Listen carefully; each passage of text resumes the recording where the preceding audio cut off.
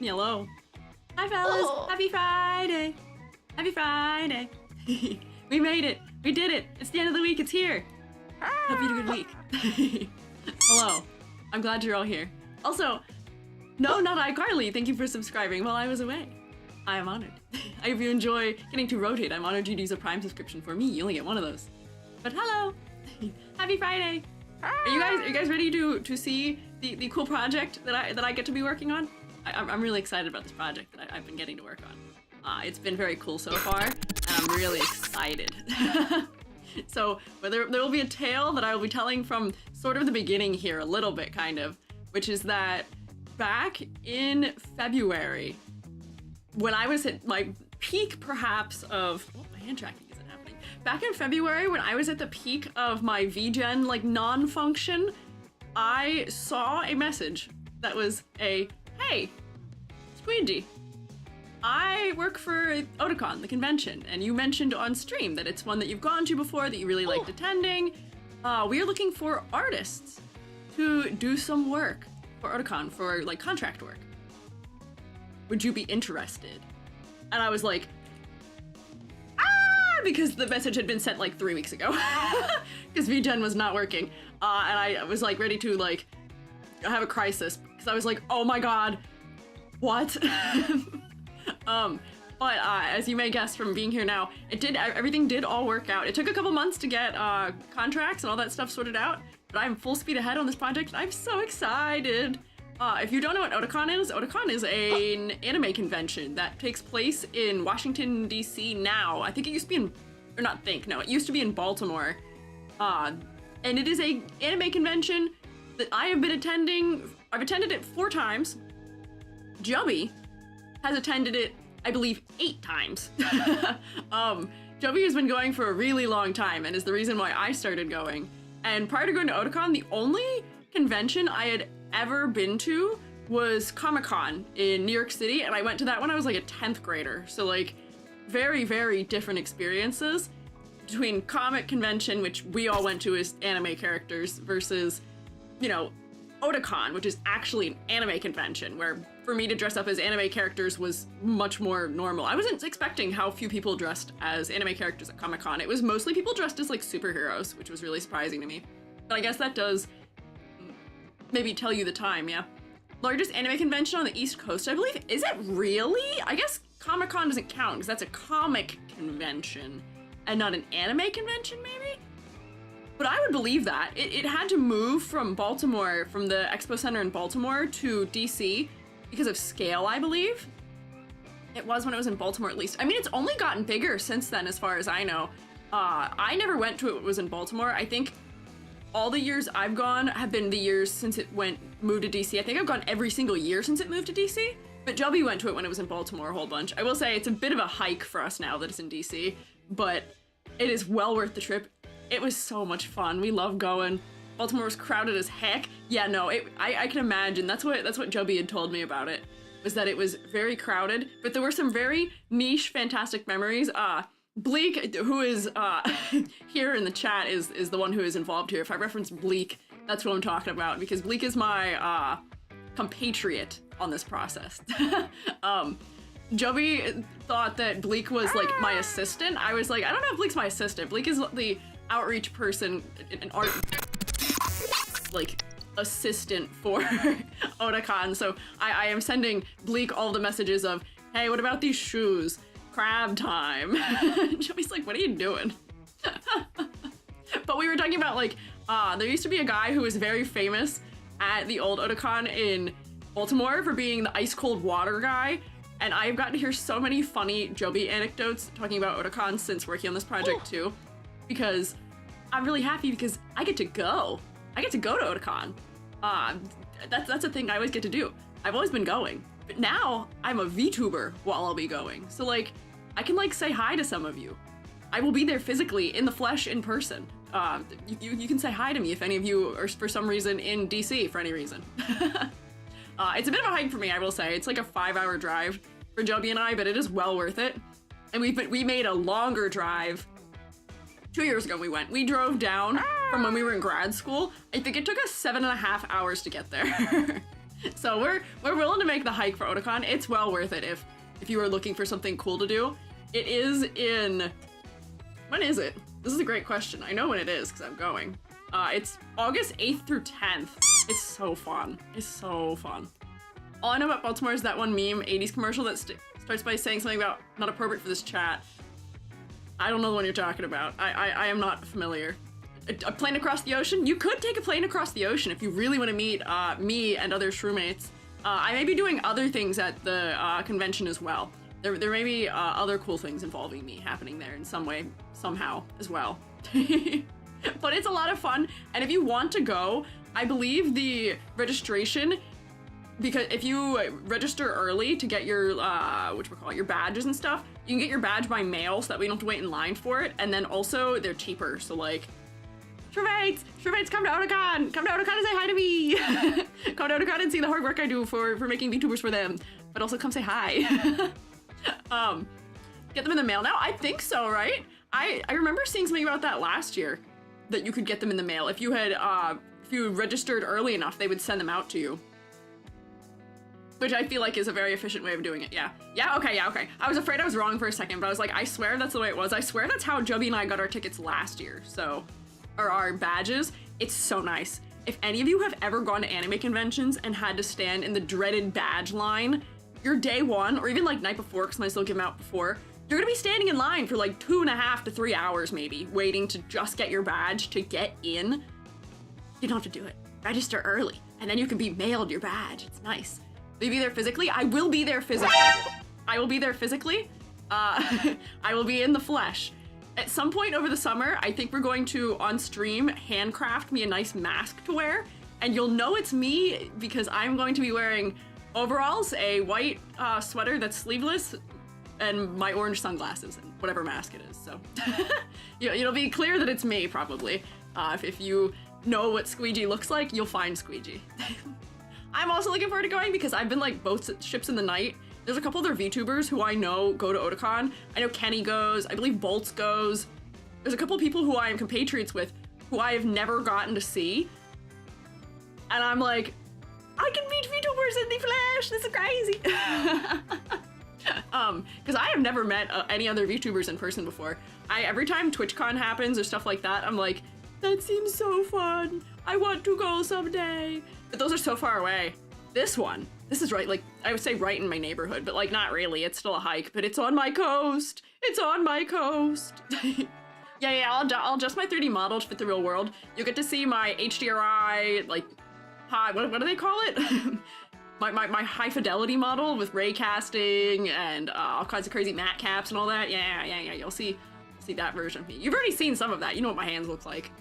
Actually, you know everything about me other than what my face looks like, I think. But I'm excited to go back this year. You and Techie Cute are gonna be there too in Artist Alley. I know Techie has usually had a table in Artist Alley, but I don't know if Techie would be in person. Because I remember last year when I was there were a couple of VTuber meet and greets that were like, via the screens. I believe VTuban was there, FaZe Connect was there. I can't remember who else. There were a couple, but there were a whole number of them, yeah. Yeah, Spot, Wild, EG, and 8K, yeah. You'll get to witness me, how short I am. I'm not like Bao short, but I'm short. And then also Jubby, who will be coming with me, and Jubby is 6'2". So, I will have my scary dog with me, which is my Joby, to hang out with me. So there will be one day where I will be Squiiji, and there will be one day where I will be undercover, so you will see. Will Greg be there? You mean Gary? Do you mean my son, Gary? I don't think Gary's coming, unless I manage to crochet a Gary in time, maybe. Badge mailable, mailing available at no additional cost if you register by 11 p.m. EDT on May 21st. There you go. Good day to know. Good to know. There we go. So Shroommates, you want to come to Otakon? Buy your badge before May 21st, and you can get it mailed to you. Conveniency at its greatest. Conveniency at its greatest. Not really doing a great job selling Otakon, but they usually have a lot of really good guests. My favorite year that I went, I got to see a full orchestral concert with Yuki Hayashi, and oh man, what's his name? Oh, the guy who did all the composition work for Inuyasha. and also some other things, I believe. I literally got to sit in an orchestra and cry listening to the music of Haikyuu. I think that is probably one of my like peak experiences of having ever gone to any kind of physical event ever. It was so fantastic and amazing, and I don't really think there's very much that could come close to that. The music of Haikyuu is so fantastic. So tempted to go. Come on, you should come. You should go. Come on, Shumates, you should go. You should go to it. You just see Gary or someone else they snuck out without your knowledge. Gary, you're allowed to go. You don't have to sneak out of the house. Don't lie to me, man. Come on, we've got a relationship built on trust here. As your parent, we talk to each other. I'd let you go. You just gotta fill me in. But yeah, so I am looking forward to going. Some of the other neat things I think were that I got to meet some cool voice actors across the years there. A lot of the artists in the artist alley are fantastic. There was 2 years ago, I don't know if he was there last year, there was a relief printmaker who had like a whole tent set up where he had printed like all these like relief cuts onto shirts and stuff. Fantastic art, fantastic merch. It's so worth going. And then also, the highlight for Joby and I has always been, I don't know what it's actually called. I forget what the event is called. Blake will have to tell me what the real name of this is, but the Furry Rave. The Furry Rave is probably one of the other best parts of going to Otakon. It is, I think, what is it? Friday night? Or is it Saturday night? One of the nights, you get to go into part of the, like below, like lower levels in the convention center, and there's DJs, and they play mashups of anime music, and it's so fun. The Atlantica person in the undersally last year bought some stickers. Yeah, okay, I can't remember if they were there last year, because it blends together a little for me sometimes. There's also people who do risograph who were there. I've got like a huge art wall in front of me that none of you can see. It's like behind my monitors. I've got my Vash prints from Otakon. I've got some Promare prints from Otakon. I've got some risographs of Haikyuu characters from Otakon. There's so many good artists there. It's so cool. This year, K-pop group Billy was just announced today to be performing. Nice! Exciting! I can't wait. I cannot wait. But the Furry Rave, I don't know what it's called, is so good. It's so fun. And I am one of those people who just looks at like the crazy, I don't know what they're called. Do you know the fursuits people wear where they have like the dome in front of their head with all the like lights and stuff in it? What are those called? Proto something? They're so neat. Like, I'm like low-key intimidated by them because half of them wear like stilts and stuff, so they're really tall. They're really cool. They're really cool. Vash embroidery piece in the art show. I know! My beloved Vash. Proto-gen, yeah. You'll find I don't have a language. I respect, a lot of respect for furries, and it's just a fun dance event to go to, so you should all come. But anyways, that's my initial yap here of my excitement. But the thing that I am here to do for Otakon is that I was asked to, well, first off, I was asked to make low poly models of the 3 mascots, who are Hiroko, Hiroshi, and Lyra, so I'll show you them in a second. And then secondarily, to do a little bit of like redesign work for them. We used the word yesterday a couple times, flavor blast. So we're flavor blasting the mascots a little bit. We're VTuberifying them. We're hitting them with the VTuber beam to make them a little crazier. More opportunities for movement, make them a little bit more distinct in their silhouettes and stuff like that. So we'll hop in and look at those. But first, let me take roll. Who's here? Who has made it to us out here to us on this lovely Friday? Who's here? Let's see. Let me go back in time. I see Blake, I see Melkor, Rex, Qwerty, Star Heron, Wow, Life to Thrive, Edward, Jurgamate Boys, Vortex, Old Lance, Ms. Direwolf, Bugs, Mad Buns, Nocturne Deer. Oh, Legendary Bra, thank you for following. I was distracted. Incinda, Cotton Candy Floss, Dirt Stump, Knights, Enderium, Andromeda, Hodgepodge. Hello. I'm glad you're here. First. Who was first? Who was first? I should make a first redeem so that whoever gets here first can have the first here if they would like to. Me? Was it you? I bet it was you. That would make sense to me. Oh, excuse me, hiccup. YouTubers here. I see Haunted Butter, also Singer, Game Loser, Nali, Callie. Hi, Soul Kingdom, enjoy your lurk. Calatoro, hi Squiiji, thank you so much for all your YouTube videos on VTuber designs. Could I ask if you still take VGen commissions for design critiques? I do, but the queue is astronomical, which means theoretically maybe I should raise my prices, but I don't like doing that. So I am so sorry. I am, and I'm chipping away at them slowly, and I've missed a couple this week because I'm still under the weather despite what it may sound like. I've gotten really good at putting the Squiiji character on as a way to hide the fact that I have been having abysmal stomach things for like a week now.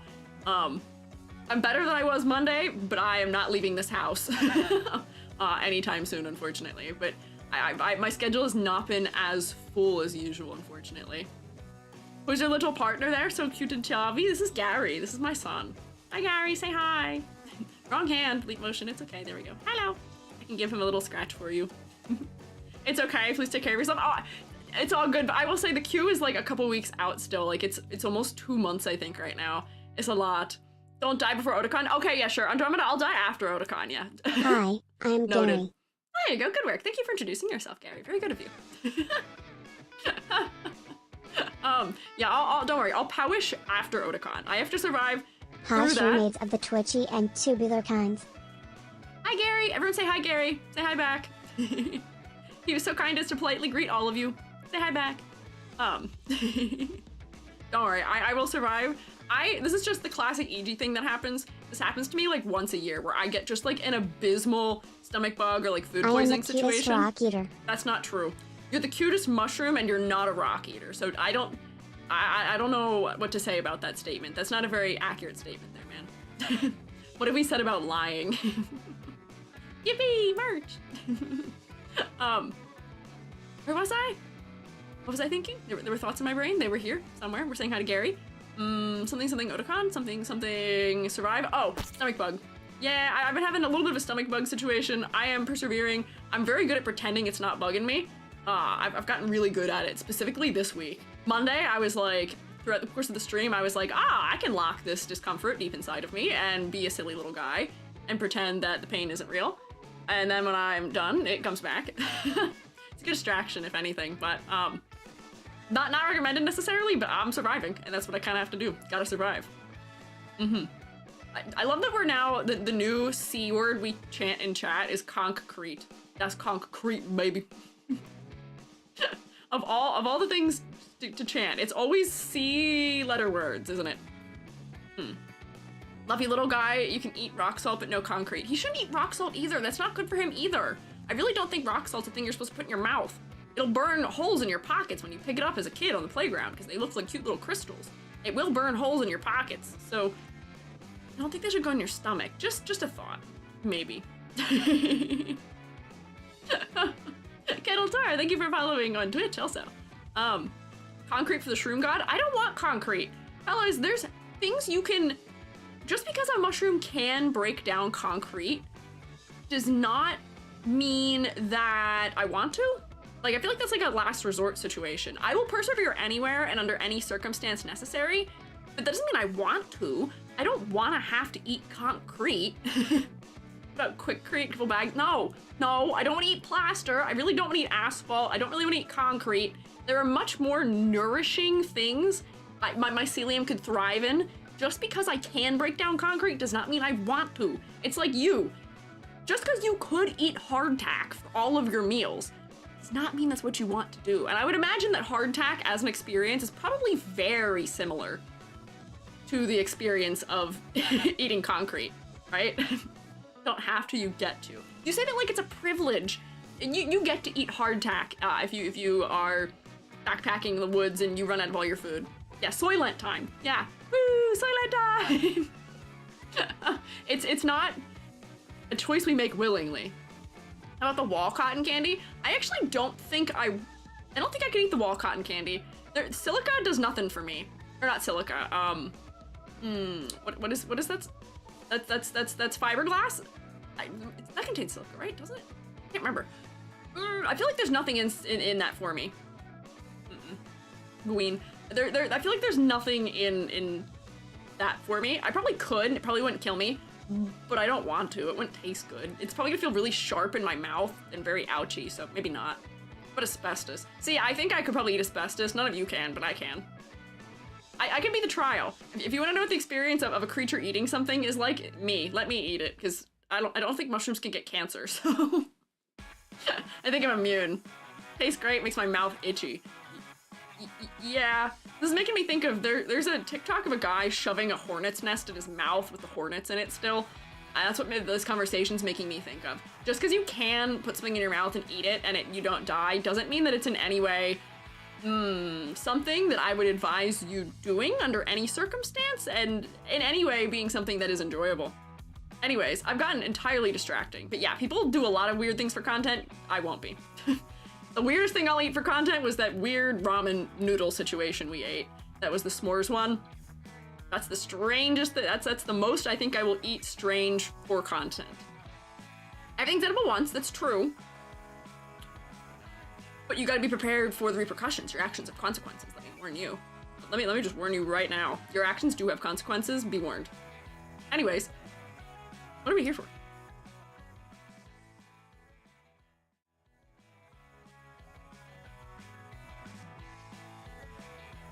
You know, people think my people don't eat meat. I want everyone to know that deer do eat meat. I'm a vegetarian by choice, though. Do deer eat meat? Huh? Do deer eat meat? I thought deer are vegetarians. Or is it just you? Or your kind of deer could eat meat? Have I been misled here? Wow. Wow. Hi, Lloyd. Deer can eat meat. I mean, here's the thing. I'm sure anything can eat anything. But why would they? I don't understand. Deer eat meat? If they can, mainly vegetarian? What?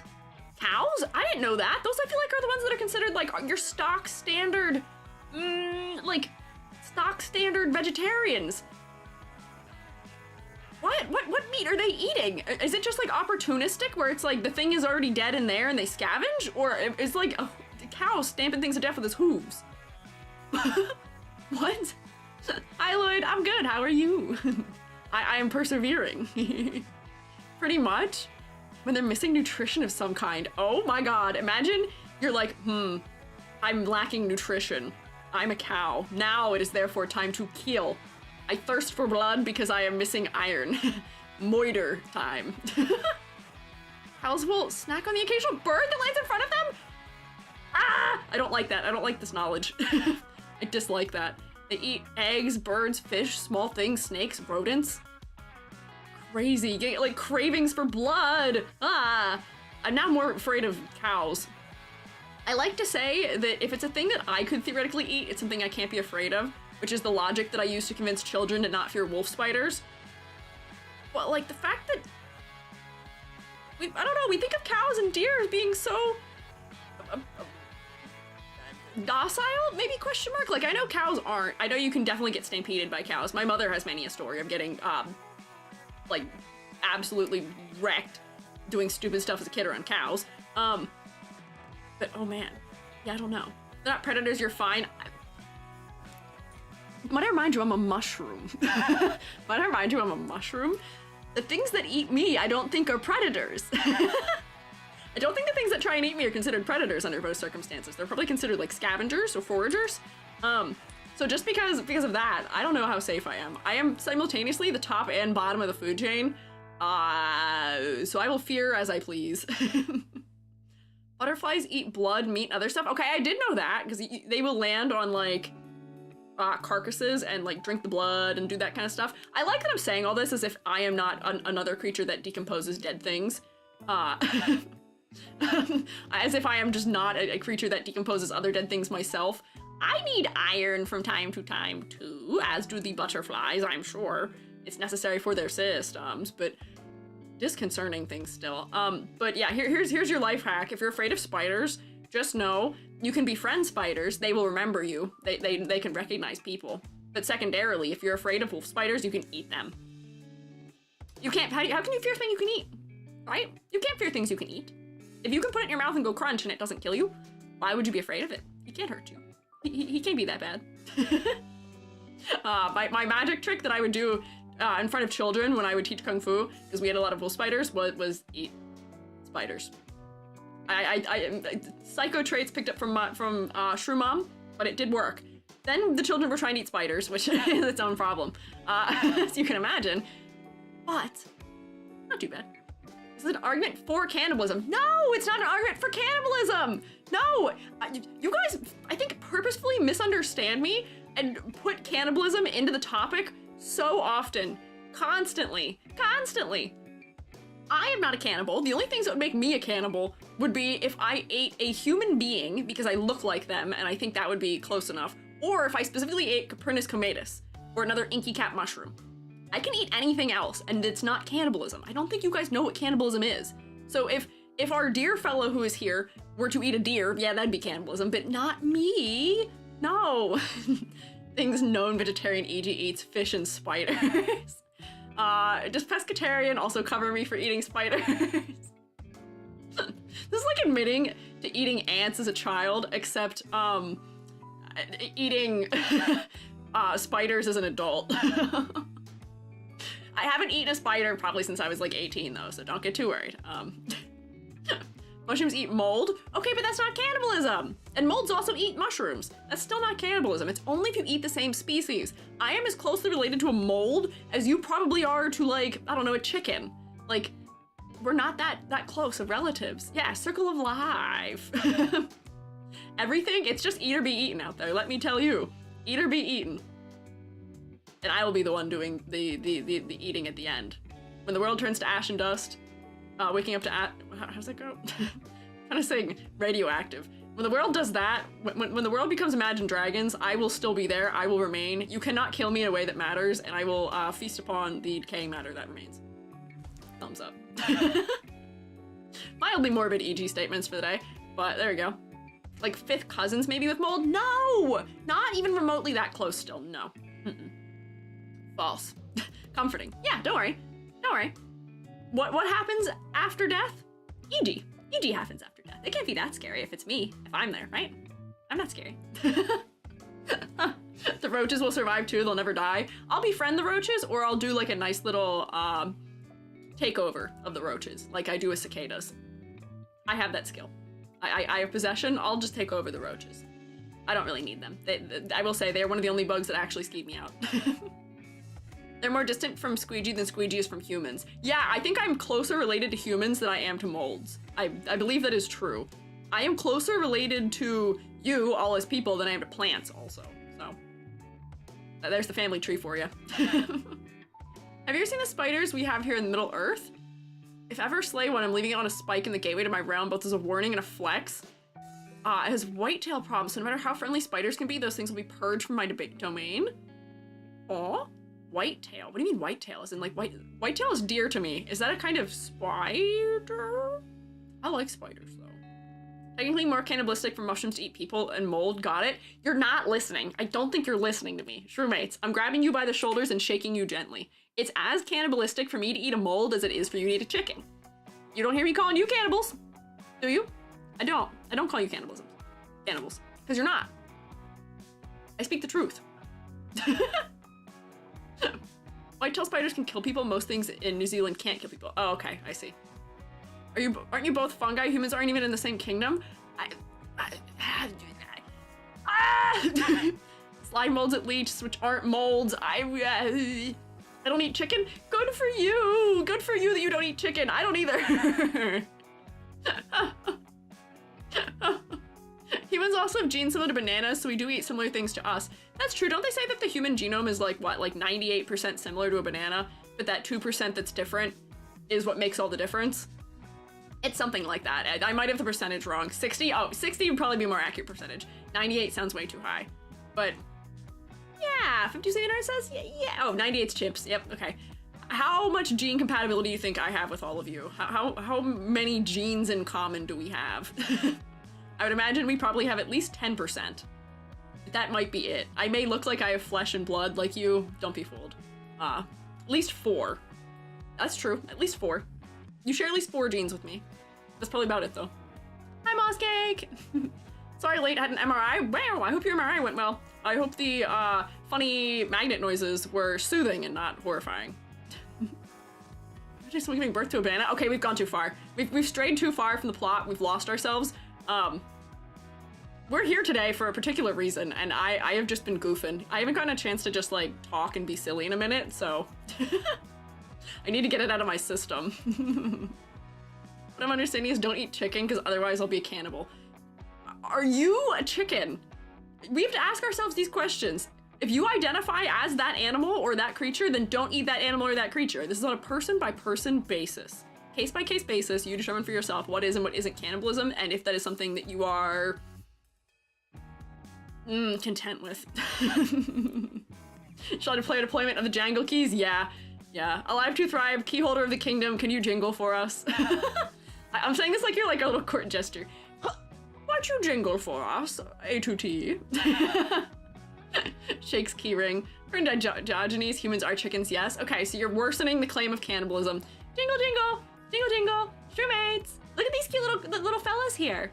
Look at these cute little fellas. This is Hiroko, and this is Hiroshi. And they are the two, at least, main human mascots of Otakon. And we can kind of like visually just sort of break down what makes their characters first, because that's gonna become important once we start looking at design things for them. Because, for all intents and purposes, they are very pared down designs, and maybe just in need of a little bit of flavor blasting, just a little flavor blasting. Because my man Hiroshi, that hair, good for silhouette. The rest of the outfit, but at least it's iconic, you know, the Japanese school uniform type of thing. And then same deal for Hiroshi. Her hair is not as iconic, unfortunately. Don't get me wrong, I'm a lover of redheads. I love redheads. But her hair isn't super shaped, and she has bullet head. She very narrowly avoids having bullet head. She's so close to having bullet head. So we're flavor blasting the both of them, and then there's also a third mascot who we're also working on. So here's a different render of all of them. This is not work that I had made. This is some of the work that I was provided as references for making my modifications to. We will snoop into the references here in a second, because I just want to show off the fantastic organizational work that was done for me as a positive example of what you can do if you're trying to design characters or send references to your artists, because often artists are left with just verbal descriptions of something to work from, and having a lot of visuals is so nice. It's so helpful. So I'll show you a good example of that. But here's our fellas, slightly different interpretations of them. They have varying levels of adherence to a very specific look. So there is flexibility in their hairstyles and the way that their clothing is executed. Hiroko here is described as being somebody who dresses conservatively in her character information I was provided. And immediately I was like, intriguing. Intriguing. Interesting you say that. She is wearing a school uniform, but she's wearing a cropped school uniform. Interesting. I was like, all right, we're gonna align that more with her description. And then there's just other traits about them that I think could show through more, in that she is the older sister out of the two of them. These two are siblings. She's the older sister. She is a little bit, I think it was headstrong is the term we're looking for, but she looks so, she's so demure and cutesy. So I'm trying to think of the angle where I could make her more idol-like, more class president-y, because those are the tropes that, as far as anime goes, I think would be best pinned to her. You know, as a mascot for Otakon, an otaku convention, basing the characters that are the mascots around some of the, you know, most beloved anime tropes just kind of makes sense, more or less. So for her, she sort of has that, like, more, like, go-getter, like, outgoing attitude, and I feel like pushing her more towards, like, a class president or idol or role model-like role might be good for her visually, because right now she's very demure in sort of an odd manner. She's not as confident as she could be. Yeah, headstrong can appear like confidence. Yes, confidence is what we need. And then we have Hiroshi, who is her younger brother. He is a gamer. But he just looks like a guy to me. I feel like there's a shonen charm that we could lean further into, and you will see the classic EG route of, whoops, I accidentally have Vash the Stampede-ified him a little bit. He's a weeb. Yes, he is. We have to make him endearing, but in a cool but uncool manner, but also flavor blast, a little bit of flavor. And then third, we have Miss Lyra here, who, these two in their lore are from Pennsylvania. So they're not, none of these characters, at least in their current lore that they have, which the lore isn't especially deep, but none of these characters are currently Japanese. Yes, these two are from Pennsylvania, which is relevant in our design process. And then she is Italian, which is very funny to me. As the choices of PA, Italy. Yeah, where the convention started. Yeah, it makes sense as far as the history goes. But it is funny from this perspective of where it is now and it being an anime convention. They are weebs who love anime from Pennsylvania. So hashtag relatable to all of us. But I have to say, as she is, Lyra, I love her.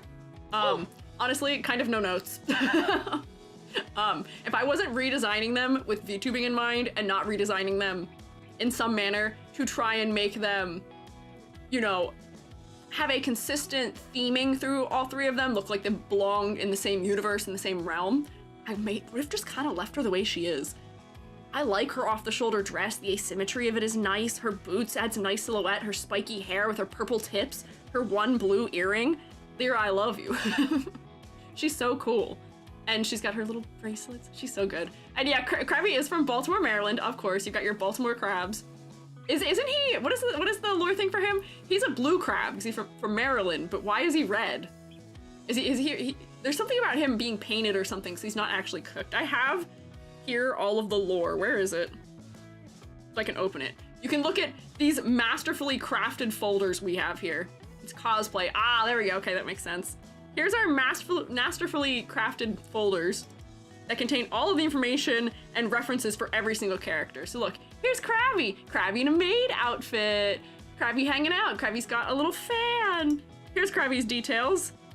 Krabby's a Maryland blue crab, reddish in color. Not dead or cooked though. He paints his shell. It's a fashion statement. Look at that. No, they didn't boil him. They didn't boil him. But look how cute. Look how cute this little guy is. I might 3D model him just as like a little bonus.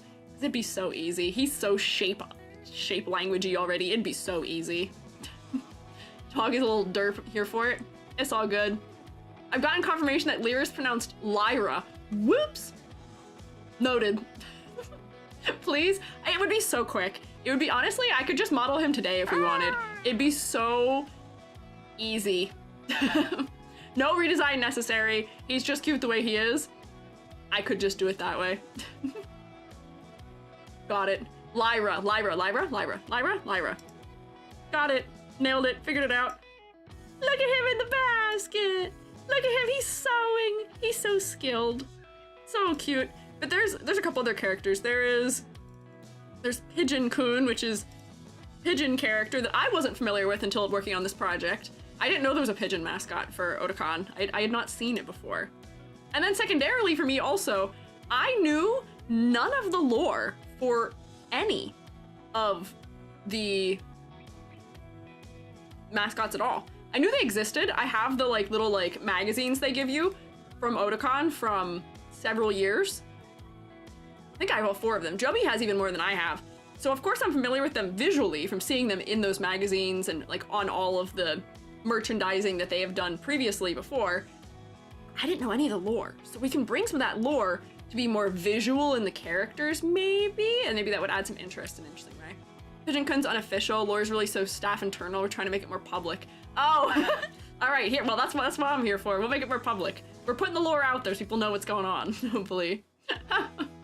That's funny though that it ends up being almost like a passion project for the staff on the inside then. That's neat. I like that. Not gonna lie, I also end up accidentally developing lore for projects I work on that is like my own headcanon lore for miscellaneous stuff. I've done some game dev work before.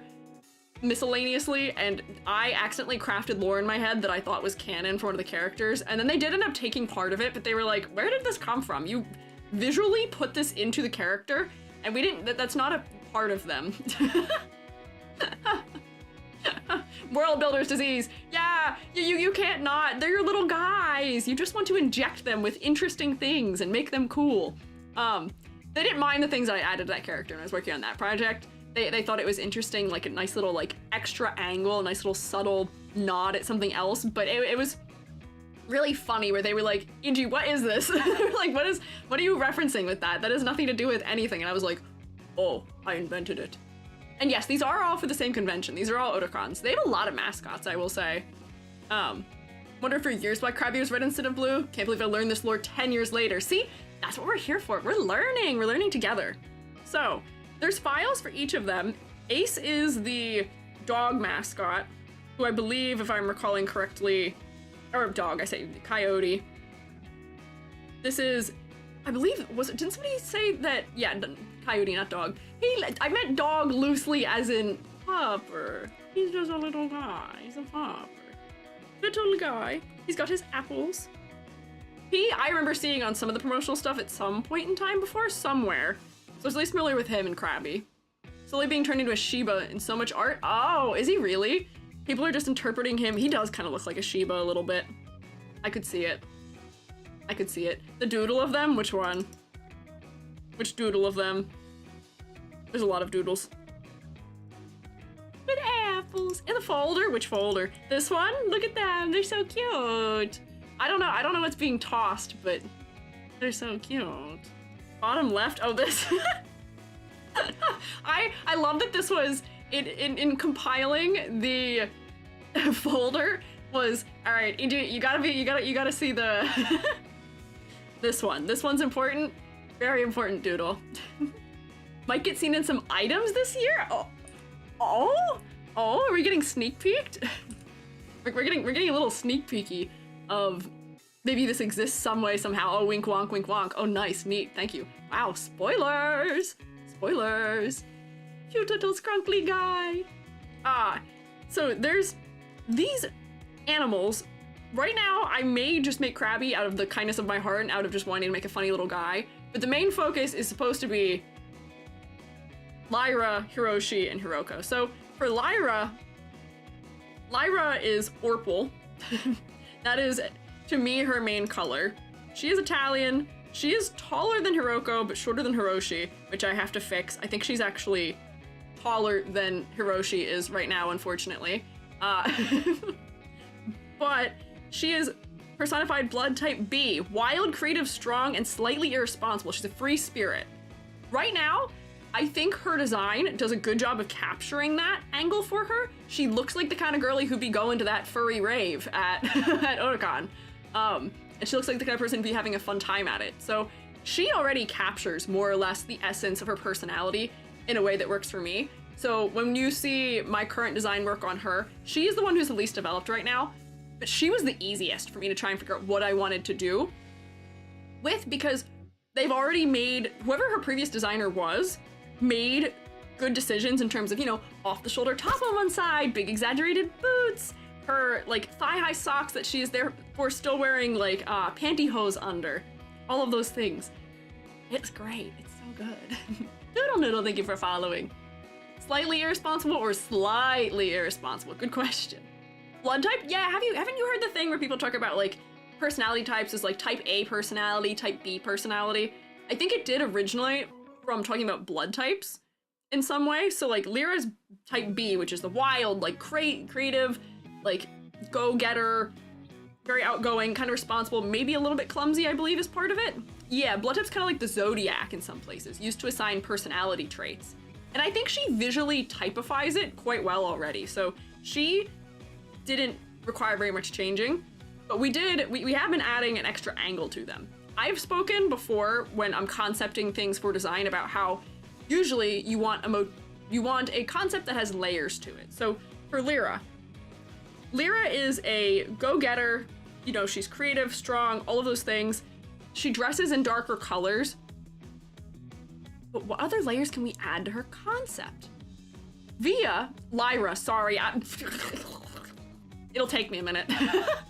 This is my like greatest weakness, is that if I say a name wrong once, it ingrains itself in my brain for like the next 10 years. Yell at me enough times and I'll get it. Lyra. When I autopilot, I'm saying it wrong. She's a fashion icon, yeah. Even hosts a ball at Otakon, yeah.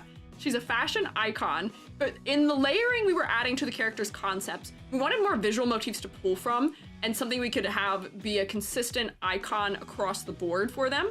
And I say we, Bleak, I can't take credit for that. Bleak's idea was adding florals to each of them.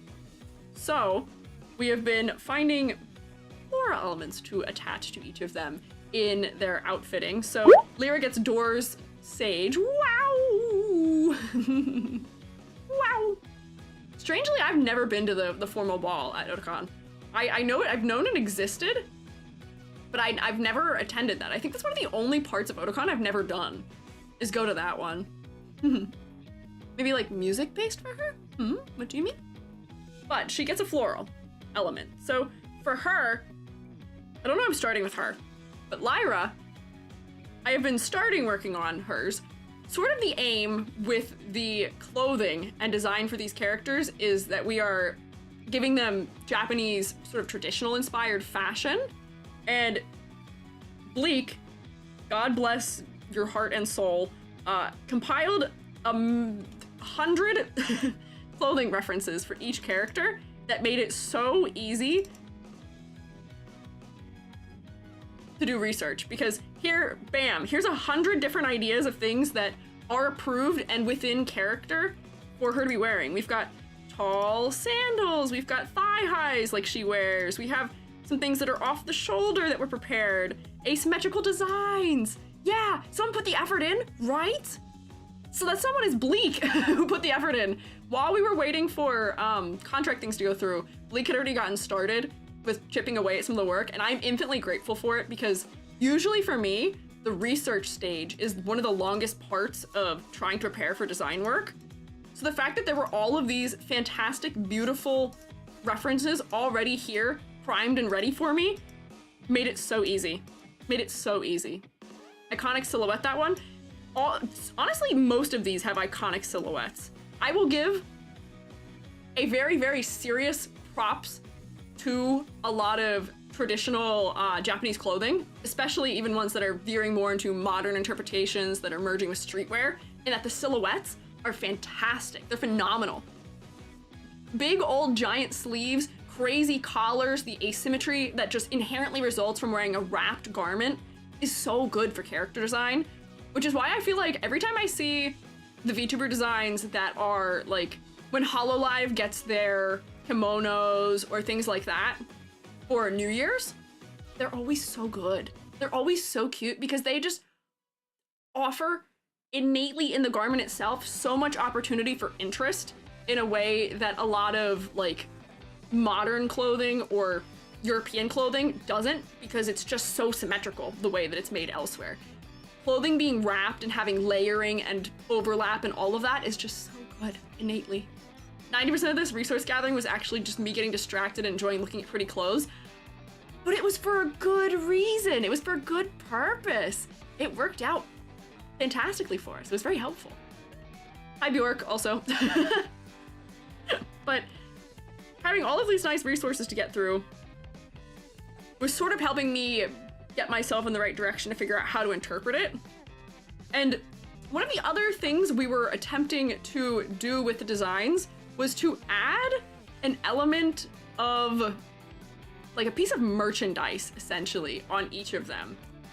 So for Lyra, I think right now we were thinking of giving her a fan, because Otakon convention itself, the logo is a fan. And we did get permission to put fans visually on things as a motif, so that may come back in pattern work.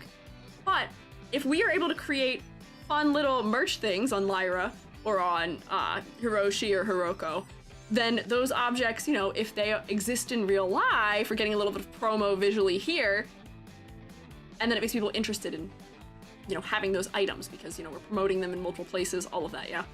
Man, be a thrill to get this much info on commissions, what a blessing. That's what I'm saying. If you are somebody who wants to commission an artist for something like an outfit, compile a folder like that. Just stick like 30 references that you pull, I don't care where from, Pinterest, somewhere.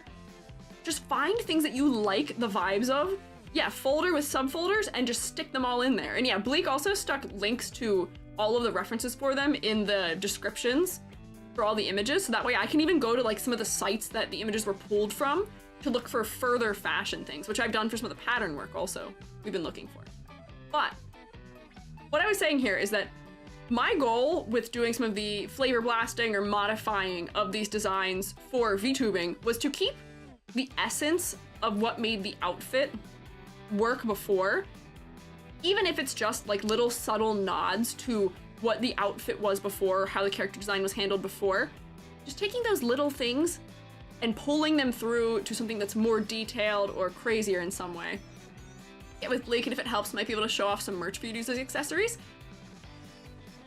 You can if you would like. Bleak did show me. There is, Bleak, can I show the incredibly cursed scrunchie? Can I show the scrunchie? Yes, yippee. There is a very cursed, let me make sure this is gonna open. Oh, yep, okay, up here, good.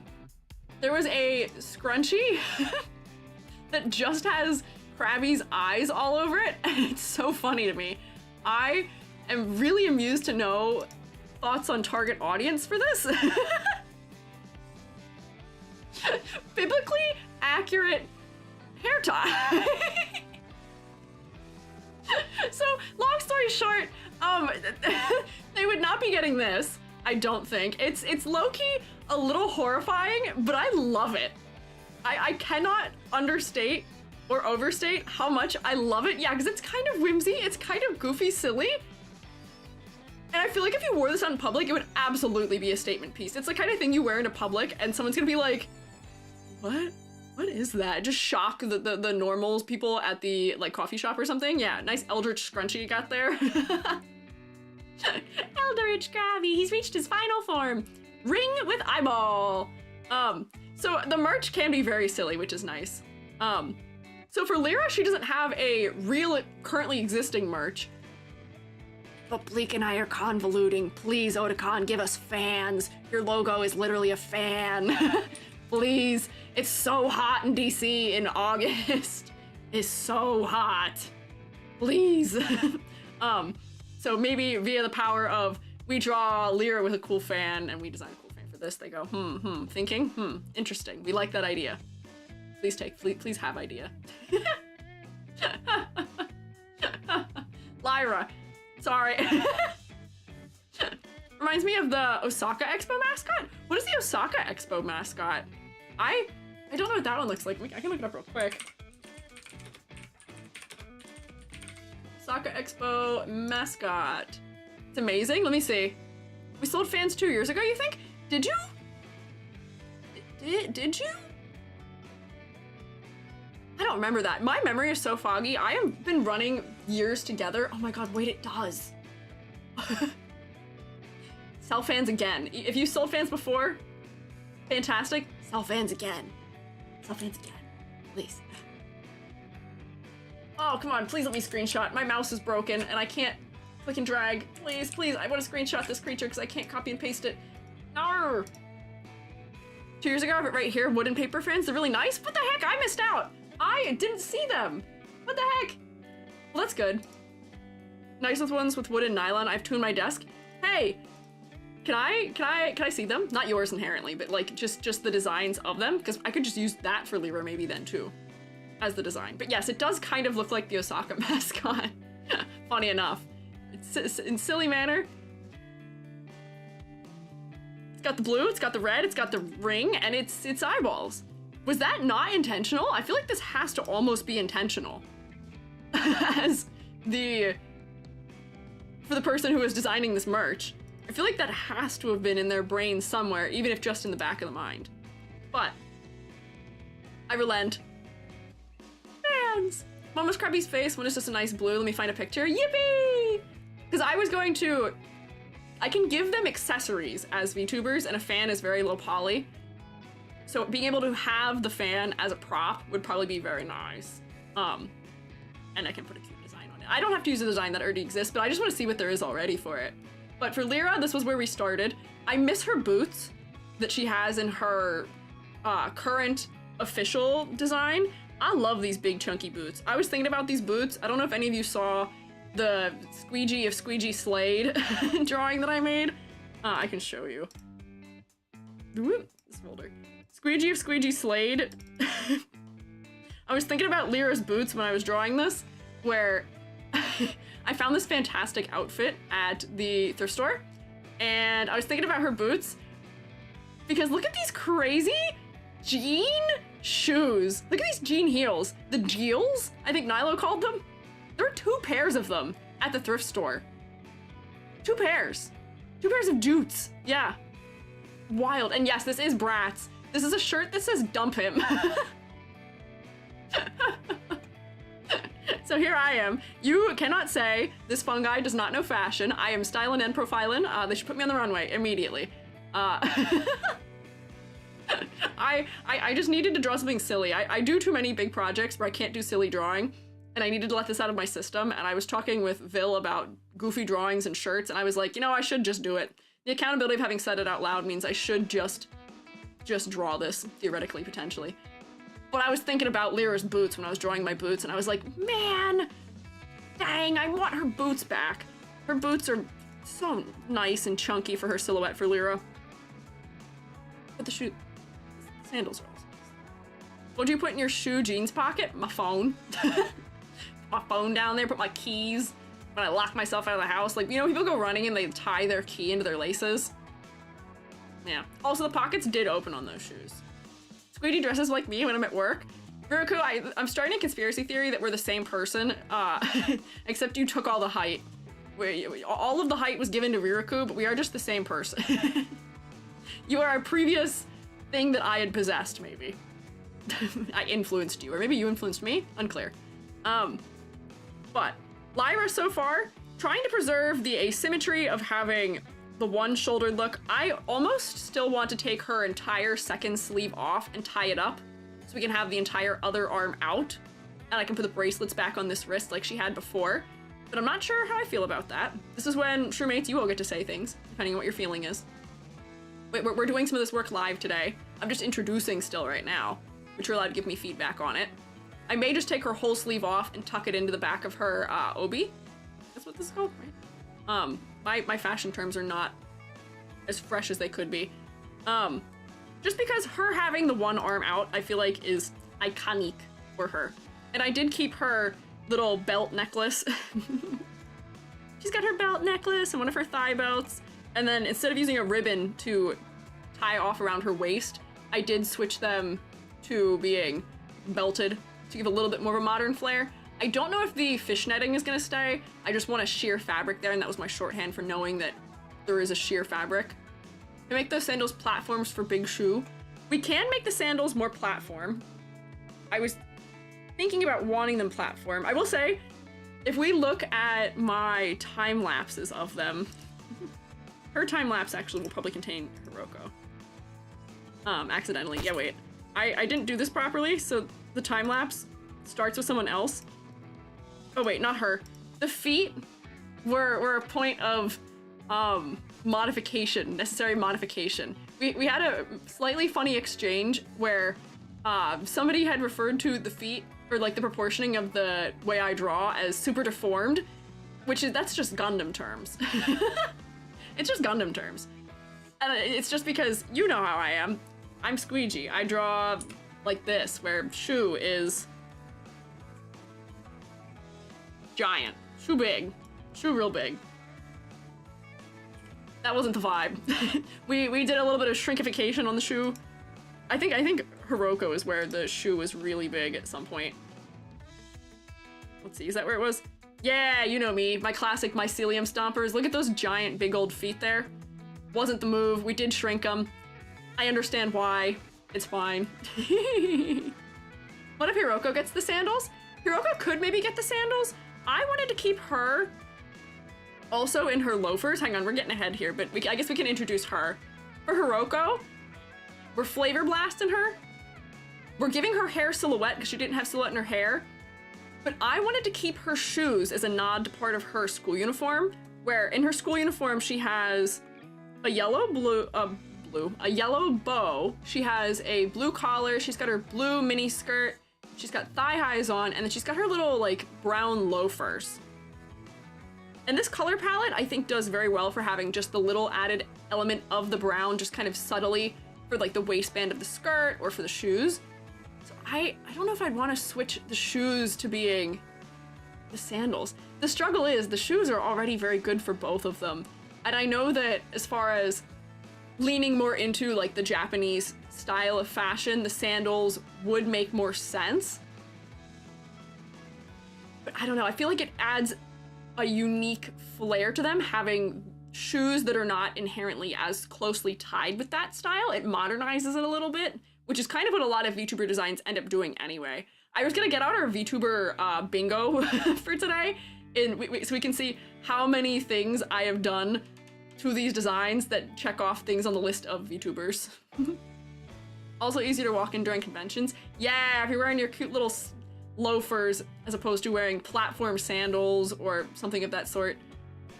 Yeah, I can imagine it might be tough getting around like that. Even what did I wear? I wore some weird shoe when I went 2 years ago. I cosplayed as Meryl from Trigun.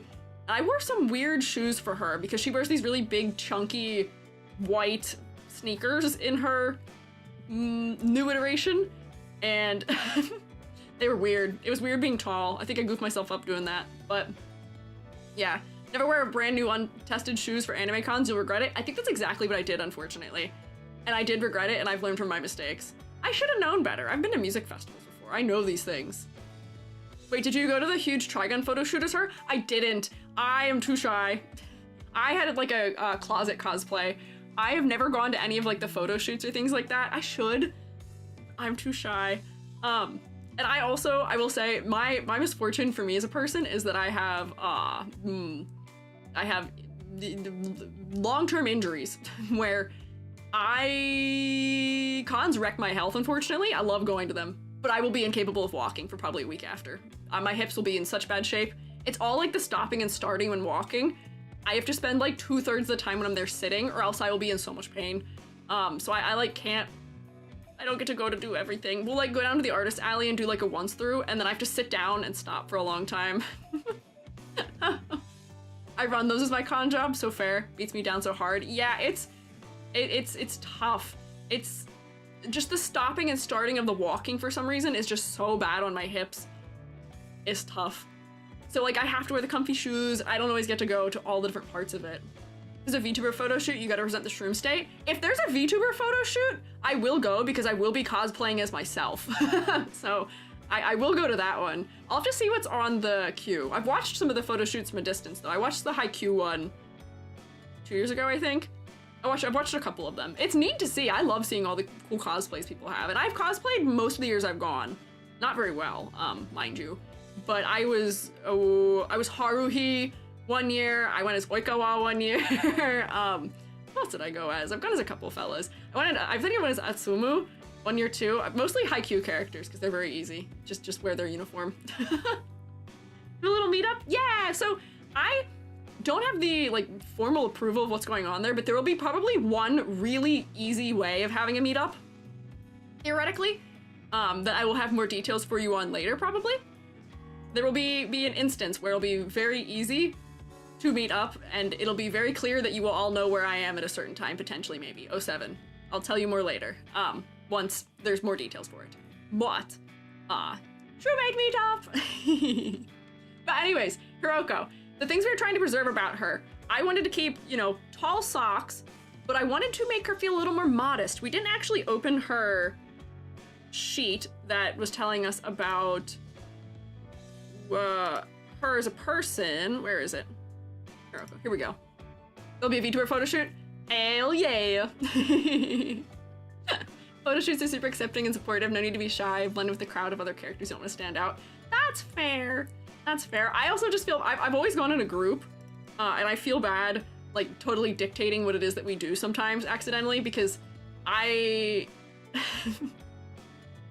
how do I phrase, like I'm not the one who is the most into being there, out of the group usually, but this year is my year. This year's my year. I'm in charge. We're doing what I say when I say we're doing it, and I'm dragging Jubby and my friends around by the hand. So maybe I will attend some of those things this year. I want to make the most out of going because I'll have more time. Yeah. Wonder if the conservative part in her bio just shorthand for no cleavage? I don't know. So she typically dresses more conservatively, defaults to Japanese school uniform. She's blood type AB, perky overachiever, likes getting involved in many things. She can play pool. She's really good at pool apparently. Dates. I just want to zoom in on this. She dates men only. I saw this specification in her bio and I was like, yeah, okay, all right. We really had to clear that up immediately for some reason. She is not for the girls apparently, and they needed us to know. Conservative and anime speak, soft femme, maybe. Because she does appear in things that are slightly frilly sometimes, like, you know, both of these maid outfits she's wearing are sort of. That shorthand from no Yuri Dojins. Okay, okay, but does that mean that it's permitted to draw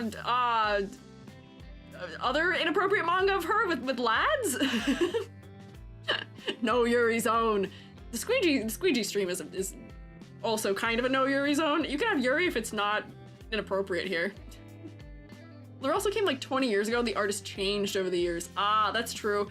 Bleak showed me some of the old keychains, like a lineup of them, and she has, I think, changed decidedly a lot over the years. So I could see that. Makes sense. Body type, slender hips, slightly busty. She likes science fiction and fantasy. Me too, girly. Good choice. She is more involved in social aspects, but is not a dumb bunny.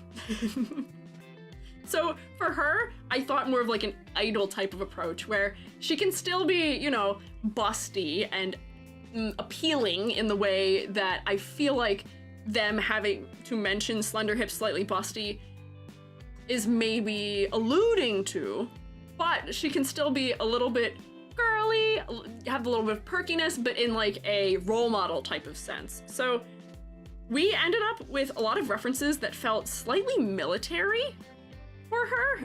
We're still trying to tame down the military angle a little bit, just because the square collars are so nice though. So nice. Good question, lots of questions. The ticket itself seems to have a reasonable price, but a flight to the US and the hotel room, oh man. I would imagine that is quite expensive. Pretty expensive. Flying is expensive right now, and I'm afraid to fly also right now in the US. So I'm glad that I can drive to it and not have to fly in. Where was my, here we go, Hiroko. So the references that Bleak had put together for her, nope, hang on, wrong. I need this one, there we go.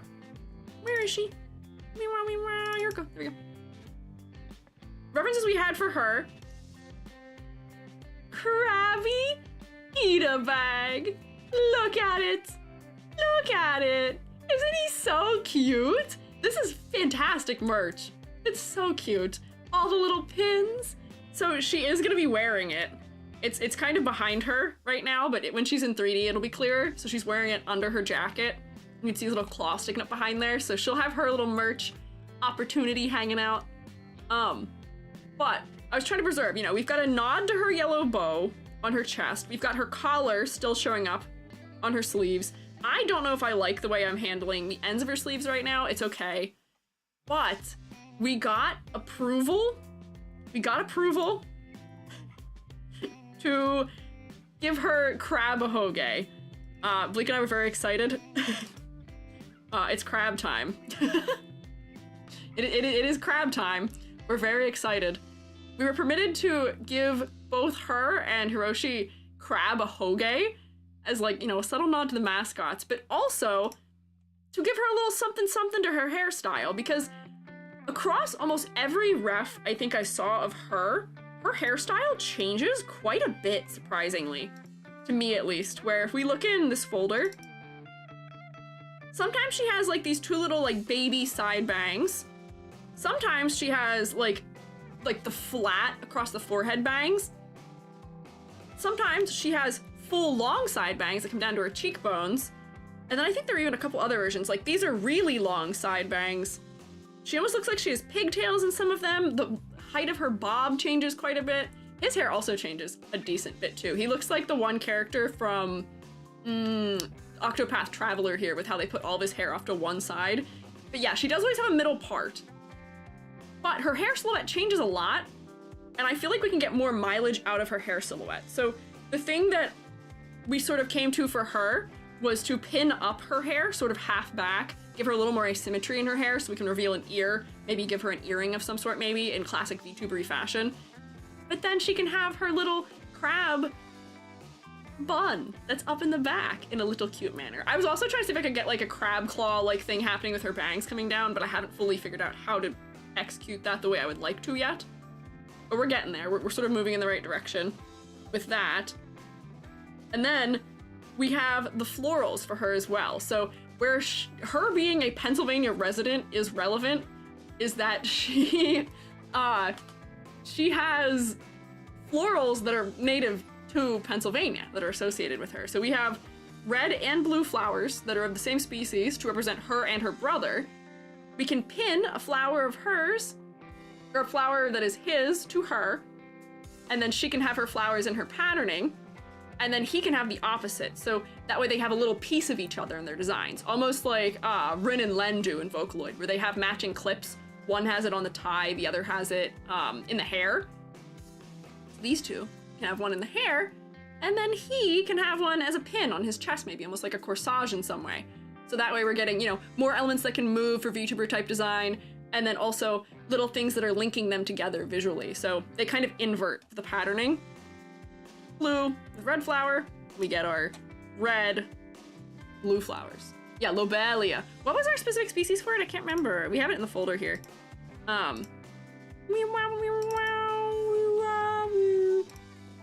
Here's Hiroshi. Motifs, yeah, Lobelia cardinalis is the red one, and then what was the other one? But Lobelia types of things. An Onesan archetype? Maybe, potentially? And you'll see, I drew his hair very differently than some of these versions have. I belatedly do like this interpretation of his hair where he feels like that one, what is his name? What is his name? The one guy from Octopath Traveler. He's the, like, medicine-y guy. He's the one that is always chewing on straw. For some reason, he reminds me of this guy. I don't know what his name is anymore. This guy. With all the hair pushed over onto one side of the head. Maybe it's the green also that's making me think that. But I went a different direction with the hair. I went in the direction of what his chibi has, with the big, almost like maple leaf shape. Big, big, giant, exaggerated shapes. Super, super, super long ponytail. Because I feel like those are VTuber type things. And I did kind of low-key steal Vash the Stampede's hairstyle here. Impossible. Take a drink every time EG mentions Vash the Stampede when talking about design for something. This is an impossible challenge. You probably shouldn't do it and you will get sick. Vash the Stampede in Stampede has this hairstyle where he has an undercut and then he has just big floofy hair up on top of his head in a slightly lighter color. So I have borrowed that a little bit, and then he'll have his low ponytail in the back. But I think he will have fluffy hair running along the top of his head and then the ponytail coming out the back, but like near shaved sides for good contrast. His hair was the easiest to do out of the three of them. And also these pants. And you can see I'm in the process of redoing his feet because his shoes are the wrong size. So we'll get there when we start doing some of the redesigning. Otakon fan posted the Discord. Oh, thank you. Hang on, let me see. Come on, Discord load. You've got this. There we go. Let's see. Oh, okay, so it's like, it's very, clean. Very simple. I like the redwood for the choice for it. Black tips. Oh, and it's very triangular. Okay. Interesting. I'm gonna stow that away for our references. Interesting, maybe. I'll keep that in mind for Lyra's. But we do have to, theoretically, potentially, pick another merch accessory for one of them, because I think Lyra, I did it again, Lyra. I think Lyra is our better candidate for having the fan, because for her, with her sort of like playfulness to her personality, yep, you're welcome to spin me every time I say it wrong. I'm correcting myself at least now. But for her, the sort of like playfulness about her personality, I feel like would mesh well with the fan as far as like character acting goes.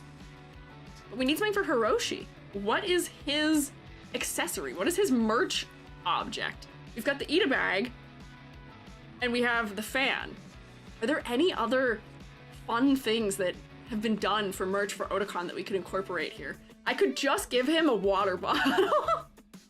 Jovi really wanted me to just give him an ice cold water bottle. I said, I don't think that works. We can do that as like a silly bit, because if they are VTubers, you know, hydrate, redeem and all, but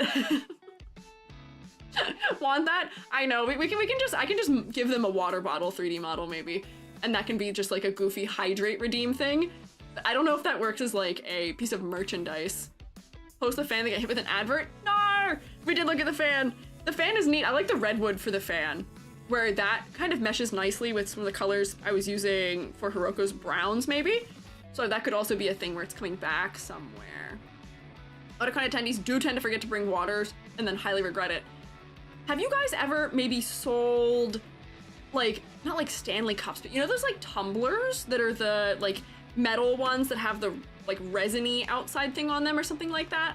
I feel like that would be a good thing to sell at the convention, because you can put like a printed texture on it. Oh, well. About that, it seems like, is the statement. Are we accidentally doing spoilers again? We have those. What are they called? I don't know what they're called. I think they're called tumblers. But I don't recall fully if that's the term. You might know for them. I've only recently learned what a Stanley cup is. So I'm gonna guess that you're not using like a name brand one of those, probably.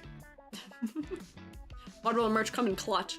What I'm starting to think is, have I not gone to the Otakon like official merch table? Where is the merch that you guys sell sold? Because I'm like, I've been there 4 times. Joey's been there 8 times. All the merchandise we have, none of it is like Otakon specific merch. I have to figure out where the heck your table is. Now I'm thinking maybe I just haven't seen the table, period. And I've only seen people carrying stuff around at some point, maybe. Different water bottles over the years. So much water stations in there. Yeah. Those like metal cup things you get free refills at. Oh, I know those ones. Yeah. Huh. Interesting. Maybe we could work those in. I'll take those down as our notes for for things that, hang on, I'll just make a new page just of notes. Ice cold water.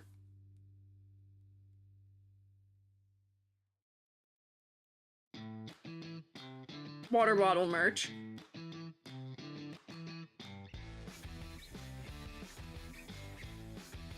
I see.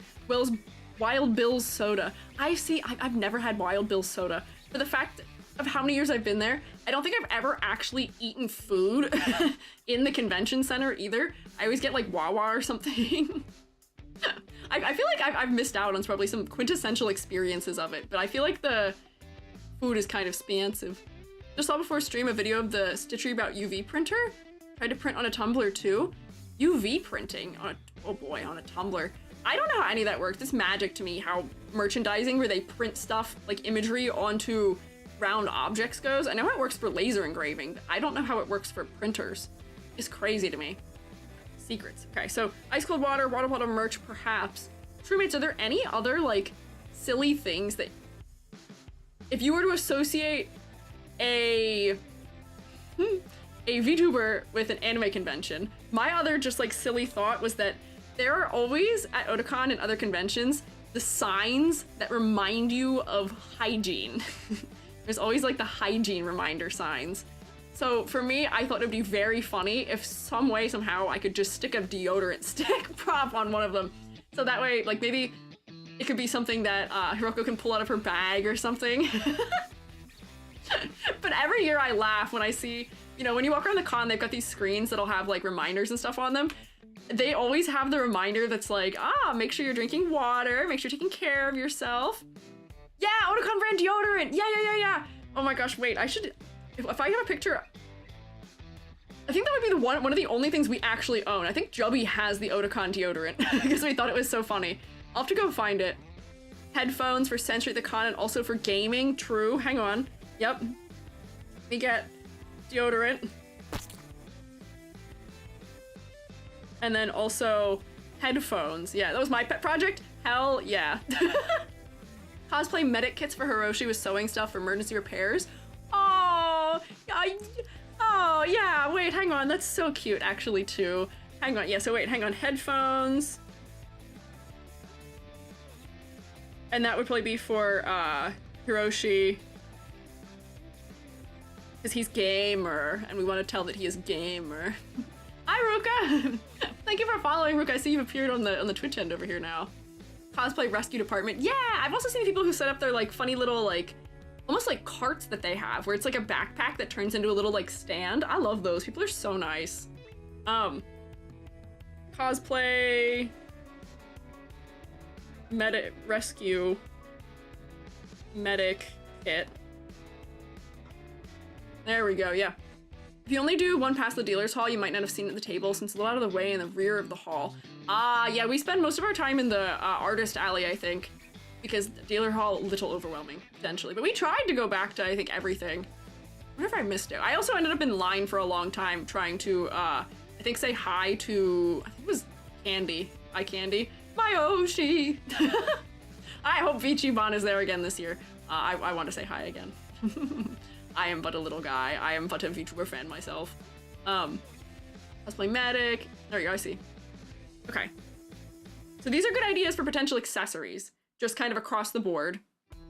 I don't think I really explained what was going on with Hiroshi's outfit. He is the hardest for me to try and maintain some hints of his original outfit in, because there's not really that much to work with. The men's school uniform is two colors. It's just black with a trim, and the only thing it really has is the tall collar with the white trim on it. So I was trying to at least take a little bit of that, and I might open his collar for the sake of that. Yeah, it also looks like he would suffer in the summer. I will say, having loose flowing clothing like this isn't as bad in the summer as it may seem. You do get a little bit of air in there, which is nice, but I will say, being dressed in all black is not, yeah, not it for the time of year. Yeah, iconic and sleek, but also, yeah, little boring. Does need sprucing of the up. Just a little bit, maybe. So for me, I wanted to give him something more distinct about his silhouette, because something that all three of them, unfortunately, are lacking is visual weight in their silhouettes. Right now, all three of them are kind of like, I mean, she has a little from her skirt, but like they all are so close to the skin in their clothing. They don't really have exaggeration in their shape that much. So for each of them, I wanted to give them a different and distinct shape language. So she, by being an idol and being responsible and being dependent, more squares in her shape, making her much wider, just in general, but then, you know, big squared off sleeves, squared off collar, things like that. So that way, you know, we're getting those things out of her shape language that are therefore hints at her personality, perhaps. For Hiroshi, we're going for sharper angles to him. Let me pull up what made me think about that. I didn't, well, what did his thing say? Joyce girls and dating, not ready for a relationship. Where is his, did he not have a thing that says what his blood type thing is? Red hair, ponytail, default outfit, pale complexion, lanky and athletic. Lanky. I'm making him shorter, or like sharper in all of his design aspects. Not shorter. He can be as tall as he wants. B-type blood? Oh, is he also B-type blood? Where? Oh, it is up here. Okay, so he's the same as Lyra then. Interesting. Interesting. Can you stylize the collar?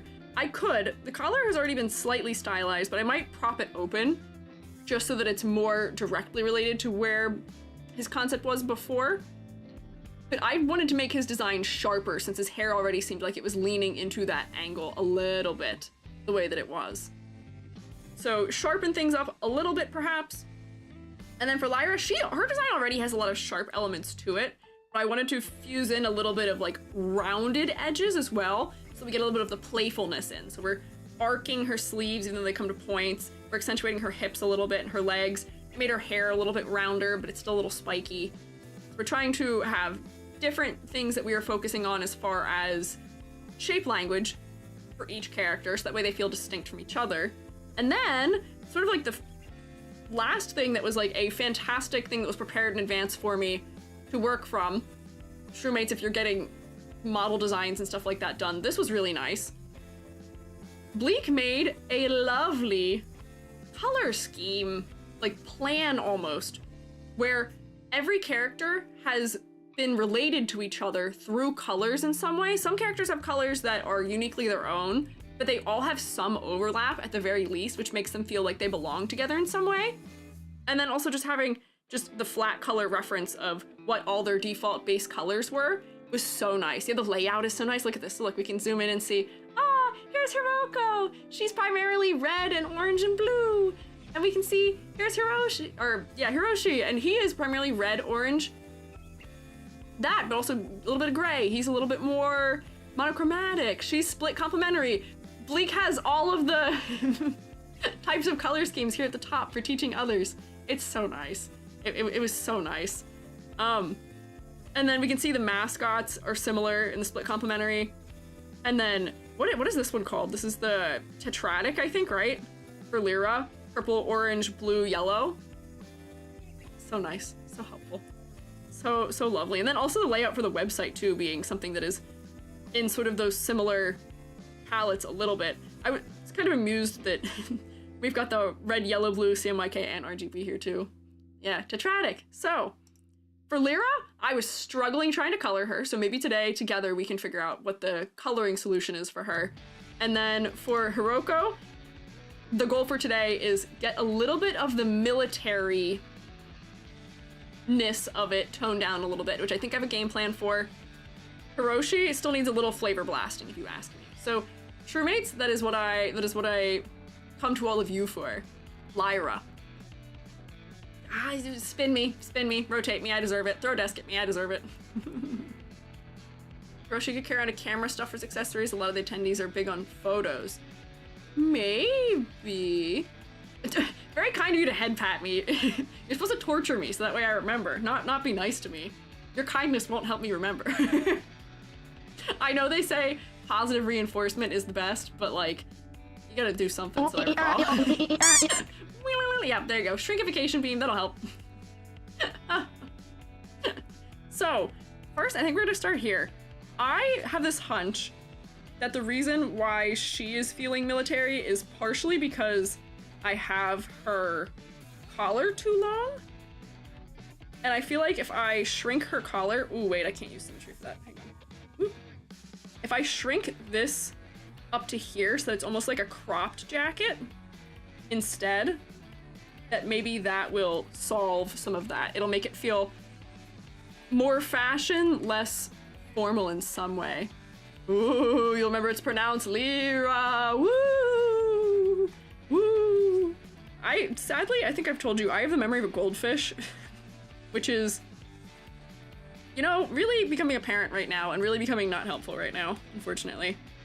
But here, my hunch is that by going like this and allowing us to see, ooh, I might have to change this angle a little bit here. It's just not weirdly wide. There we go. By allowing us to just see a little bit of the underside there, I'm wondering if that will help it feel less military, because I feel like the length is emphasizing status in some manner, in a way that maybe I don't want it to. There we go. But Shroommates, do you have any other thoughts about the design? I know I have some fashionistas here. Mirako, Mazana, I know you're both here. Do you have particular thoughts about the fashion that's going on here? You guys are my, like, resident experts when I have questions for things like this. I pester the two of you, I think, so much on stream. I'm always calling for someone. I love it, LOL. Oh God, okay. Thank God, wow, look at that. Immediately seal of approval, I'll take that. Okay, sure.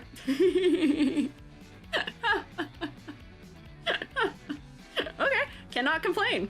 That works for me if you like it the way it is. I was just wondering, because often when we look at fashion, you guys have some good suggestions of things that I haven't thought of. because I'm not as steeped in J fashion. There we go. Honestly, that's probably pretty good. I think that's probably a pretty good step in the right direction here.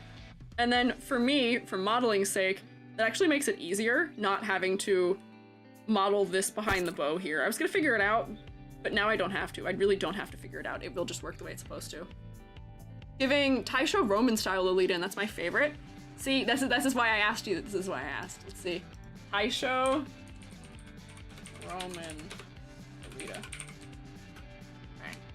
Ah, okay. Wait, you're right. That is, I think, some of the words that Bleak had used too, or they were in the sites we had looked at. Interesting. Okay. More so, because now I'm snooping for pattern work. She's not a goldfish, but I can see how the patterns right now may read a little bit goldfish-like. I do think shortening the jacket helps a little bit for her. I don't like her sleeves at all the way I have them right now. So that's why I'm also going to now snoop and see if maybe there's something better. I don't want to make it too military. I don't want to give her gloves. Sleeves should be shorter, lower parts of the sleeves. What do you mean shorter? Shorten them up her arms? Oh, I see. You're right. Hang on. A lot of them don't go quite down to the wrist like this. A lot of them stop a little higher on the arm. Yeah, Sebenzakura era. Yeah, there are some things we need to be careful about with that era for a number of reasons, which is why I'm also trying to keep it from feeling too military adjacent. Oops, I don't have symmetry on, so I'm not erasing both of these. I'm trying to think of what I could do with this, just whatever sleeve she is wearing underneath, because I could put it further up her arm and make her wear sort of frilled gloves, but I feel like that would be too frilly for her almost. I don't want her to be too fluffy or too ruffly, because then also, normally I don't mind 3D modeling ruffles, but the game plan for these is that they're becoming low poly VTuber models, and ruffles and things like that don't work super well in low poly, because I can't really build the structure all the way. I can either make them really sharp or just texture them, unfortunately. And that's kind of all our options are for 3D with low poly VTuber models. So we'll see. Sleeves. Let me just peruse through some of these sleeves. Let me look at her drive folder again also. Not that one, this one. There we go. Let's see if there were any sleeve ends that might be nice. Yippee, I'm back! Squiiji stickers announcement in the corner. Can I buy those? You can! Thank you, Ed, for getting the, Edward for getting the merch. I just called you Ed. I full name you sometimes, and then just randomly I will just say, just nickname, just the start. Maybe make the sleeves almost to the height of the skirt? What do you mean to the height of the skirt? The height of the skirt.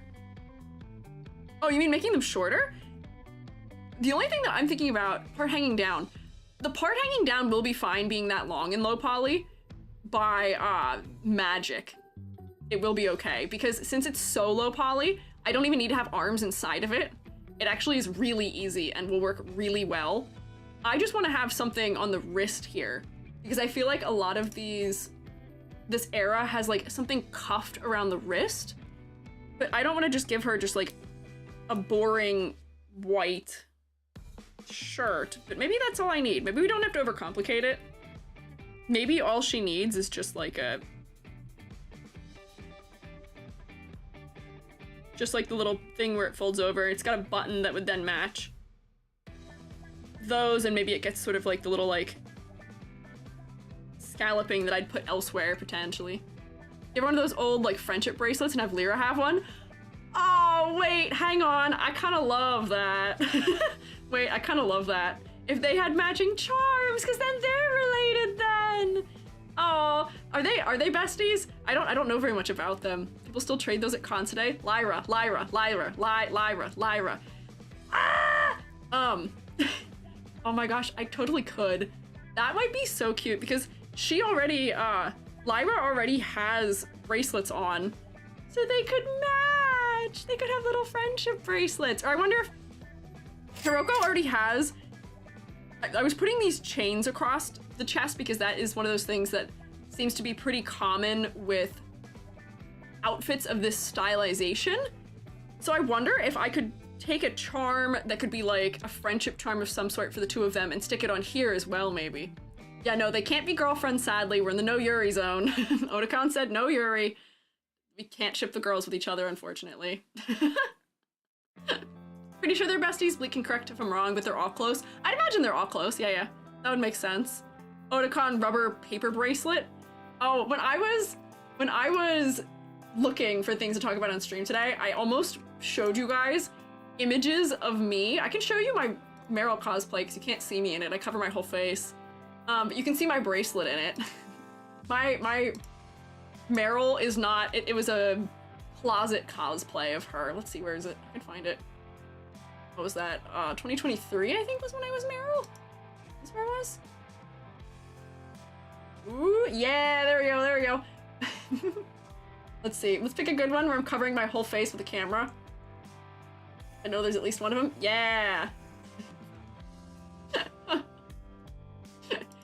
Nope, don't save it. Yep, there we go, copy it. You can see I'm wearing my bracelet here.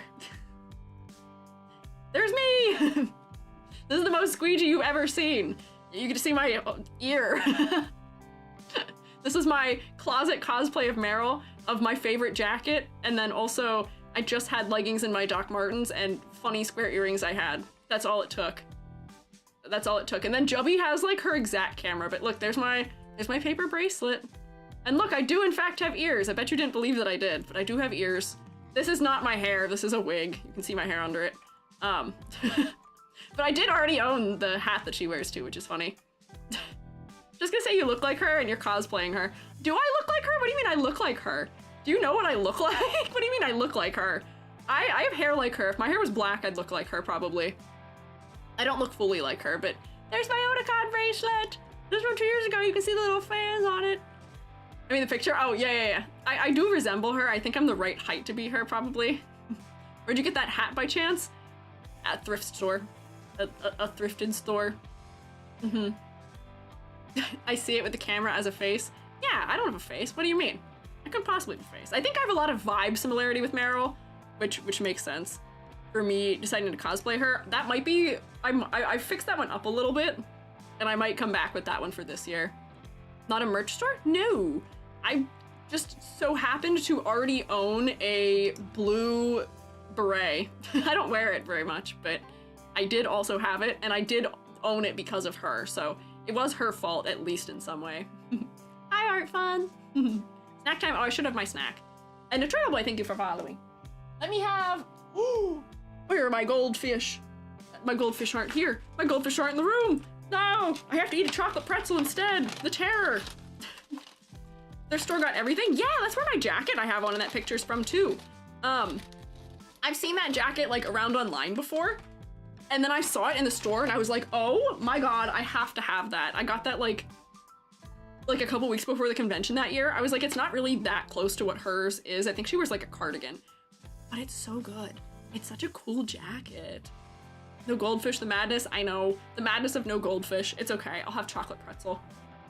Actually, should I have chocolate pretzel? In my folly of playing a character, I've forgotten that I can't eat that. I like touched it to my mouth and my stomach immediately went like crumpled up aluminum foil and I was like, oh, you have a stomach bug right now. You probably should not eat that. You should just eat the fish crackers maybe. Once you find them.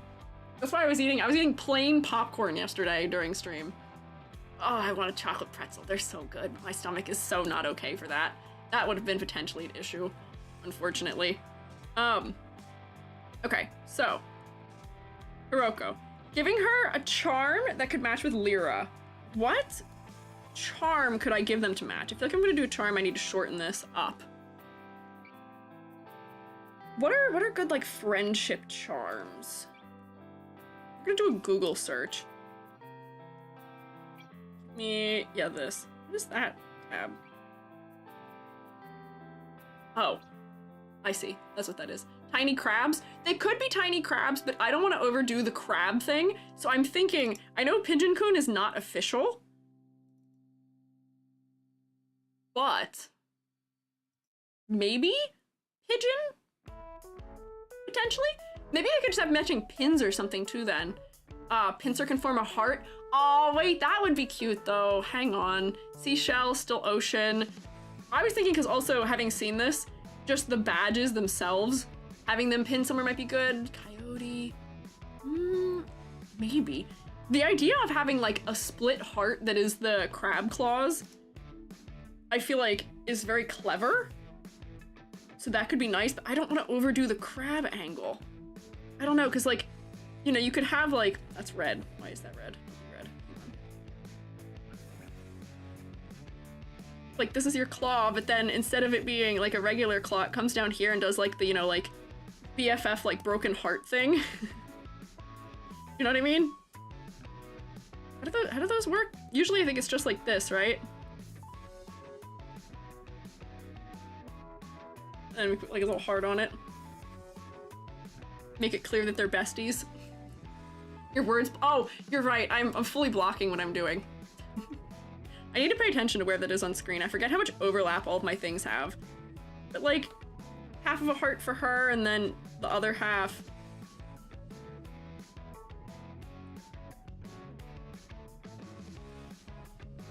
Like that.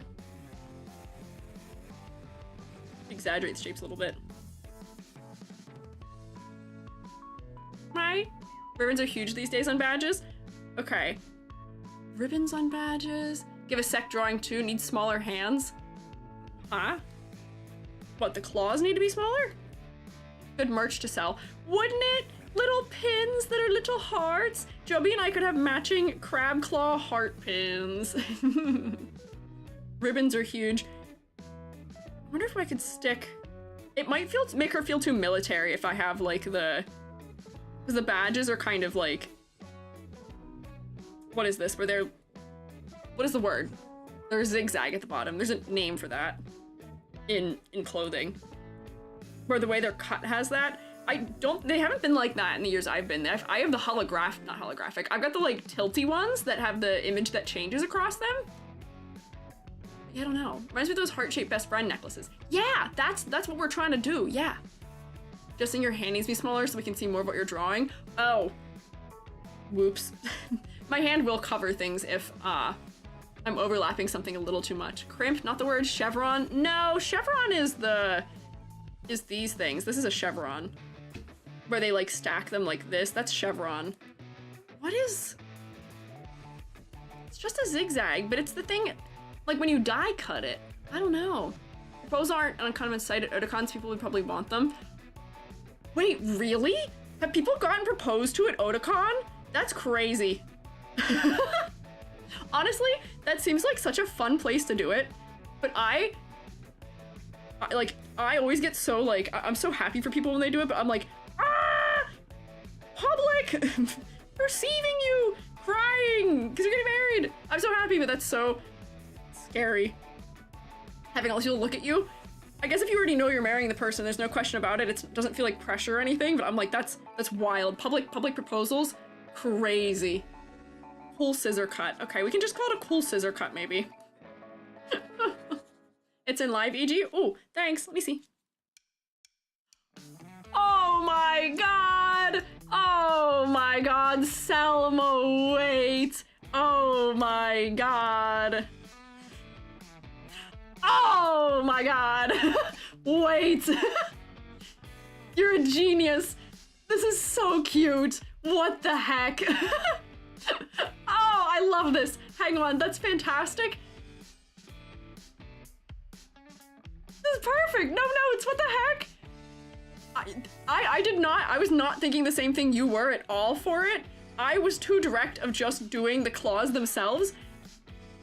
But that's actually perfect. Selma, can we use that? Selma, would you permit us to use that for it? That's so cute. Made blue crabby merch in the past, so red and blue crabby. Oh my god. Oh my god. This needs to be real. So smart. Hang on, I'm gonna draw over it.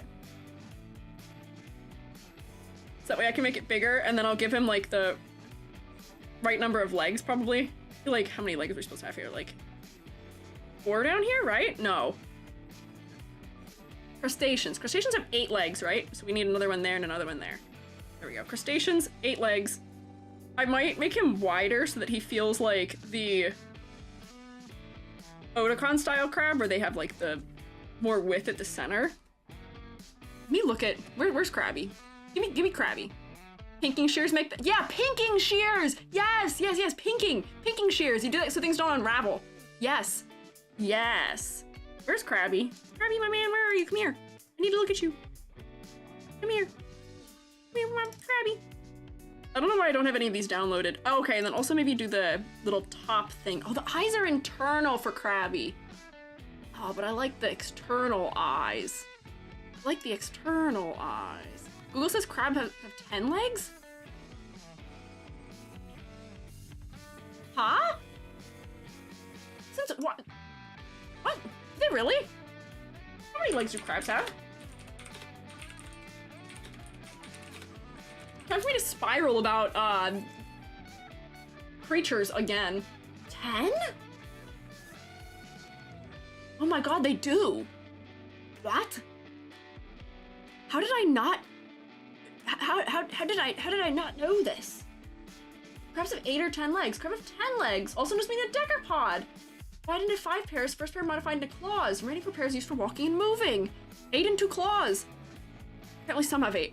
That's crazy. Did you all know this? Am I alone here in not knowing this? I have to text Jubby like right this second and tell them that crabs have 10 legs. You're gonna watch my tracking freeze so I can just randomly in the middle of the day. Crabs have 10 legs. Hi, I love you, by the way. Send Joby some normal messages. Joby's not here right now. Joby is away visiting some friends. There we go. Never thought about it, not something I think about often. I also don't think about crabs that often. So here, this is how I might stylize this. I don't think about, well, no, that's actually a lie. I think about crabs often, but when I think about crabs, I'm not really thinking about their legs so much. I'm more so thinking about just how endearing they are. They're such cute little guys. For the fact that I'm a mushroom, I feel like if I wasn't, I would definitely be some sort of weird aquatic themed VTuber, potentially. Because all Jubby and I do is send each other marine creature, like, memes and stuff.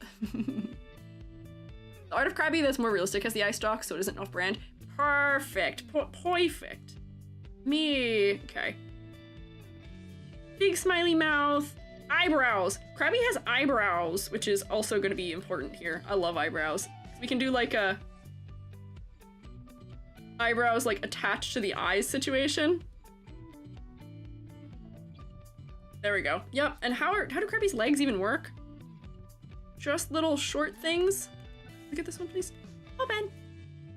Oh, okay. So they're like little sharp things. So we could do like a. Does Krabby have the correct number of legs? Pinchers and 3 and 3. Yeah. So this Krabby's drawn with 8. Do Maryland blue crabs have 10 legs? This is important for research and design process. Gotta make sure your crabs have the right number of legs. How many legs do crabs have? 10. Okay, they have 10. Got it. Sometimes the right number of legs should have 10 as a Maryland blue. Okay, bet. I see. But are crabs your Roman Empire, e.g.? Crabs are not my Roman Empire. I don't know what my Roman Empire is. Do you guys have like a Roman Empire? Do you know what we're alluding to when we say that? Like the thing that is what you could talk about forever, the thing that you will never forget, that is imprinted itself into your brain that you will never forget and is a part of you. What is my Roman Empire? Is it Trigun? Is my Roman Empire just Trigun? It could be. It very well may be Trigun. Yeah, the longer I think about it, that's probably what it is. It's probably Trigun and like Final Fantasy VII or something. I don't think crabs are my Roman Empire. Jubby, sharks are probably Jubby's Roman Empire, however. Gonna be having crabs for Mother's Day? Oh, nice, nice. There you go, that sounds yummy. What is Mother's Day? I feel like this is a question I should already have the answer to deep down in my heart somewhere. My sister and I ordered flowers for Shrew Mom, and it should be delivered, but I don't know what day it is. Sunday. Bet. I didn't miss it. It's good. Mine is OG Trigun. I know too much. Let's go. Mine is manga Trigun. Manga Trigun specifically. Manga Trigun, not to say exclusively, but specifically. I have a soft spot for the old anime, but man, is it rough, and they mischaracterize Vash to a degree that wounds me incredibly wounds me as a Trigun fan. The way that they mischaracterize my boy. They don't treat him right in that one. He can't drive. Don't let him. Apparently. Also, they make him, like, a playboy for some reason in that classic, like, 2000s, like, 90s anime thing that they did. He doesn't have to be that. Vash is afraid of women. Let him be my ace king, because that's always how he seemed.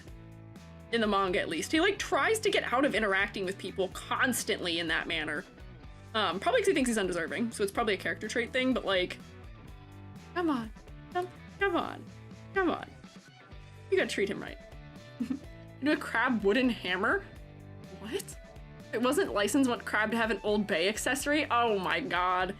Crab cracking hammer? Why would the crab have the weapon that is associated with its demise?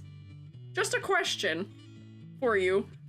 Why would the crab be carrying something that would harm it? He's reclaiming it. Do people usually reclaim the weapons that are used to murder them? Because I feel like they don't. I feel like that's not...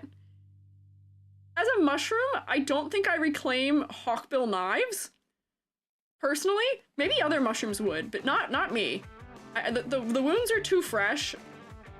I don't think I have it within me to forgive that. Humans carry guns. Okay, but we're not reclaiming guns. We use guns to kill each other.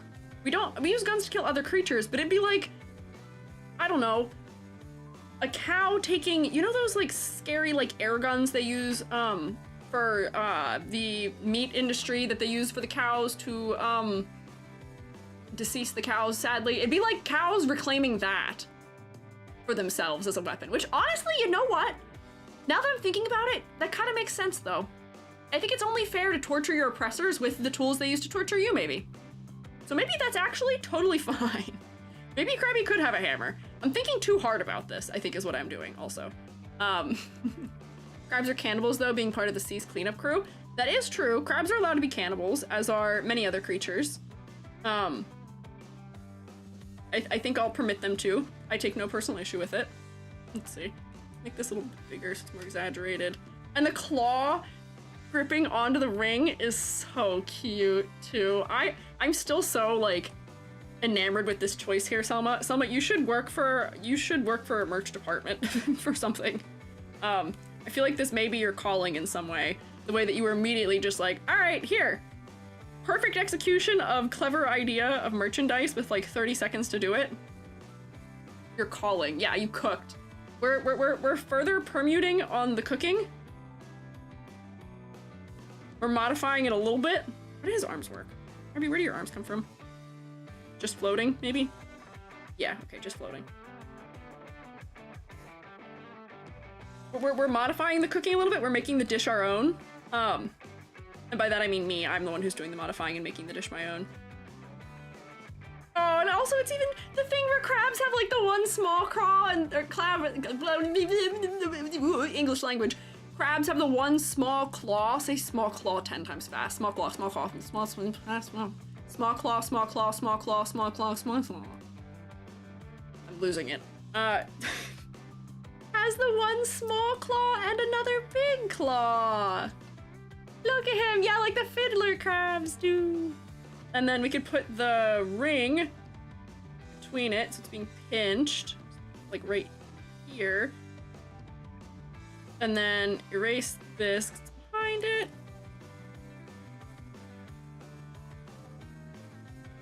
There we go. Oh, this is beautiful. And then I can just horizontally mirror it. Hang on, move you over just a little bit, give you a little more space. Your arm might be a little too short right now. That's okay. But I think this will be a fantastic little charm. So cute. Oh my god, it's so cute. So cute. Have you done Trigun design crits, or were you ever?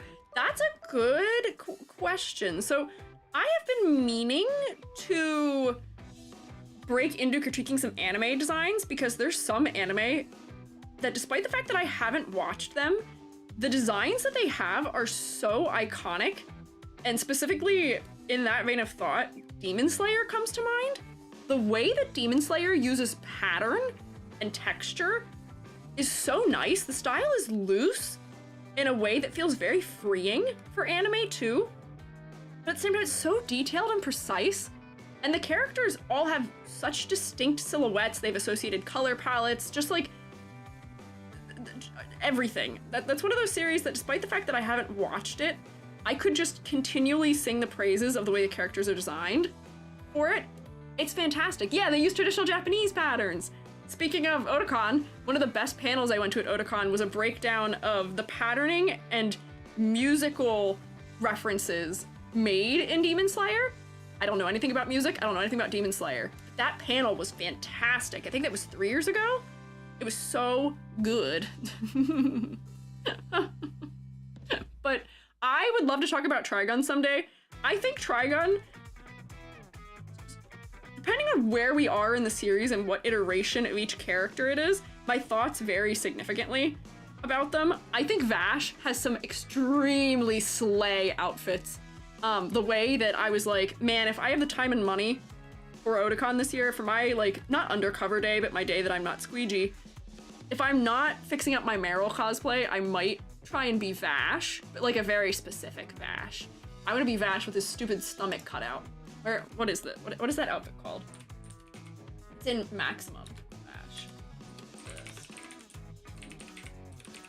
Nope, nope, nope, that's not how you spell that. Whoops, Stampede. What is that one called? He's got this really goofy. It's like incredibly out of character for me to want to wear this, but I saw someone wearing one of these, wearing this outfit, and I was like, you're so cool. I want to wear his stupid, give me the, yeah, this one. Got the weird back cutout in it. This. Because it'll be so out of character for me, none of you will recognize me in it. What is going on here? I have no clue. But I love this style of shirt. Weird back cutout. I think his stomach is cut out in the front of it too. So cool. So cool. Yeah.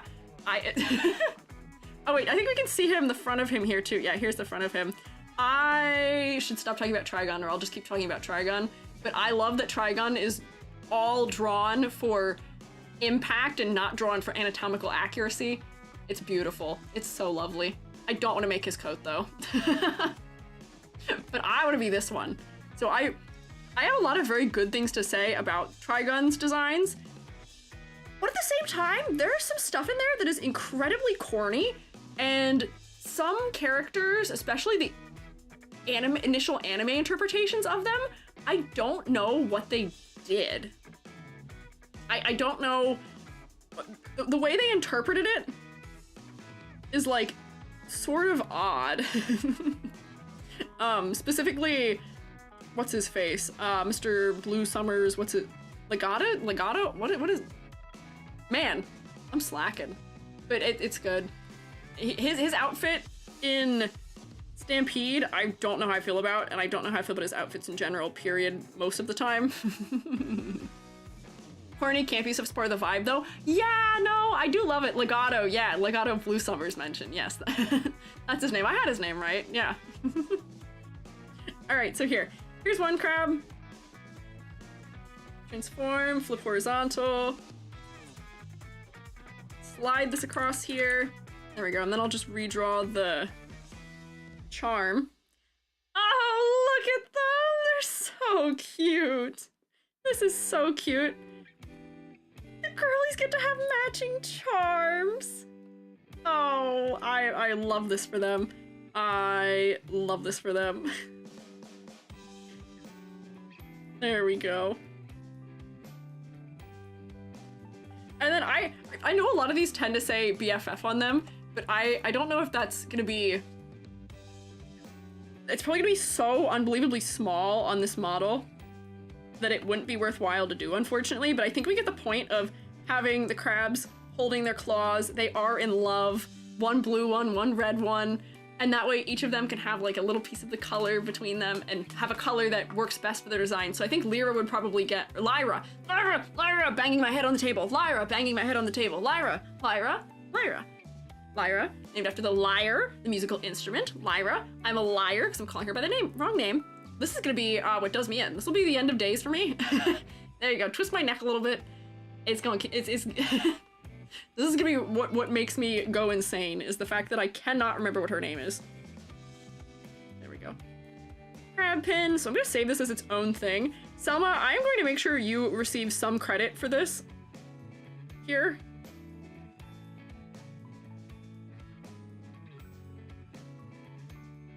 If at least just in where I put things.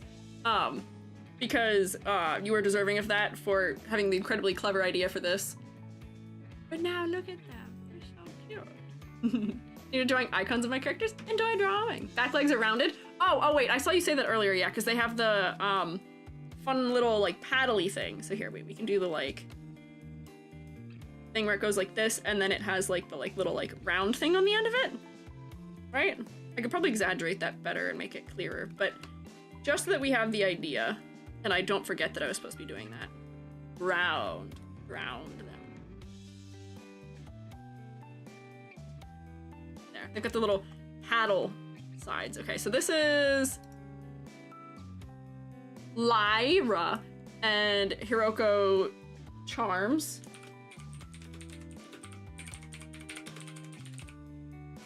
There we go. So I'll save this separately, and then I'll give each of them their own half of it here real quick. Goes into, so technically you could just exclude it altogether since it might be hidden. I guess we could. We can determine that in some way.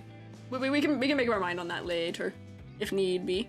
So now, what was I doing? I'm going to borrow one of these.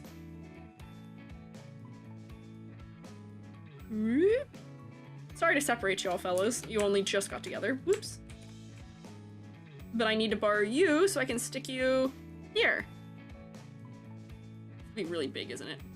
Oh, only kind of big. I would be so corny, but it'd be so funny to have it as an earring also, I feel like. And just have like the claw hanging on. I feel like that's too unserious for them, but I feel like it would make such a funny earring.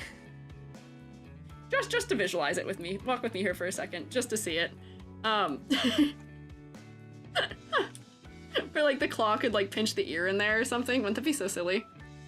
But I will just stick it down here. It'll probably be pretty small. And then I might have to tilt the angle a little bit.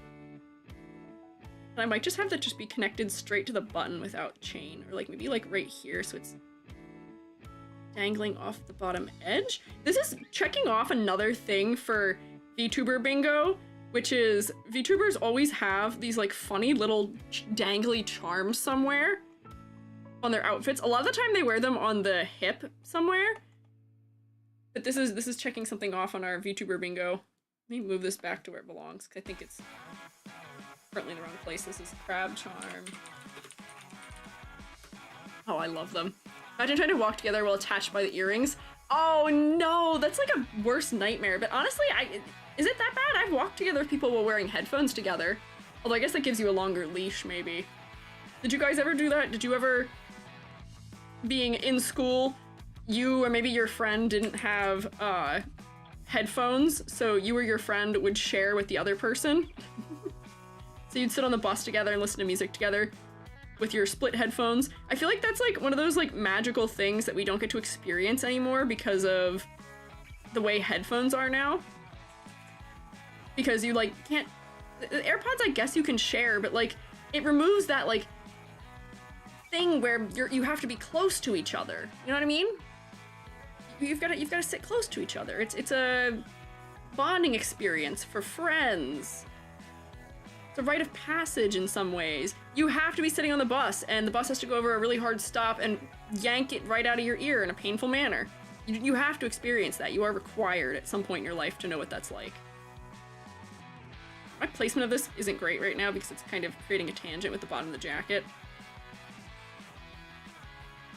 I'll have to fix that. But I just need to darken this so that it is visible with everything else.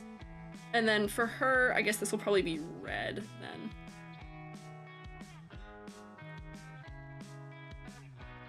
There we go. Have you seen those magnetic socks with little arms and makes them hold hands when they get close? No! What? Oh my gosh, that's so silly. I love that also. I feel like, cause like, my friends and I had a friend group of 3, so we had a really weird friendship bracelet because it split 3 ways, so all the parts look dumb and not at all like a heart. But I feel like we've gotten a lot cleverer, more clever, dang it, more clever with certain kinds of like merchandising like that over the course of my life, where I would have loved if I could have been joined by the socks to my friends when I was in high school. Like, I feel like that would have been so funny.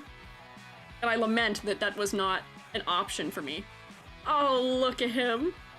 And little things like this, because it's such a specific design for a little charm, go a long way to making this feel like her design herself is more specific. Kingdom Hearts stars as friendship bracelets. I did have matching Kingdom Hearts. Oh, that's a weird thought. I gotta go to tangent here for a second while we do other modifications of things here. But I have to tangent for you, which is that I had a best friend when I was in college, and we had matching keys. We had Oathkeeper and Oblivion, and I just realized I still have Oathkeeper on my keychain. But let me tell you something here. This is like a wound that reopened for me recently.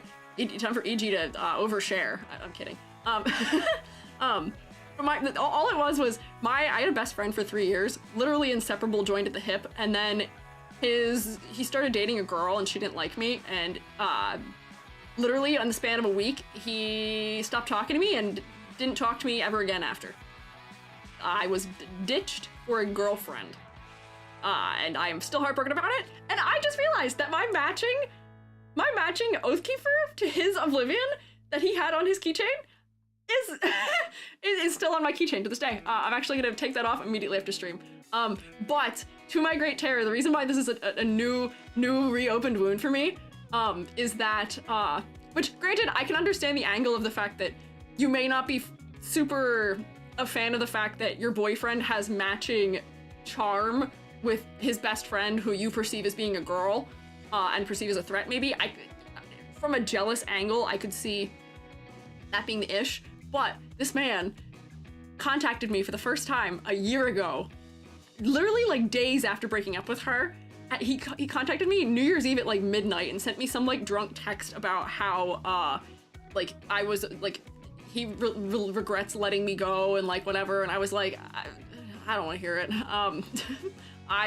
I don't want to hear it. You broke my heart.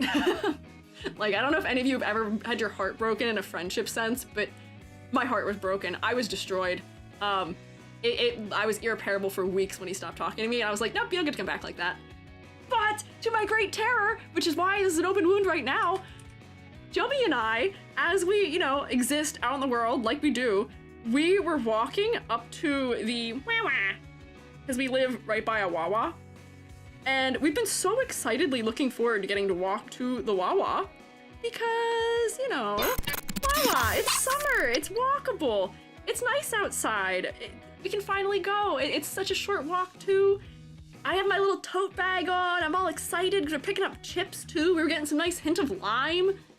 So excited. Beautiful day out, we're walking there hand in hand, having a lovely couples outing, just walking up to get our ices. And it is a long walk, I will say. It's straight uphill, so it takes a long time to get there, but the walk back is really quick. But no sooner have I crossed the threshold back into my home than I receive a text from him. This old ex-friend of mine, I had blocked him on Instagram and on Snapchat, because that was how we had primarily talked to each other, and that was how he had messaged me when he had sent me like that New Year's or whatever text. I blocked him on there. I didn't block his phone number because I didn't really think of it. He texts me and goes, hey, did I just see you walking up the street out in front of my house? I have moved to city that EG lives in. I just moved there with my partner. We live there now, and I think I just saw you at the window, and I was like,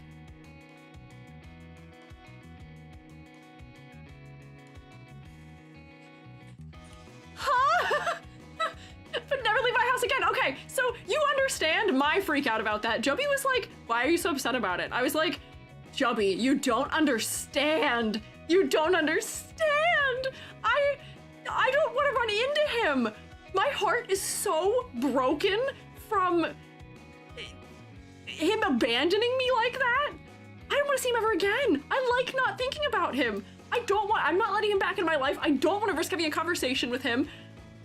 I don't want it. No thanks. There's so much salt in that wound. It's never going to heal if I keep having this happen. Time to move. Time to move indeed. So that was not fun, but now every time, because I'm like, oh, we should walk up to the Wawa, but I think it every time because I don't know where he lives, but there's a couple apartment complexes between my, because I live in a townhouse, between the townhouse I live in and the Wan, and I'm like, every time we even just go to the Wawa or go to the CVS or go to the ShopRite, I'm like, there is such a high chance of running into this dude. And also I cannot express to you enough that the school we both attended together for undergrad that I went to with this guy is like 4 hours from here. It's like not nearby. So the odds of all the people that could have moved into the city I live in, it couldn't have been like any of my friends from undergrad who I like still talk to or like. Couldn't be any of like my other friends or just people I'm neutral towards. Nah, it has to be this one. There's no other route. There's no other route. I have to, it's a street that has no turns on it that I walk to the top of the hill and the Wawa's there. Unless I were to walk to the bottom of the street and take like a 45-minute loop to get up there to get there. And granted, to my own terrible luck, I have not changed my hairstyle since I was in like 11th grade. And maybe this is finally the thing that pushes me to do something slightly different with my hair. Become unrecognizable. So that I may be left in peace. But the secondary problem is that this guy also went to high school with Jubby. There's a lot of lore here. Guy also went to high school with Jubby, so they know what Jubby looks like too, which doesn't help. So even if I change, Jubby identifies us also, so rip. The fact that he was so far and moved that close is kind of a bit much, right? I mean, he had no way of knowing I lived here, so it's not like he moved in any association to me. I'm surprised because his line of work doesn't make sense for him to be living near a city, but I don't know. How odd, how small a world it is after all. But now that, I'm sorry I tangented so hard on that, but now I'm just kind of reeling about the fact that I've only had 2 like matching charms with people in my life. My two of my childhood best friends, we had matching charms with, like the 3 of us did, but the one person we don't speak to anymore, so just the 2 of us have our broken pieces that don't connect because of that. We never replaced it. And then this friend. Rip. Joby, you have to shave your head? No, Joby has beautiful long hair and I don't want them to shave their head. No, not allowed. Joby is not permitted to shave their head. I should shave my head, however. I should just commit to bald. We know bald's a slay. I don't think I can actually do bald IRL. I think my head is not the right shape for it, but I wish I could do bald. I wish I could have like a crew cut and pull that off. I think that's so hardcore. Seeing people who are like otherwise a little more femme. He's so neat. Swap hair with Jubby. I don't have the hair texture for it. Jubby has really nice wavy hair and I don't.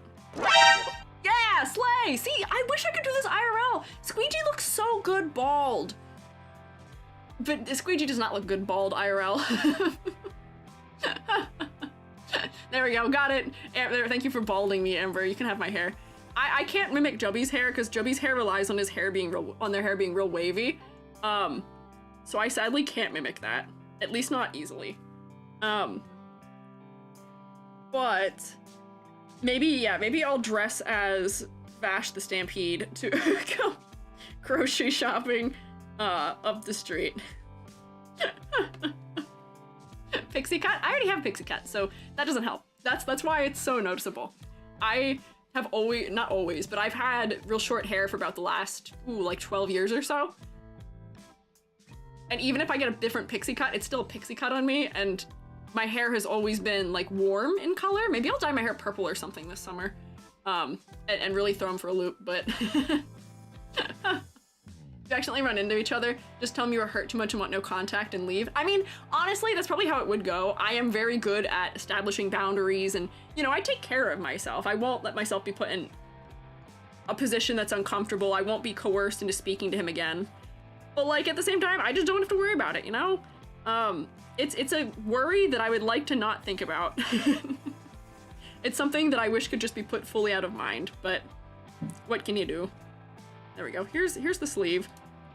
I think this is all the sleeve needs to be, honestly. Just put the little gold piece on it. No need to overcomplicate it. Keep it simple, and that'll just be a flat texture maybe for it. Time you dye your hair to look like your Sona. Oh, wouldn't that be crazy? I don't know if I have enough. Wait, hang on. I could bleach the hell out of the top of my hair and make it white and leave the underside of my hair dark. I'd look like that one guy from, what's his name? The cow from from Fruits Basket. What's his name?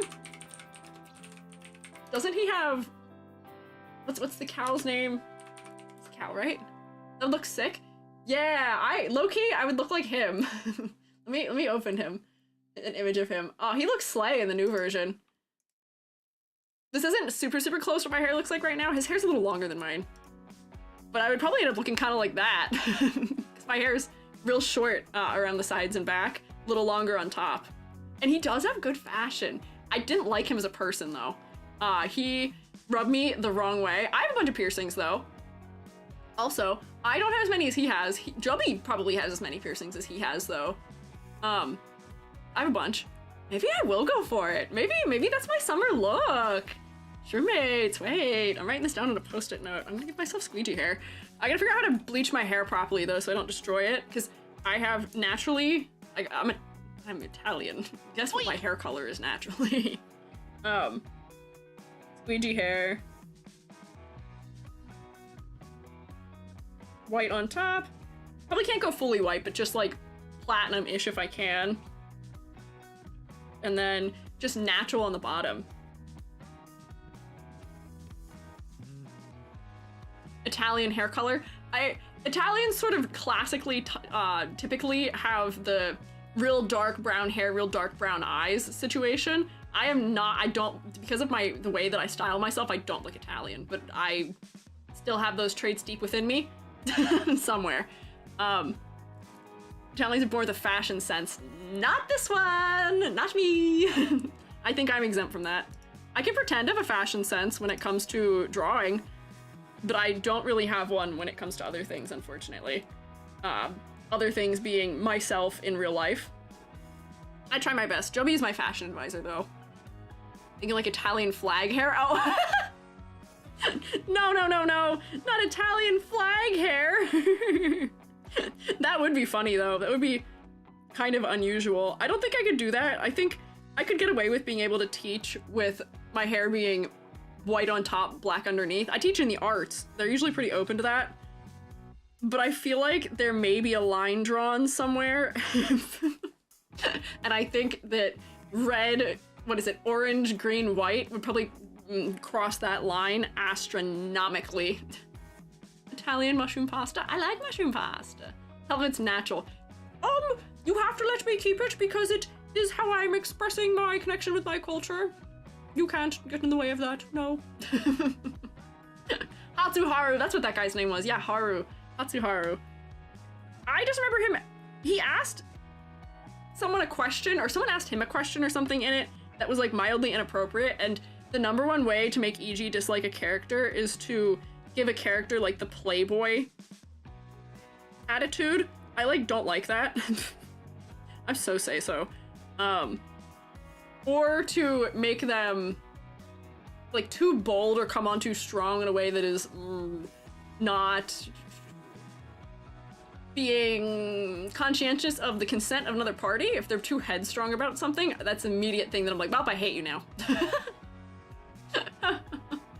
Yes, Mr. Boss Person, my hair is naturally colored like this.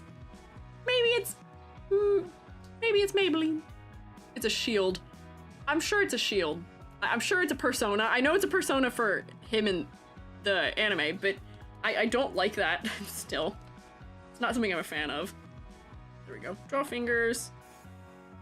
But here, so I'll do like a final call for if we see any things that we would like to change for Hiroko right now, based on the way that I have her. And give her nail polish too. She's a VTuber. She has to have nail polish on. I feel like that's non-negotiable. There we go. But we don't have to go crazy with nail polish at the very least. Is there anything that you guys are looking at her and thinking, as a VTuber, something is missing. As a character design, something is missing. I'll be deliberating further with the powers that be later and doing the actual pattern design, because I don't know if I can design a pattern while I'm live. I don't think I can lock my brain in for that right now. But if you guys have any suggestions of while you were looking at this, do let me know. Do let us know. But then we'll go on and see if we can polish up maybe Lyra a little bit. I'm gonna fix it. I'm gonna get it. I'm gonna get it right one of these times. First try, I promise. And then maybe we'll do a little modeling for Krabby, perhaps. Ladder, joking. Actually, you know, put myself through the ringer. Let's do the test. Let's test. Let's run my own tests against this design. So, whoops, I can see I've missed some spots though. Hang on, I gotta fix that first. Some of these aren't filled in. Let's do some tests here. We can rate my own design. Is there anything else missing? I think that's not filled in. There we go. Turn symmetry off. Let's check our silhouette. I think the easiest way of doing that is gonna be... Oh, wait, hang on. Nothing is grouped, so I might just have to click them all individually and control click them. Oh, wait, control shift. Oh boy, hang on, this is gonna take me a second to get everything selected. I really should put things in folders. One of these days I'll learn. There we go, okay, so silhouette test, step 1.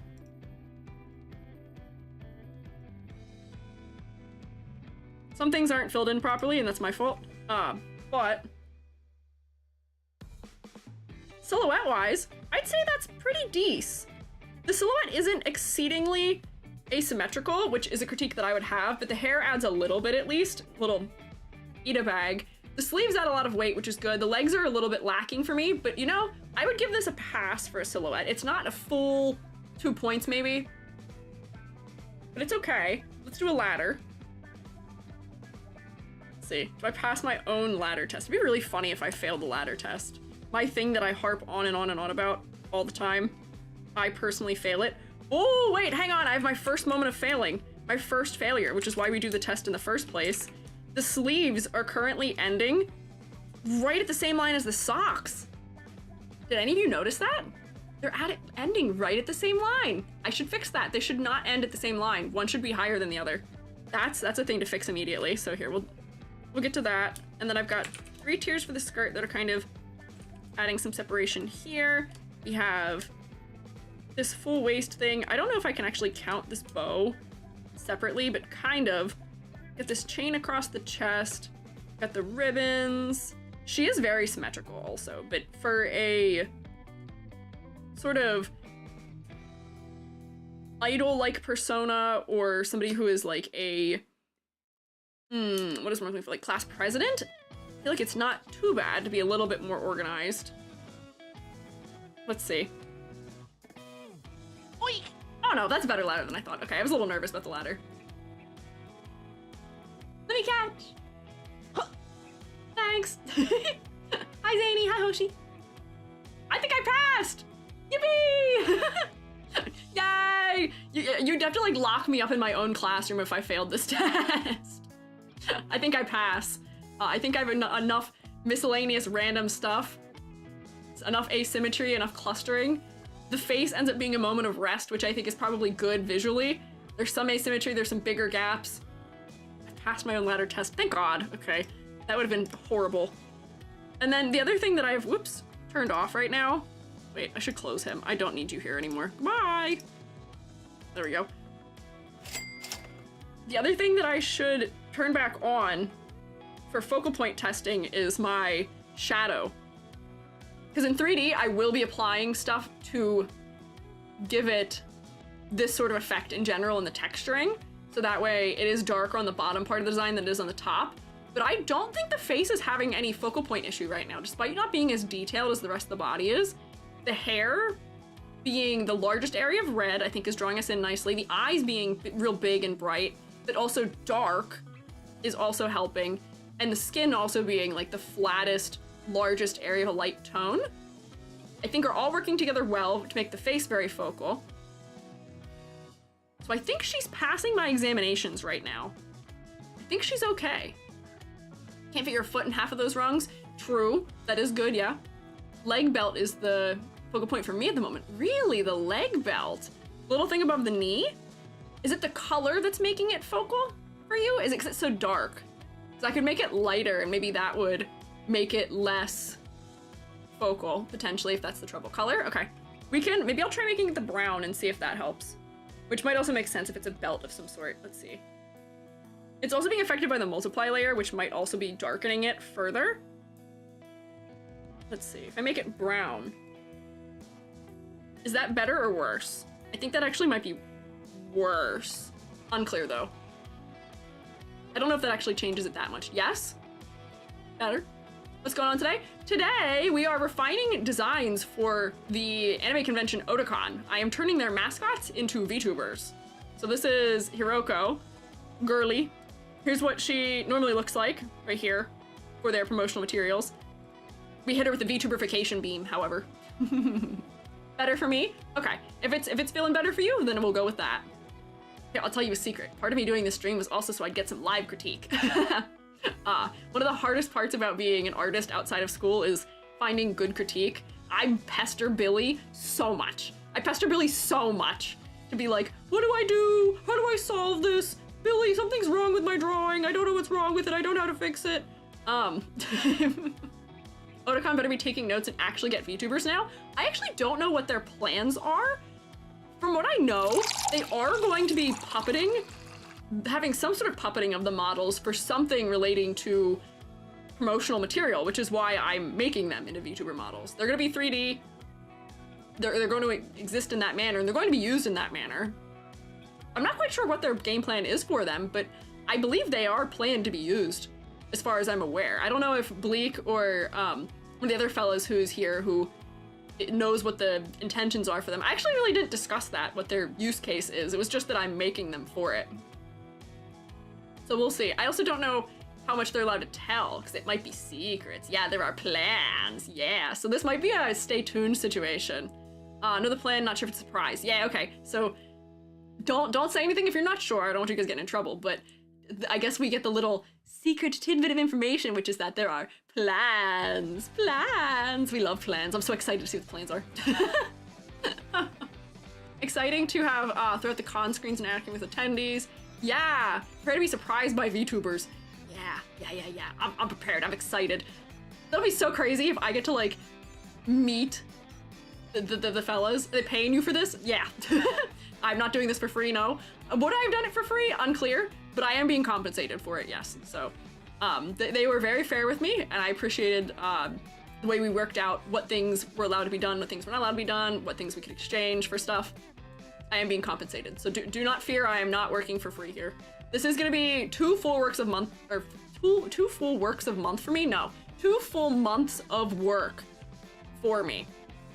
It's going to be, this is probably my main project that I'll be working on until the end of June.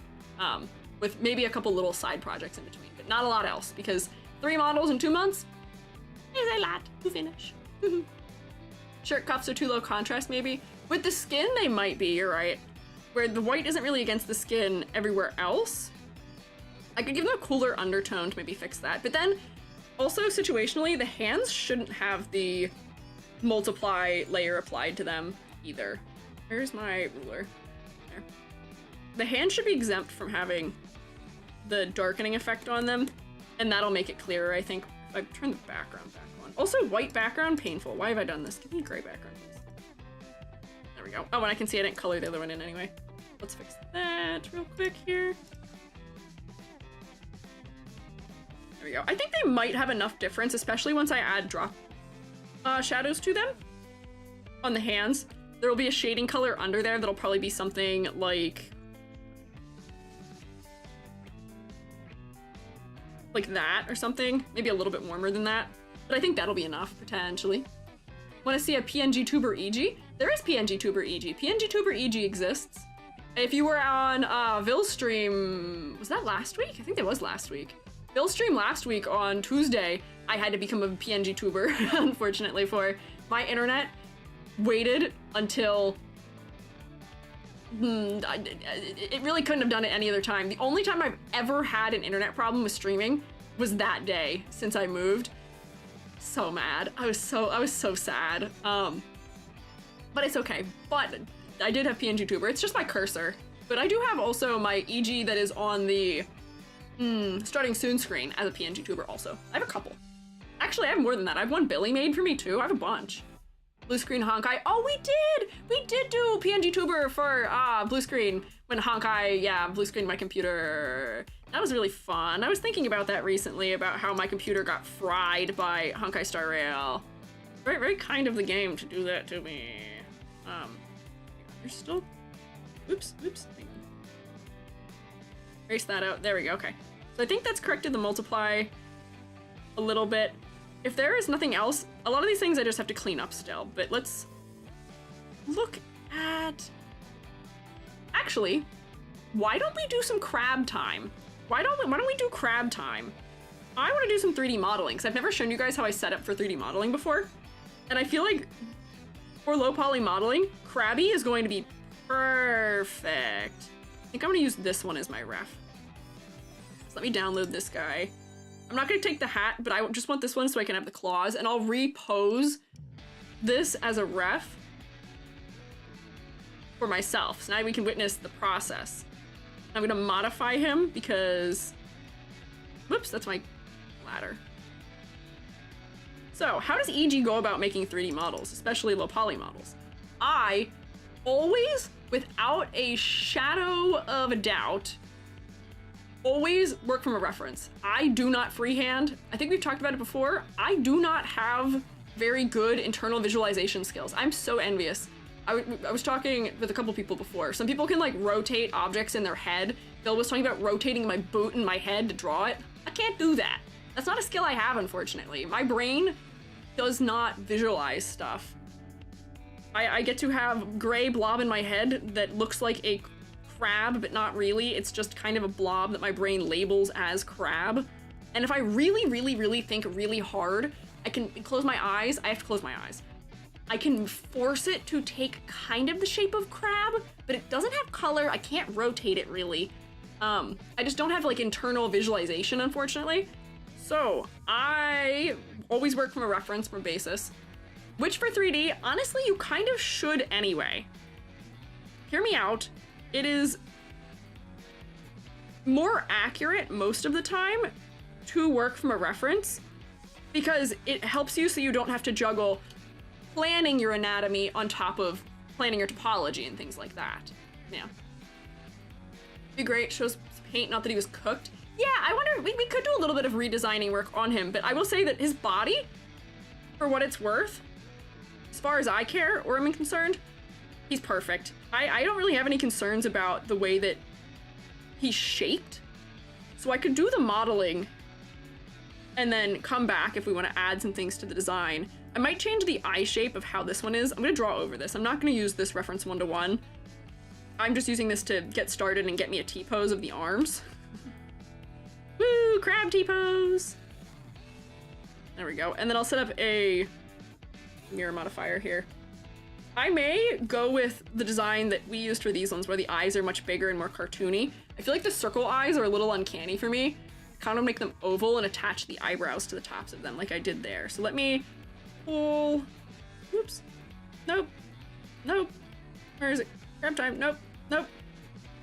Charms, there we go. Pull the charms over here. I love Clip Studio Paint. I love that I can just pull my thing over here. Grab. Give me a symmetry modifier. Normally, I don't like using symmetry modifiers when I'm doing any amount of character design work, but for VTubers, unfortunately, because of the modeling process, I do wind up having to do it. There we go. Give me like a gray background to work against. Yoink. And then sketching. So let me think. So the tall eyes I feel like were cute. with having like more rounded eye stalks. And then we can have like a shaped pupil in some manner. Oh, I fear I've made him look in opposite directions. Hang on, don't be bug-eyed. There we go. And then mouth can stay up nice and high. I do like the little like bumpy on the top. I think that's good for silhouette, so we'll keep that. Nice and wide in the shape language, but I liked some of the iterations where he's a little taller.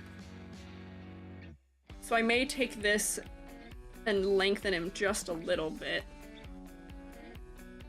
Like that. We want him to feel nice and friend-shaped. Yeah, body is great.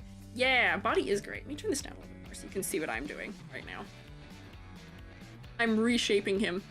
I am making decisions here that are not smart for low poly. I've really rounded the eyes out and made them a part of the shape, which is kind of tough for low poly, but that's sort of where the charm is sometimes in low poly as well, is when you have to square things off. It's charming. That's why we do it. That's why we elect to go for the low poly angle, for sure. Why did I only just now realize Clip Studio has a mirror feature? Symmetry tool! Symmetry tool, my beloved. It's over here. It's in the rulers options. You come down in. There should be one by default that's called symmetry ruler, but you can create a new tool for it quite easily. Yeah. How creative is a character supposed to be made out of shadows? I'd say that can be pretty creative depending on how you're working with it. It has good opportunity to it. Okay, so there's the body. I'm gonna color these in. Dark, and then I'm going to give little eye highlights. And then we'll do our vibe check just to make sure that we're capturing the vibe properly. There we go. No horizontally mirrored irises. No horizontally mirrored iris. Notice? Turn the silhouette off. Or turn the mirror off. Make sure I didn't. There we go. Arms come out of like somewhere here, it seems like. And they do kind of just float. Honestly, this claw shape is probably pretty good as it is. I like the roundness of it. Beep, beep.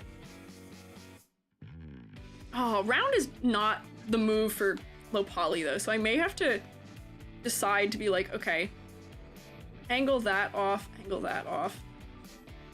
Because I will often, when I'm drawing for low poly, I will draw with harder angles just so I know where to bend things for optimal effect. And if I'm gonna do that, maybe I should exaggerate the weight in the bottom of the claws a little bit. If we're gonna have straight lines, I may as well get some use out of them. Yeah, there we go. And then these are all hard angles already, which is good. That'll be easy. And then same thing here. Slope that, slope that. Slope that, that should be good. We need to try Clip Studio, but constantly use Ibis Paint instead. That's what I'm used to. So I have heard from people that Ibis Paint, for some reason, is really hard to switch off of using. And I'm not sure why that is. I have personally never used it, but when I taught digital painting, my students who used that were the ones who had the hardest time switching over to using, I mean, we used Photoshop at that time, but I don't like Photoshop. We eventually did switch digital painting to using Clip Studio. But is it because the user interface is so different? I'm like wondering why that may have been the case. There we go. Nice and angular for these parts. Because for me, at least when I'm learning new programs, usually the interface is the worst part. That's usually what holds me back the most, is the unfamiliarity. Honestly, that's why Blender is so scary, is because Blender just is so jam-packed with things, which is fantastic. It's free and you can do anything with it. You can do 2D animation in Blender. You can do compositing, you can do video editing. Hell, you can even edit music in Blender. Honestly, you can use it as a DAW if you really want to. But just because there's the sheer just quantity of buttons in there, it can be so overwhelming to look at sometimes. It's just so much. And I wonder if Ibis Paint just has a very different like setup from other programs maybe. And that makes it tough. Very user-friendly and pared down, very clean. Ah, okay, so I'm saying this jokingly, but like you guys are kind of spoiled by how clean it is. So it's hard to switch to using a program that is messier and is not as user-friendly maybe. Because I won't. I won't lie, Adobe's interface drives me nuts. I don't like it. It's not user-friendly at all to me. I don't like Premiere either, despite the fact that I have an Adobe license. I willingly forever still use Resolve just because it's just less bothersome to me. I don't know. I guess just use what you're comfortable with, but boy, some things could really use paring down. And I will say, Clip Studio Paint isn't really that intimidating. You just have to get a good setup so that you're not looking at everything all at once. The thing that made it possible for me to switch from Psy, because that's what I used, I paid for Psy too. The thing that made it possible for me to switch from Psy to Clip Studio was the fact that someone had a like window setup that was just one-to-one with Paint Tool size. And that was what made it approachable to me, because then everything was still found in the same places. So it got rid of the factor of having to learn where all the windows are located and the tools are located. So then I could focus on just the differences in the tools or just a couple of the other differences then thereafter. Because like I can switch if I want to. My window, my workspace. Let's see, what was my... This is the Psy 2 workspace. Let's see what that is. Oh! Whoa, yeah, okay, that's really different. Hang on, let me close all these funny things that open. So it moved my thing to a different monitor. So here's one workspace that it has saved. It's got one for like animation and stuff. This is the Psy 2 one that I had saved. Let's see. What else do I have? I've got an animation one. But because you can save different layouts, oh, it's like putting them in different monitors too, which is funny. Oh yeah, here we go. It's putting them in whatever monitor I last used this layout in, which is also funny. Like, here's the animation layout. And every single one of these makes it look like its own entirely different separate program. Like, this is so weird. Adobe style, like thin brush tools on the side, animation overlay, stuff here, got our tools.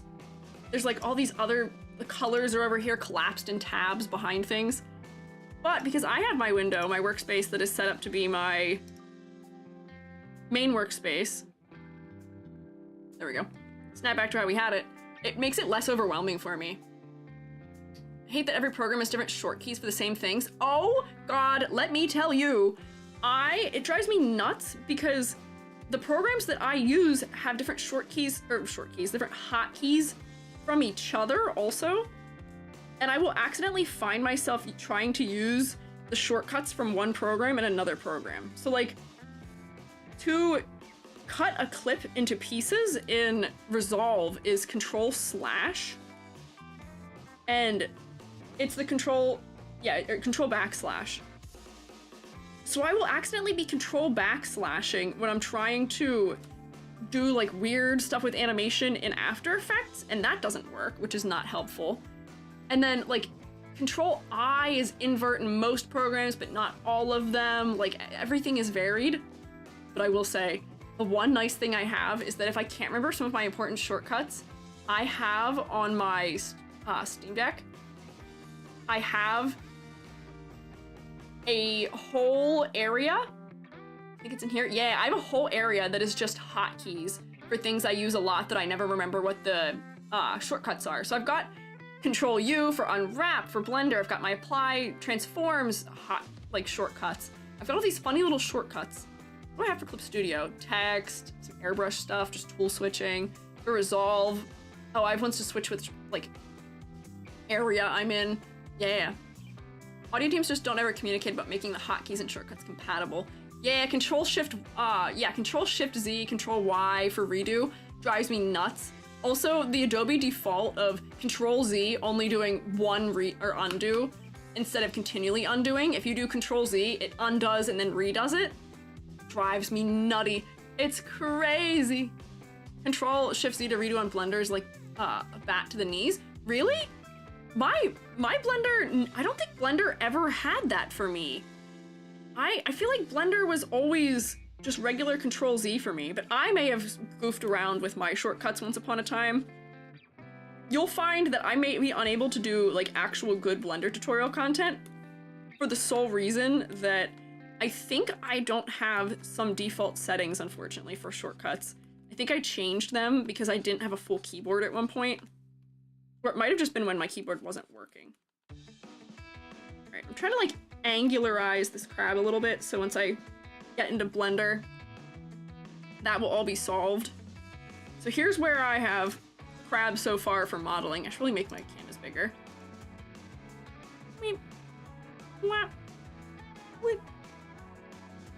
There we go. Fill this. Right there. Oh my gosh, the undo is awful. Yeah, it's annoying. I will say, if you need a reason to... switch to Clip Studio Paint, the fill bucket. Let me tell you, the best fill bucket I have ever seen or used in any program, because of the way it closes gaps and stuff. You guys still see me goof around with it accidentally and wind up having to fix filling like my whole background in. But let me tell you, it's way better than it was back when I used Sci or Adobe. It's so nice. Shouldn't be art stream and not just chatting. Oh, wait, you're so right. You're so right. My category is wrong. You're so right. I don't ever have to switch my category, so I forget that it's even a thing to do. I mean, we were doing a lot of chatting, and we are still chatting, but you're right, we are doing art at this point, so I should change it. Okay. Clean reference. It doesn't have to be perfect, but it has to be enough that I have a good guideline of where all of my shapes are. And for 3D, I try and make my lines not super thick. That way, I can make the decision of whether my modeling is going to reference the outside or inside edge of a line. Usually I'm referencing the outside edge of a line and not the inside. There we go, okay. That's probably clean enough for the claw. What were we saying as far as redesign stuff went? With wanting to add like flecks of paint or something to him? His shape is perfect as it is. I don't really have any notes, so I don't have anything I would want to change in that department right now. But as far as an accessory maybe, or how we want to handle the legs or something, is there anything in particular? Mods change your category if you need it? I think they can, I don't know how, but I believe it is a possibility. I have personally never done that before.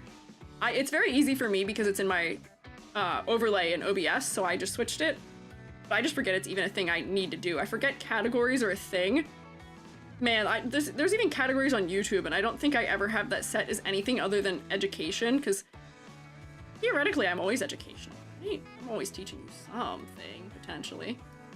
Control Studio Fill Bucket is on top.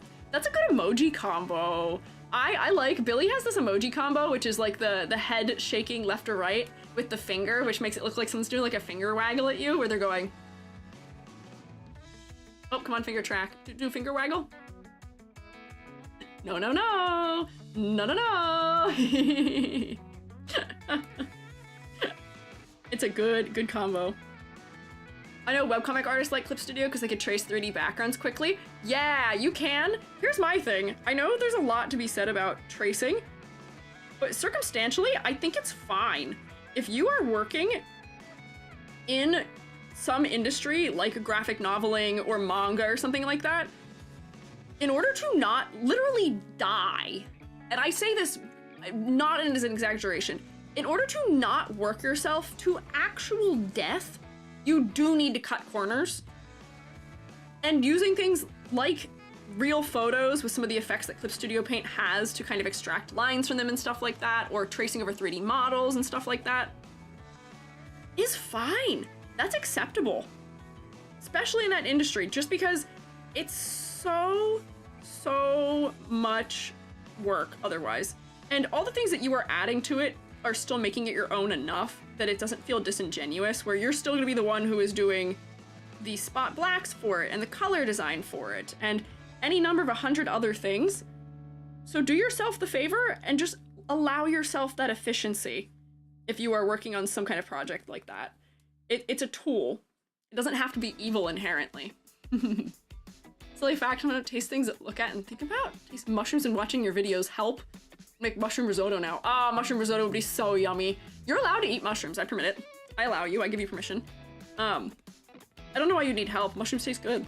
But that's a neat thing. What is that? Is that, what do you call it? Aphantasia? No. what is it called? Where you can see colors, but that's not really what the same thing. That's a different thing. But that thing where people can see colors is pretty interesting, or like see things in relation. What is that? What is the name for that? I can't think of it now. There we go. Let me overlap the claws. Do we want to give Krabby like a little accessory or something? We could start the modeling without giving him an accessory. And we can always add an accessory later, because I don't think the body is going to change actually at all, probably. From the way it is right now. But I feel like he kind of needs maybe like a hat or a something to jazz him up a little bit. Oh. Let's look at my other fellas and see if there's anything that they're wearing that might be useful. Let me move this back over here so it's not taking up that space. Everyone has a flower with them. Tiny fan could be cute. Everyone has flowers with them too, so I wonder if Krabby needs a little flora element or something to link him to the others. Or just something that makes him related visually. The flower, I think, is the only thing that all three of them share. Flower of the sea. What is flower of the sea?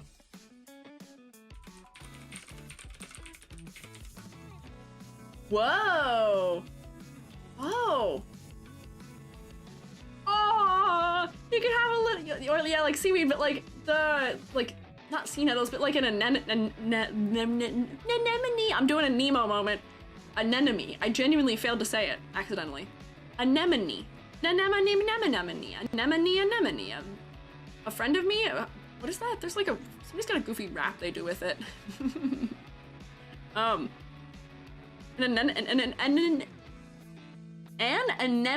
gotta slow down. An anemone. Could be cute as a head accessory, although that may start getting us into the territory of other kinds of crabs, because there are the decorated crabs, which are really cute. They're the ones who like grow little bits of coral and things on top of their shell. Have you guys seen those? Have you seen the crabs? What are they called? There's a name for them.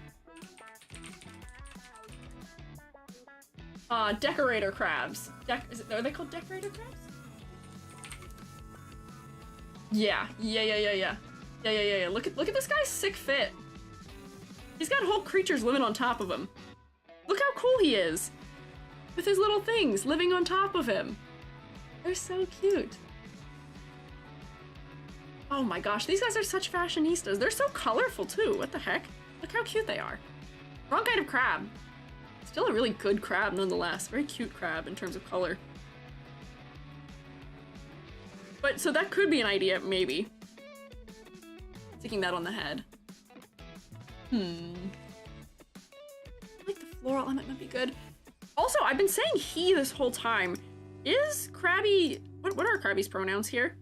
Krabby, Maryland Blue Crab, he, okay, good. I feared that I had autopiloted for a second there. But I probably did read it and internalize that at some point, okay. I'll just draw his legs and we can maybe rendezvous for an accessory later, because I'm not feeling particularly inspired by any thoughts of an accessory for him right now. I still feel like I'm not sold on the way that his legs are working right now. Where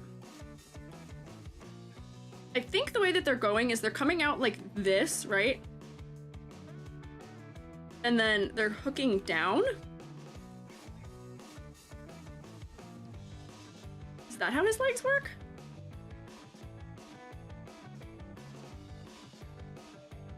Where they're coming from underneath, like that? I don't think so. I think maybe lower, maybe. For a crab, think so? Okay. I think so. That might be the only thing that's gonna be a little bit challenging for me, is figuring out how I wanna do the leg situation. Because theoretically, I could just repeat the same leg over and over again. Let's see, let's clarify. Planes for future EG, for modeling. There we go, and this can probably be 2, there we go. Also, I have an interesting question proposed to all of you, more or less. I'm interested to see what the Otakon fellas say as well, but what does low poly mean to you particularly? Because to me, low poly is anything that could run on a PS2. And I know that like officially there is no limit as to what low poly is. But for my intents and purposes, when I do my modeling, I try and keep them to around what like late console, like late PS2 model sizes were, around 2K as the upper bracket of polys. So that's it. PS2 graphics, okay. Low poly pocket. Nope, not poly pockets. I think poly pockets have a lot of polys, unfortunately, so I don't think they work for this. Maybe 5. Big triangle. IRL Baltimore blue crabs have 4 segments in the legs. Okay. So for low poly, we might not want to also do 4 segments in the legs because that would add a lot of polys to the legs. Having that many segments for how simplified it is. But I guess let me look at an actual crab though.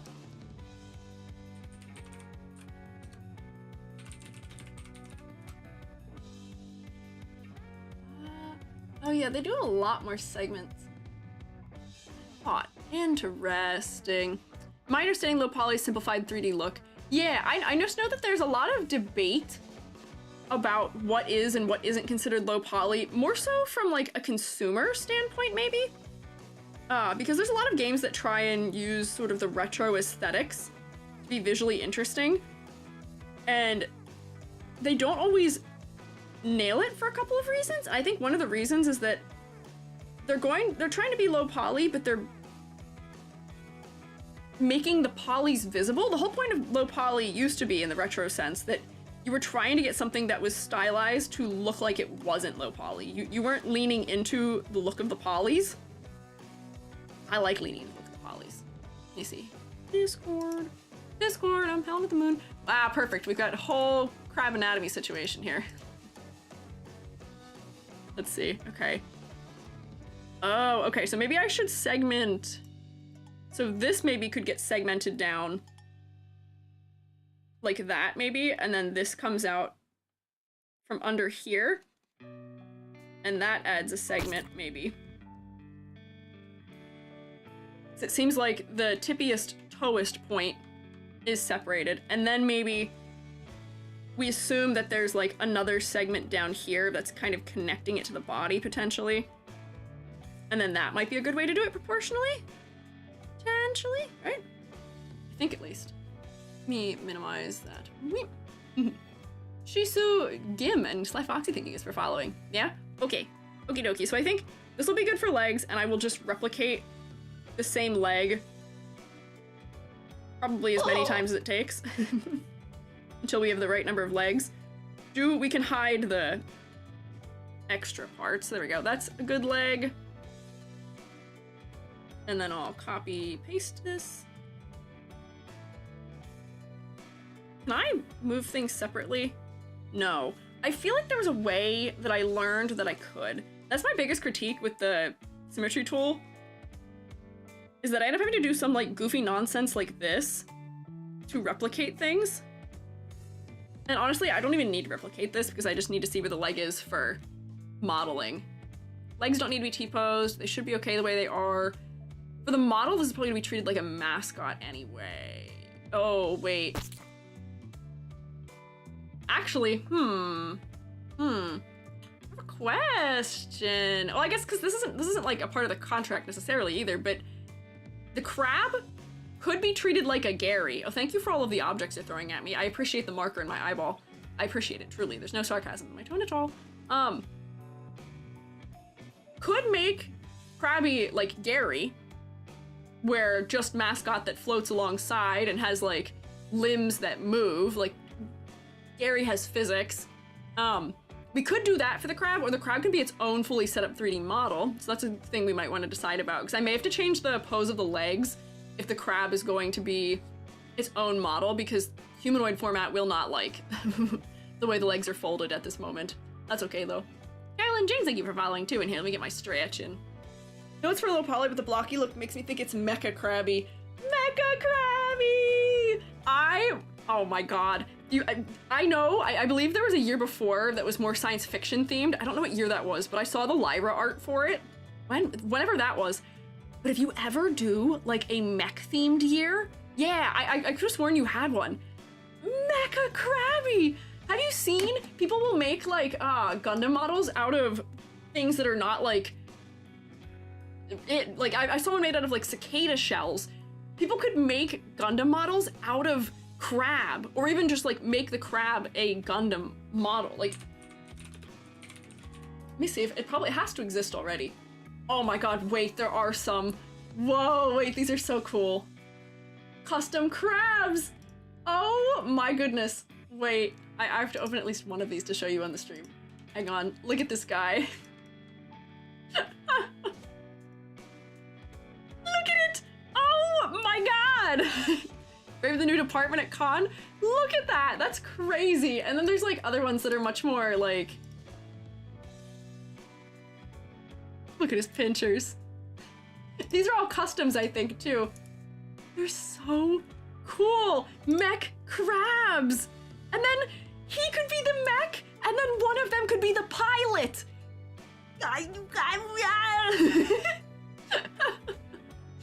Mecha Kaikon is a new Otakon department focused on. Oh my god, those are so cool. These are so sick. So sick. I do want to hear about your department, but I cannot get over the fact that these are so neat. I love these. This is so clever. They're so crustacean. This guy is standing on business. He's standing on the lettuce. I also want to see, because there was a Gundam model made out of cicada shells that I saw a long time ago that I thought was really impressive. Let's see if I can find that to show you. Yeah, it looks... I feel the need to give like almost like a trigger warning for it. If you don't like things that look bug-like, you may be visually disturbed looking at it, unfortunately. Wow, there's actually a lot of things that are made using them. This is interesting. Maybe I won't show you guys it. I fear that they may be uncanny for people who don't like that kind of like buggy thing, but I can put it in the Discord if you guys want to see it. But I was wondering if there's one where somebody had just made it directly out of crabs, potentially. Like, that'd be so neat. But anyways, I'm getting distracted, as I'm known to do. Do not save this. Anterolateral teeth. Very important. Gotta make sure you get the anterior lateral teeth. Oh, those back legs are interesting. Crab time! Where's my crab? Here's my crab. Back legs. We'll figure the back legs out, but I feel like the back legs will probably be handled the same as the front legs, except they'll just get wider discs. Maybe? We'll find out. Key. Yeah, I'm trying. Back legs look squishy. They're not squishy. They're still hard and shelled. Crab shells look like they were done with pinking shears to bring us full circle. That is a funny full circle to come in, yeah. And I like that there is a very specific number of them. It's like 1, 2, 3, 4, 5, 6, 7, 8. They have to have 8 and then their big one. Very important that they have the right number of them. Krabby has none of those.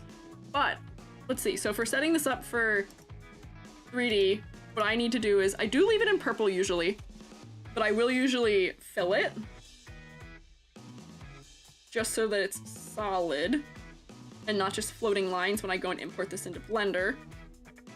Nope. Fill in this stuff. Doesn't have to be perfect. Ooh.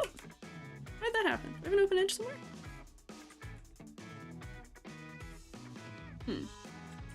Oh, it's because the legs are on a different layer. That's why that's happening. Nope. Nope. Come on. There we go. Okay. So front ref.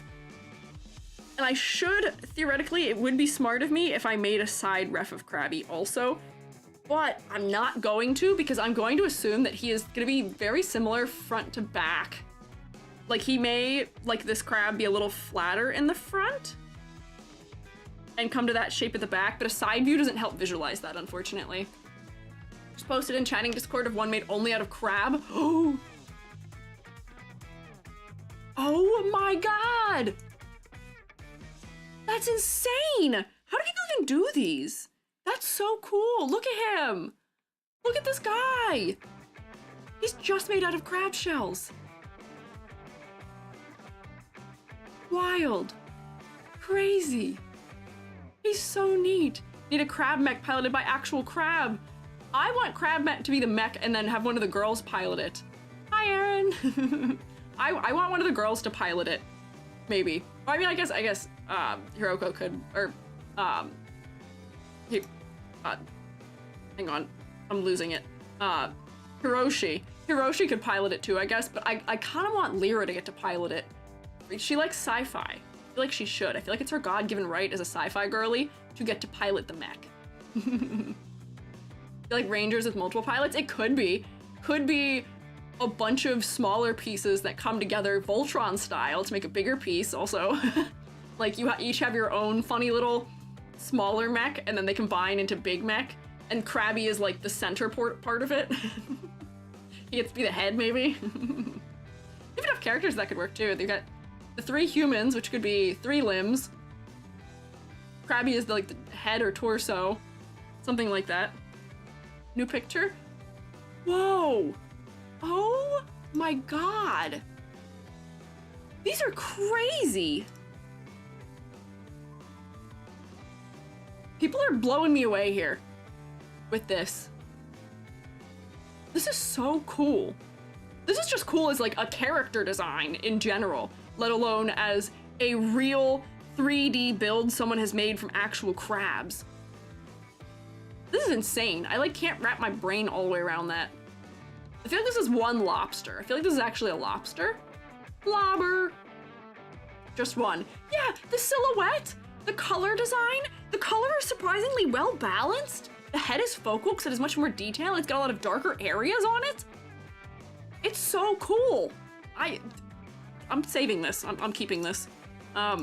Just for character design reasons. But anyways, we gotta focus. Krabby. So let's save this as Krabby 3D ref.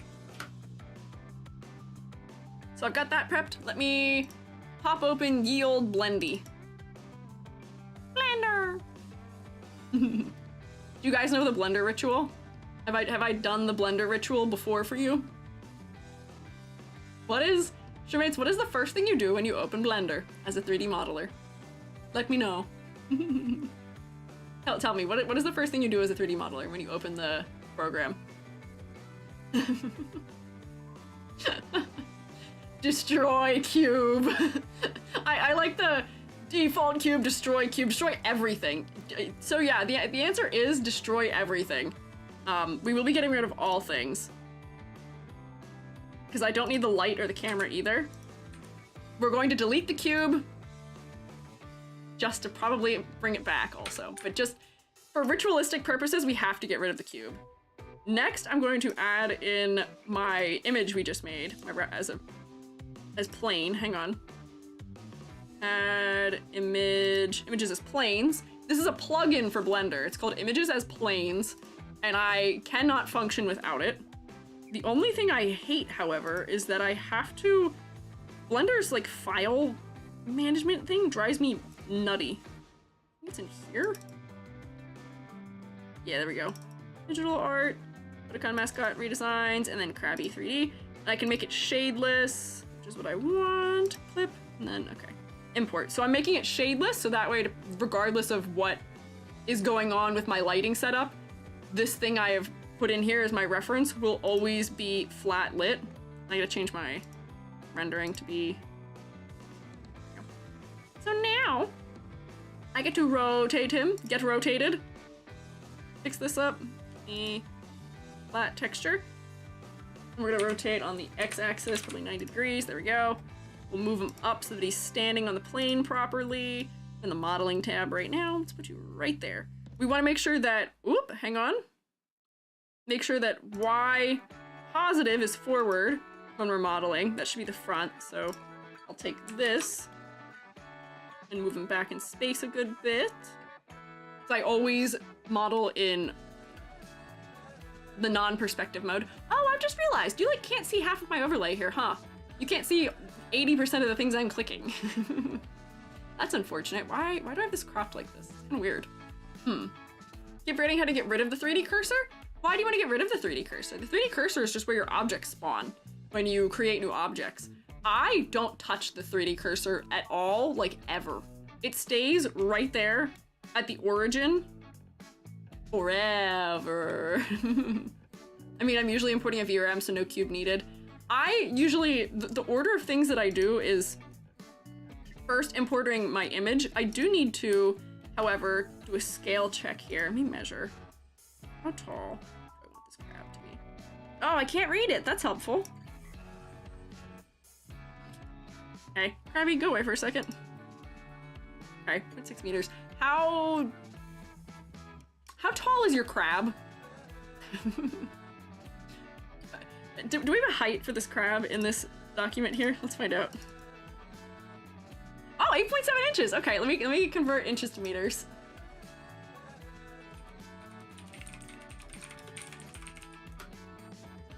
Nope, hang on. 8.7 inches.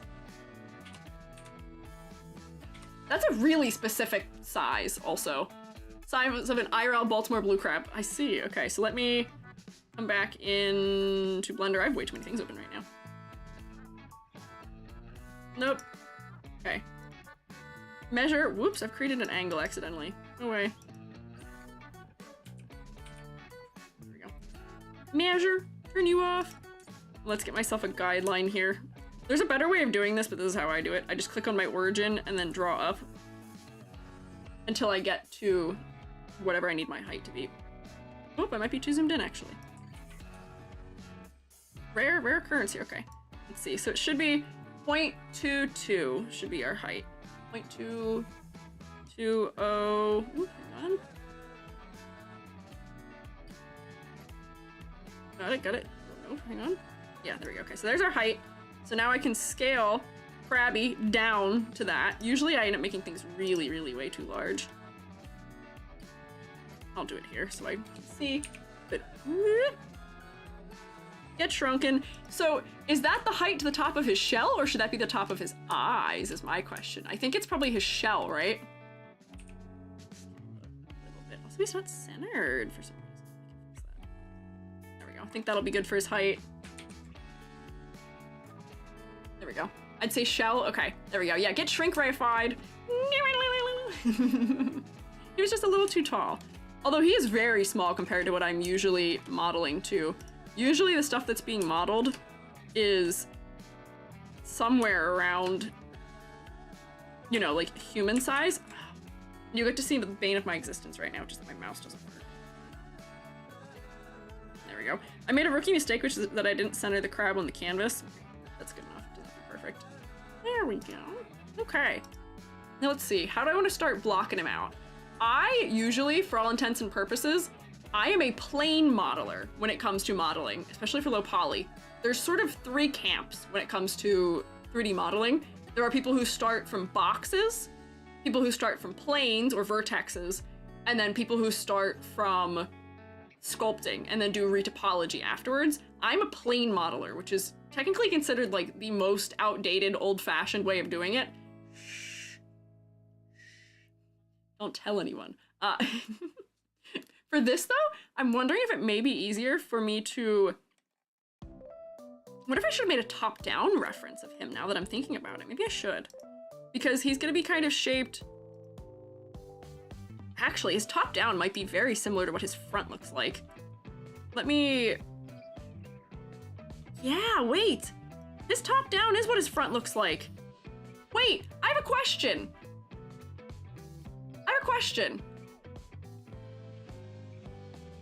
Notice that the top-down... If I go like this, it's very similar in shape. Is this still assuming front view, or are we actually looking at a top view of the crab? I feel like there's something odd happening here, maybe. Maybe there isn't. I might still just use this for the top view, though. Interesting. Because they're similar enough that it feels like it may have originated as a top-down view. Hamburger is kind of hamburger shaped. Okay, so I'm going to draw on top of this just a general shape to give me like something to start with for a top-down view, because I think that's probably where I'll start. And then we'll make him like nice and round compared to how it actually is. There we go. So that's probably a good shape for him top down. IRL front view of Baltimore blue crabs are very flat. Yeah, because they are really flat. I'm guessing they probably thickened him up for cuteness sake, but then in having done so, it almost feels like we're looking at a top view of them. I should look at the refs too to see how other people have handled 360, because I think they just turn him into like a football almost, it seems like, in most of these interpretations. Because even when we're more around the side, like it feels like the crab has a lot of thickness, very football-esque. Flattened square oval, yeah, kind of. Actually, 5-dimensional crab. Crab has unlimited dimensions, okay. All right, this might be fine. Let me just take this shape. I don't even know if I want to use that shape for the top down. At least see more of a bottom view. Yeah, I guess we are kind of underneath as far as perspective goes also, filled with helium. Oh no, don't put helium in crabs. That's not good for their health. That's not what they're supposed to breathe. I wonder what a crab sounds like with a really high-pitched squeaky voice, like a helium voice. Have you ever used the, what is it, sodium hexafluoride? That makes your voice really low. In my time in a chem degree, we did goof around with that because that was back before teachers were scolded for letting their students inhale helium in class. Crabs lift themselves up, so we typically see them from front and bottom. I guess that's true also. I guess we're seeing them kind of between perspective where they're sort of at an angle. I might be like super overthinking this. Because I was like, this will be really easy to 3D model. Let's just start playing around and see what the solution is. Let's do add mesh plane. And then I'm gonna subdivide my plane in half. If I can. Hello, will you permit me? There we go. And then delete these points so that I can add a symmetry modifier and make this really easy to work on. There we go. And then, nope. Hello? What are you doing? There we go. Rotate that 90 degrees. Okay, so I can see. Whoop, I need to clip, merge. So I'll just start blocking up the front form for now. Probably some Hey Arnold vibes. A little bit. I just want him to be a cute little guy. Hi, Cloudy Sky Games. I have the crab dance music in my head now. Honestly, not the worst thing to have in your head. That is honestly one of my favorite maps to play in Beat Saber. As strange as that may be. They have Crab Rave in Beat Saber. It's in the same expansion pack. I think that the song, the KDA song is in. What is that one? Pop Stars? I think they're in the same pack. Let's see. And the other thing is I'm doing blockout right now. And when I do blockout, I do not give 3 craps about topology because I'm going to change all of it probably later.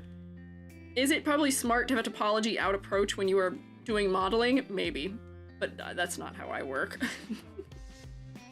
I'm not about efficiency, unfortunately. I'm about whatever is more fun for me to do as a modeler. And it's more fun for me to just figure out shapes, usually. So I think that's what I want, and then this will come down like that. So that'll be our front profile. And then, because the thing that I end up doing is I go, and I delete all these faces. Nope, faces only, please. There we go. I'll delete these edges. So I just have my vertexes floating. There we go. Because then I can do a side view and a top view, and then I just connect them afterwards. That is my poly approach. So this is the front. I'm going to assume I should have done a side view, shouldn't I have? Because if I were to make an educated guess about what the side is doing of this, it would probably be something like this for the top and then sloping it off more here. Like that, because I'm gonna guess that this is probably gonna be rotated back in space, where these points are gonna be way far back. Let's see, like here somewhere on an angle. Because then what this wireframe allows me to do is just kind of get a general idea of my mass before I'm committing to doing any topology solving. So like keeping that at that angle, those should probably be a little further back than center too, maybe? Yeah, I think so. Silhouette reasons, that might be good, because then they form better ridges. And I might not want them to be level either. I might want this to be more of an angle. Let's see. I think that'll make sense. And then I'll connect them in. I'll have to add some more points, that way the geometry goes all the way around, but I think we're getting the right thing. Never learned retopology. I know how to do retopology for sculpture workflows. I suck at doing retopology for high poly, which is why I don't do a lot of high poly modeling. Is this how you modeled your VTuber? Yes, as insane as it sounds, I modeled EG from doing my side profile first, and then I did my front profile and moved essentially like my jawline around, and then I made rings for the eyes, and then I just kind of fill everything in. And I do it super low poly because then I can add a modifier to it, I can add a subdivision, and that smooths everything out. It's not the most efficient way of working, I will say that. But it works for what it's worth. Hang on, so this is going to connect to that. That's going to connect there, so I need another one like this, maybe? I feel like I should make him really sloped. And then it goes there, and then there's one more, theoretically. And I'm just going to connect this in here. Nope.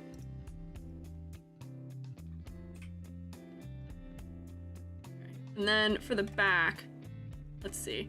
I feel like this is an okay shape for a crab, right? Maybe this should be the furthermost point. And pull that down. Real egg-shaped. Wouldn't have been easier to sculpt? In what sense? I will tell you, I hate sculpting in Blender. Every time I try and sculpt in Blender, I'm like, I wish I was just sculpting with wax. I wish this was just traditional sculpting. And maybe it's because I'm like too much in that realm. It's just one of those things, it's like we were talking about earlier with like Ibis paint and stuff like that, where I just can't get into the mindset of 3D sculpting because I'm so used to doing it with my hands that I need that like tactile experience from it. I did bronze casting for 3 or so years and worked in a foundry for a little bit. And in that time, he's definitely not long enough. In that time, I definitely decided that working with wax is my favorite way of working three-dimensionally as far as carving goes, or as far as building.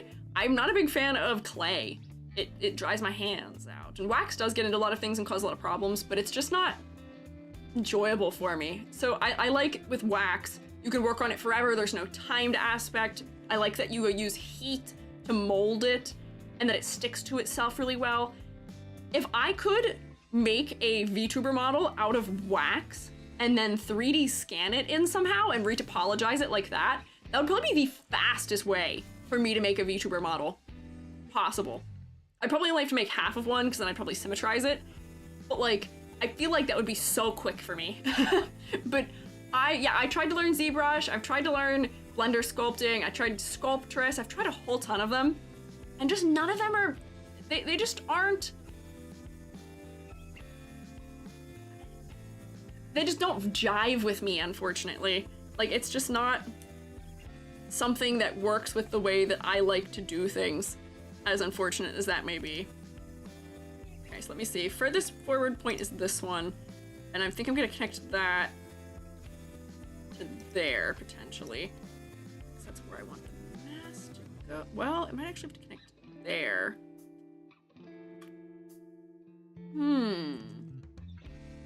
Yeah, this isn't, crabs are an interesting shape. Because for now, I'm just gonna go like that and connect those. And then I'll connect this to... I might actually want to connect to here, potentially. To get the shape right. Honestly, I might even connect there, because we're, you know, we're looking at his underbelly, theoretically, right? And I want this point to be below the mouth, though, so that way the mouth sits on a more flat plane. You know, yeah, that should really be good.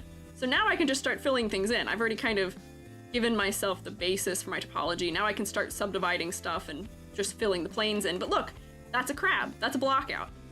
He exists. Imagine being able to say your VTuber is literally made out of wax. I am so amazed by some of the, like, stop motion VTuber models I've seen. Have you guys seen, what is it, Alpine Snow Time?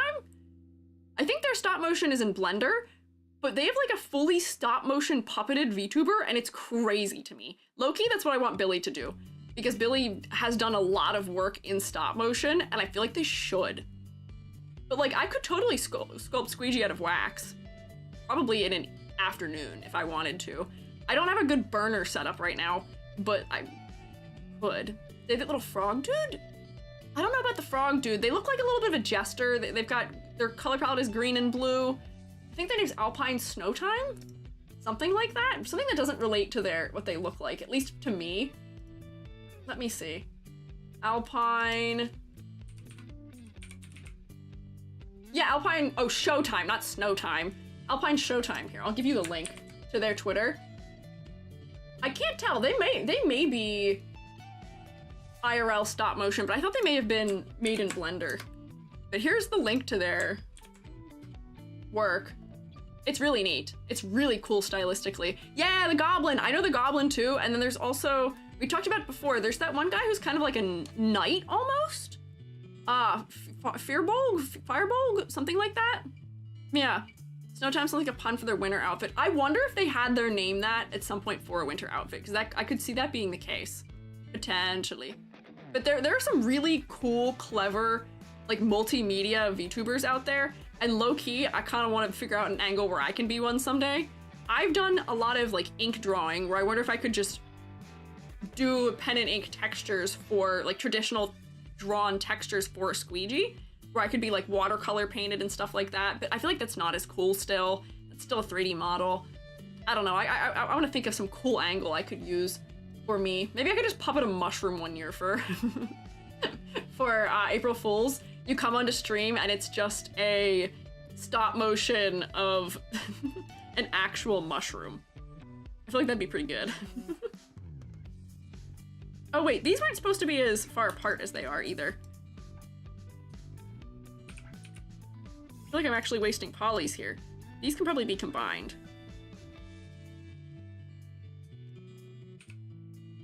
Or actually, this guy can actually be, I can probably be a little more detailed with this fella, because he's gonna be quite low poly just by the fact that he's not very complicated, maybe. There we go, so this becomes easy, I think. This is gonna be a...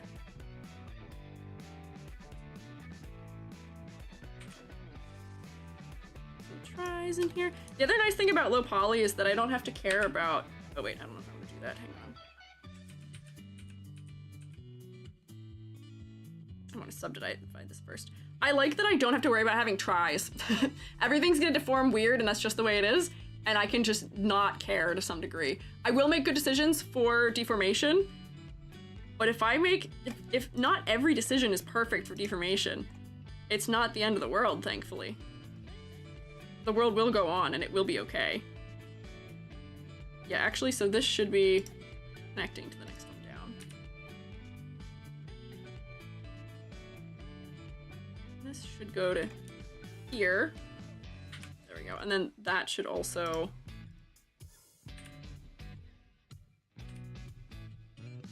connect to there.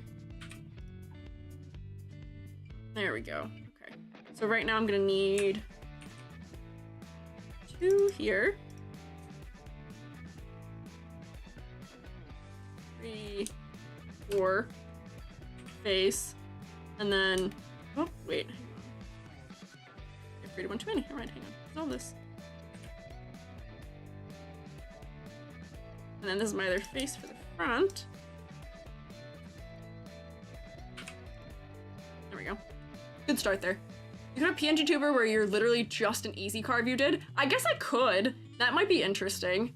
We forget Krabby's eyebrows on the 2D. You're right, we did forget them on the 2D, but here, wait. I can just note them in here real quick. I can do a little add. Get a cube. I will just model them. For something like an eyebrow, it's gonna be easier to start with a cube. And then, how do I want to do them? I have a feeling that I'm gonna want the eyebrows to be like that, and then maybe like this. And then we can make them big and floaty also. Right? They don't be this thick, and I can also rotate them in space. But then at least the eyebrows are here. They've not been forgotten. There we go.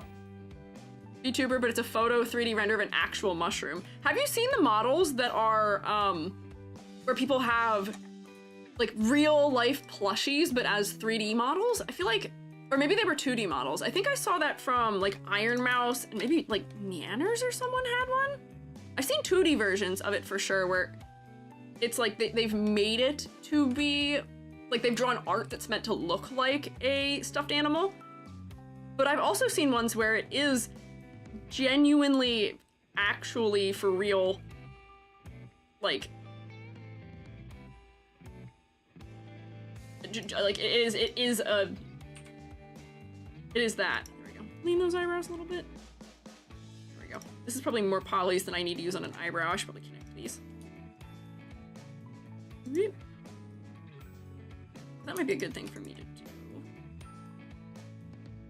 That'd be within my skill set, at least, if I wanted to do that. I should probably not make that 4-sided, also. That could probably just be full triangles. Yeah, we're gonna delete this.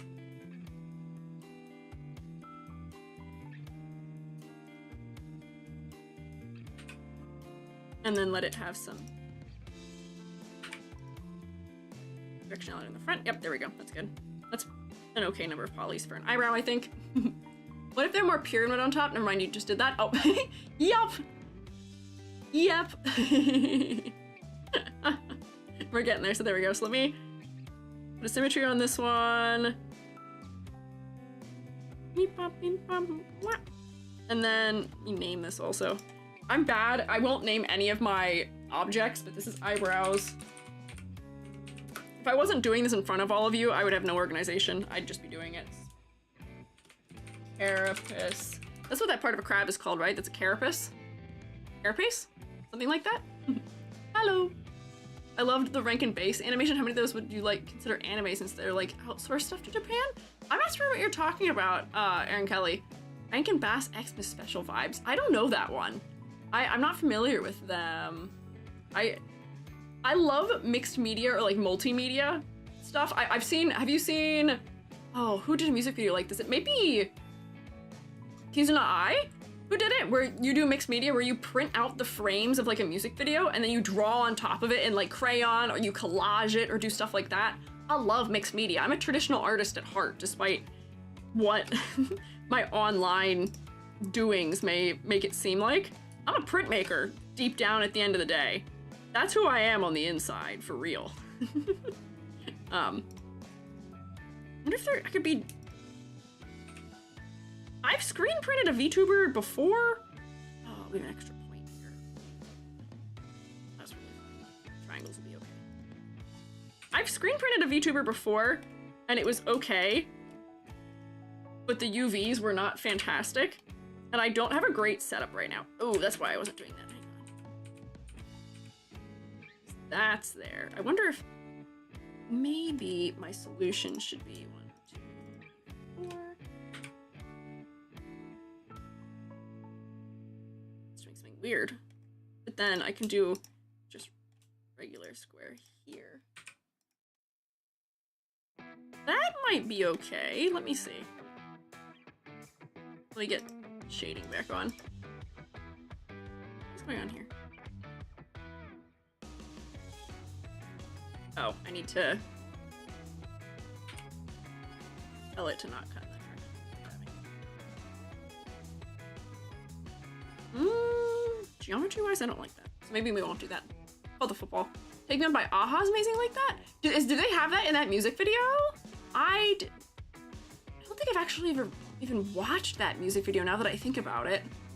Would you not know when Rankin Bass made my bones creak? Time to take my Ovaltine? I love Ovaltine! I want Ovaltine! I can look it up. I can be filled in about it. Have you seen the Bibbidi... Oh, yeah. Bibbidi Ba music video? Yeah, Sui. Sui's one. Sui has fantastic music videos. Some of the Japanese Hololive talents get crazy, wild, music videos. Because Sui also has one where it's like, you remember the classic artist versus animation videos back in the day, the little animation memes? She has her own one of that too, where she's like fighting and escaping the computer, gets like fully 3D printed. It's crazy. It's so interesting to me. I love it. Delete this face also. Nope, just the faces, please. Nope, just the faces, please. Again. Thanks. It was not listening. This needs a subdivision.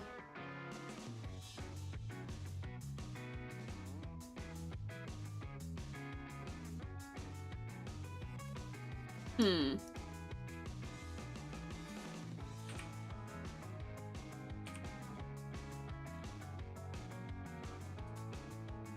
are you working with me?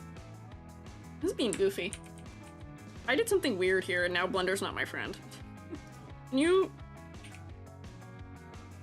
function, please? Pretty please, very nicely. I have a point here. Why can't I come off the center line? Hello? Being so goofy. Okay, we'll use this. And then I'll fix it. Whoop, there we go. Videos are great. Have you seen the guy that makes flip books on YouTube? What do you mean by flip books? As in like physical, traditional flip books for animation? I don't know about that one. I used to like Kiki Flip Note. If anyone remembers the Flip Note days of, what was that, Nintendo DSi? That was revolutionary. That was the main and probably only reason why I wanted a Nintendo DSi was because I wanted Flipnote Studio. And I feel like that app is the reason why, like, we can thank that for having an entire generation of animators now. So now for my Z view.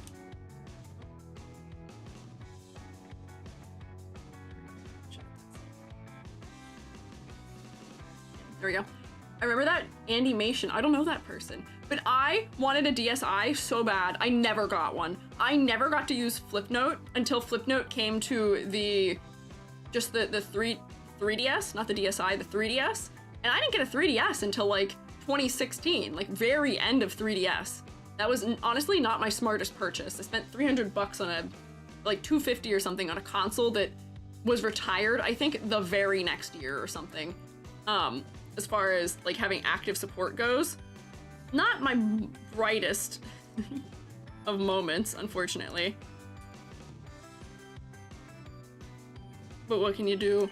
Skip straight from DS to 3DS? Yeah, I also skipped straight from DS to 3DS. We couldn't afford to buy a new console as often as they would come out most of the time, and I didn't even get a Wii until like way late in the Wii's life cycle either. I had a GameCube, and that was primarily what we played our games on literally my whole life. Oh wait, I have an extra base here too. I'm gonna have to do something interesting. We apologize in here, but that'll be fine for now. Honestly, save myself this suffering I'm doing. Put these together, please. Just come to a point.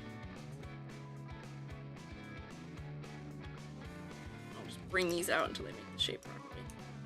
There we go. Alright, that's good. Our crab's getting there. Let me smooth shade our crab. Yeah! Yeah, look at this crabular shape. This is what crabs are made of. This shape.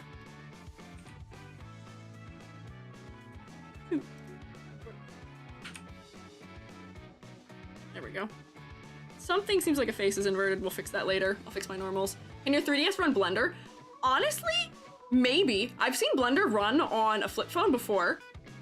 Because Blender, I can run, for as much as I can't actually use my model on my laptop, I have a Surface Pro like 2 from 2018, I believe, something like that. And that thing is on its last leg and has been on its last leg for probably the last 4 years. The graphics card is dead in it, pretty much. So it's doing everything on the CPU and it overheats and it has no battery life, and most of the things that I do on it black the screen out. It's not hanging on there. But you know what I can do? Is I can fully 3D model, even in high poly, on it without any problem. So like when I will be out of town or something, I don't actually have any problems by some miracle. It just works. And is no trouble. So based on that, I'm willing to say there may be some way to get it to run on that. Why are you not snapping? Nothing else to work with me today. I'm doing this live. Can I have this piece? Please? Please? No? That's fine. It's folding correctly anyway. It'll be okay. Grab, ridge. Okay, I think the geometry will be fine. And then the back just needs filled in now. We're getting there. Some of this stuff could probably be merged together still further for better topology, but it's not bad, at least. No full render preview, but otherwise laptop has hidden strength. Yeah, no. I mean, but here's the thing. I don't render anything in Blender either. I am strictly, exclusively a modeler. And that's it. And that's all I've ever been. I have never used Blender for anything other than modeling, really. If I'm being so honest. I have used it for graphic editing, which is the only time I really render things out. So like when I've made my stingers, I've used it for that. But I don't... Billy wouldn't be able to, because Billy uses the rendering functions a lot. But I'm not really much of an animator, so I don't think it'd be necessary for me. Oh wait, perfect, look at this. 3-4. Bam, look at that low poly back. And then this will probably go there to prevent weird folding. And then I'll probably connect this up to here. Yippee, there we go, clean. And then for this in here, 1, 2, 3, 4. That's a lot of points. So maybe, I didn't actually need those, did I? Let's see, can I get away with combining these points? Probably I can.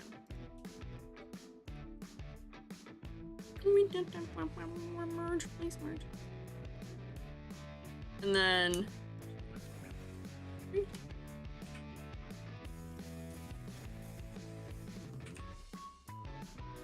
Oh, let's see. Is that gonna be okay? I think it is. If I go like that, that should be plenty. It's supporting the form pretty well. And I think we have a crab. We may need to move that back down some. But I think he has a body now, which is good. Oh, wait, I don't like that, actually. Nope. We don't have crab. Complete. Solve. Edge, please.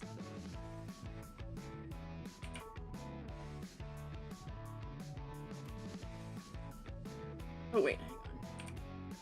It's there, hang on. I'm gonna do some funny retopologizing once I am by myself, because I don't like the way I'm doing those loops there, but that's okay. The shading isn't as good as it could have been. But let's do eyeballs. Let's get some eyeballs in here. At least. This is good enough. This is crab-shaped.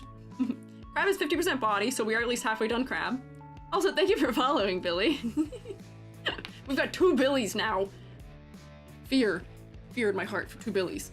Never mess with Flipnote, but the DSi XL is peak. How big were those ones? Because I know I had the Nintendo 3DS, whatever the fancy one was that had the funny little nub on it.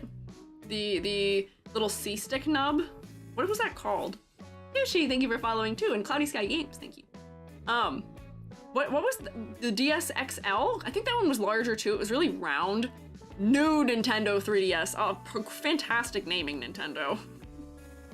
Is that really what it was called? That's kind of goofy if that is what they called it. Yes. That's so confusing. That'd be like them releasing the Switch 2 and calling it the new Switch. You can only do that once before it becomes too confusing. I don't think that is a good way of branding your object you've made, unfortunately. Okay, so shrink that. I'm just gonna make the eyeball out of a cube. I have glasses like these. Ooh, hello. There you go. And everything's gonna be all right here. Go like that, maybe. Like this. And then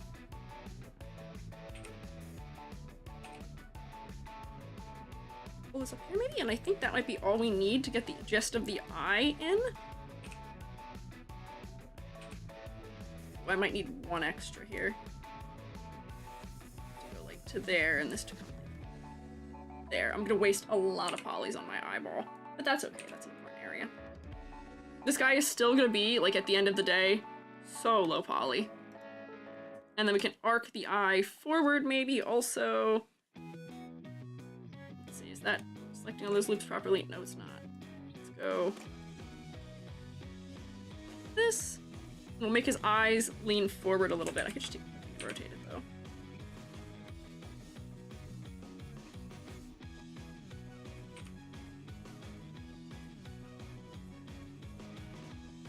And then maybe rotate this back a little bit.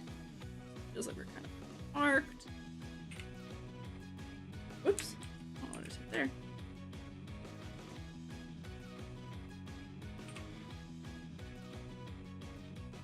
There we go. I can make that shape better. I think some of these are in too far right now. This is why I like low poly. I can just go like this and be like, all right, I'm moving this individual vertex right now because I feel like it. And that's just gonna be fine. Higher maybe. Honestly, not too bad as an eyeball. Mirror you. Get your carapace back on. Yeah, that's what I had hoped for.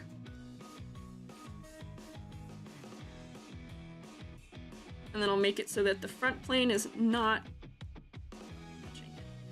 There we go. So there's eyeball basis.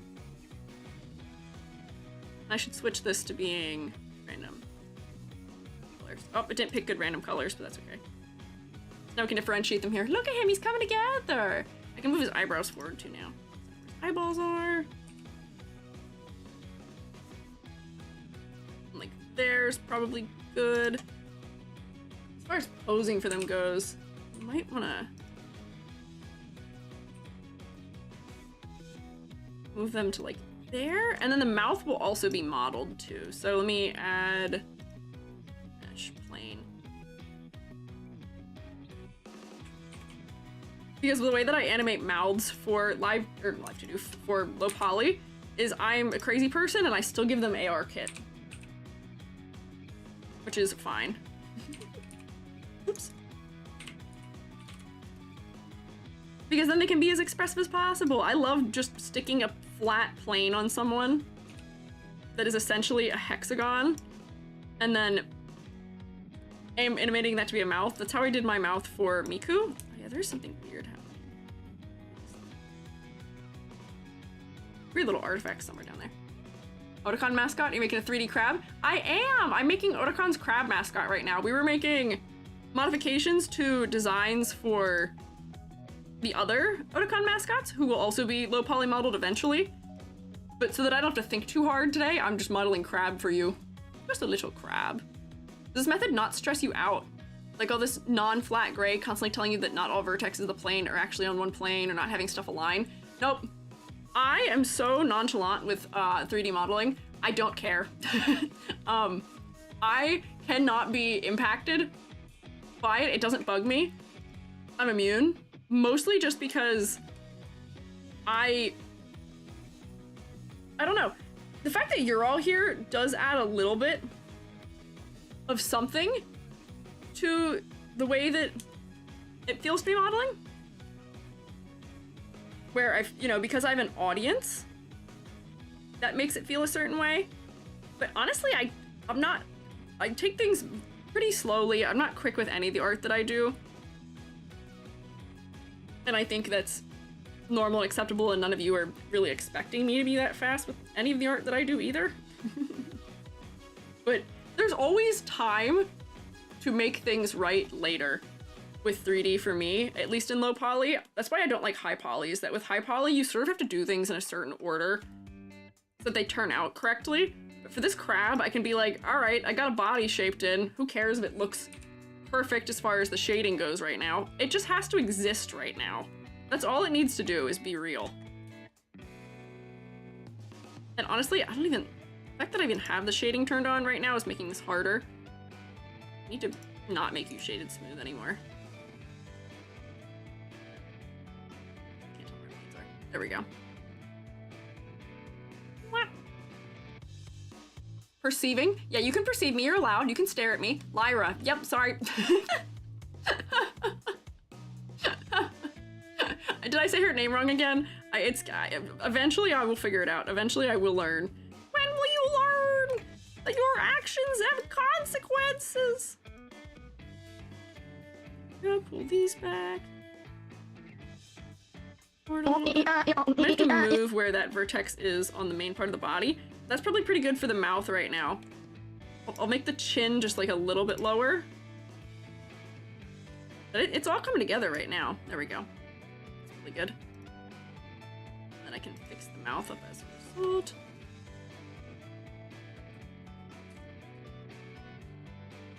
There we go. And then that's too far forward still. Well, I could leave that forward like that so that way we can see the mouth from the side view a little better. That should be good. Let's see, okay. The legs and the hands are the parts that I'm worried about being a little more complicated than I'm interested in. Are you 3D making all the mascots? I am. I am making, well, not fully all of them. Krabby is kind of just a bonus because I knew it'd be kind of quick. Just a quick little project to do. This is like a one afternoon kind of guy to low poly model for. For the others, I am doing Hiroko and Hiroshi and Lyra. So I'm not doing the coyote or the pigeon, but I am doing those three at the very least. Yeah, the humans. Krabby is a treat, just because Krabby is going to be very cute and easy for the most part. Wouldn't it cause all too many things to fix and smooth out? What do you mean? For my modeling process? Too many things to smooth out. It's funny, I'm seeing all the people who know each other who are here because of Otakon all say hi to each other. Hello, Otakon people. I hope you're all doing well. Thank you for letting me work with you.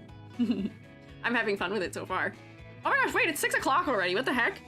I was hoping I'd have a little bit more modeled than this at this point, but that's okay.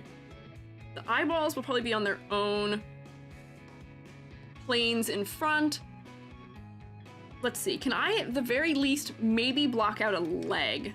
Did I name this? No, this is eyes.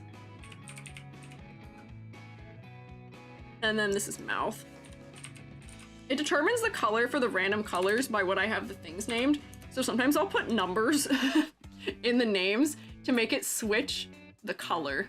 The switch that you change your nickname in one chat, I could make it so other staff actually know who I am. I don't think you can, sadly. You can change your color, but I don't know if you can change like your actual name yet.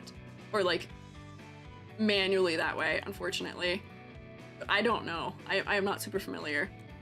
Let me see. I'm gonna see if I can block out maybe just a leg. And then I'll call it for the day, because I am sadly still recovering from being under the weather, and I was hoping that I'd be much better by today, and I'm sadly not. Alright, leg. And then since I worked on... everything I'm doing is on this side, so I should keep this side. There we go. Carapace, go away. I don't need you right now. Oh boy. Okay, let's see. So this, at the end of the day, is more or less gonna be kind of like an octagon, it seems like. Thank you for sippy of drink. I appreciate it. I will take a sippy of drink. There.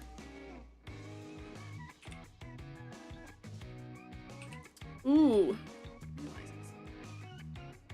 And then this will just have to have a dividing line coming through it like this, and then this one.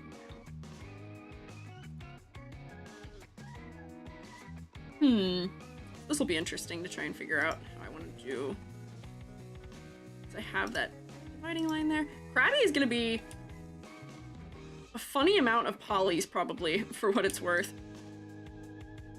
Because he's so much more simplified otherwise that I can... He doesn't have clothing I can use. The polys in the body? In a way that I wouldn't normally. I guess as far as like true low poly goes, that wouldn't be the most accurate thing of me to do.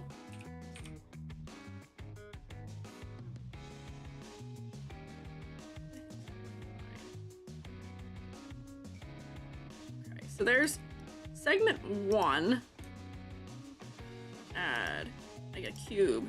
There we go. Can I make that cube not so big, please? There we go. As someone looking to try 3D modeling in Blender, do you have any recommendations for tutorials? It has a different flow from other modelers I'm used to. What are you looking to do with it? Because I think that determines what kind of tutorial you would want to be looking at pretty extensively. So if you're looking to do 3D modeling for VTubing, I have different tutorials than if, like, I do low poly.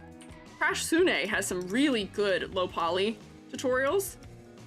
I did Crash Sune's low poly challenge for March also, or for April.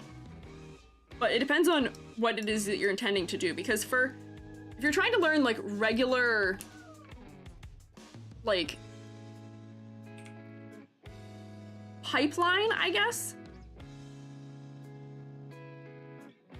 If you're trying to learn to use it for like industry applications in CG or in things that are a little bit more... Oh, wait. Never mind. I'm gonna scrap all of this. Because what I want to do is, I think I want to use the... Oh. I'm gonna rotate this.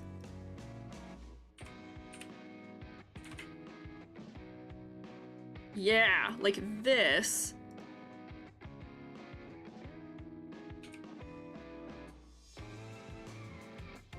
Yeah, that's the solution. Hang on. Sorry, I got distracted in the middle of what I was talking about in problem solving. But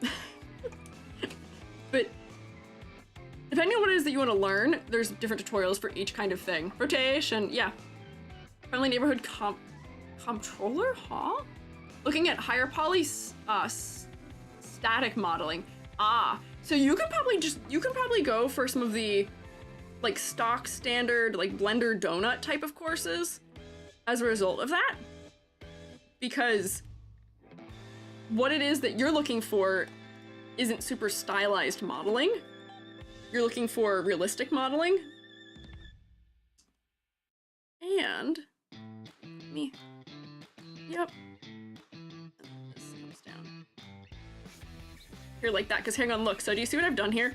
I've made it so that this is actually shaped like something that has a hole inside of it to receive the next piece linking into it. That's why I changed my angle, but now I'm doing a lot more with way less polys. For this leg, I can also make these closer.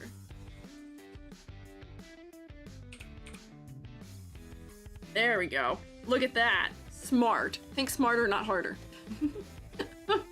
Oh, sorry, Adrian, the person will be paying you. One of the financial officers. Oh, okay. I will admit, I don't know who most of you are based on your names that are in my chat, but it's nice to meet you at the very least, Otakon fellas. I'm familiar with Blino Bleak, and I'm familiar with Nori, but I am not familiar with really any of the other staff members other than that, but it is nice to meet you. Spoke, emailed lots of things between us. Interesting. Wait, because we've literally spoken? Did we? What? I don't know who anyone is. I'm figuring it out. If you come to con, I help Nori. Ah, okay, I see. And do comms. Oh, okay, I see. Did they do it before? Curious if they had others. There are some really good tutorials for modeling rooms that I think would be helpful if you are looking for something to learn from. A lot of the tutorials for modeling rooms are quite good. Because, for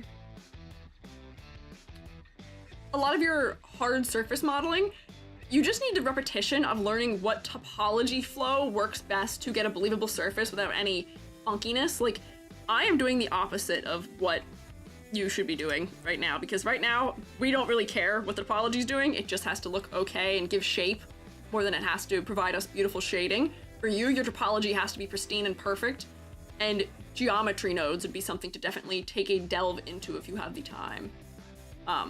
These people, Oedipus shroommates now? I don't know what that word means. What's Oedipus? Oedipus? I'm not familiar with that word. Riku.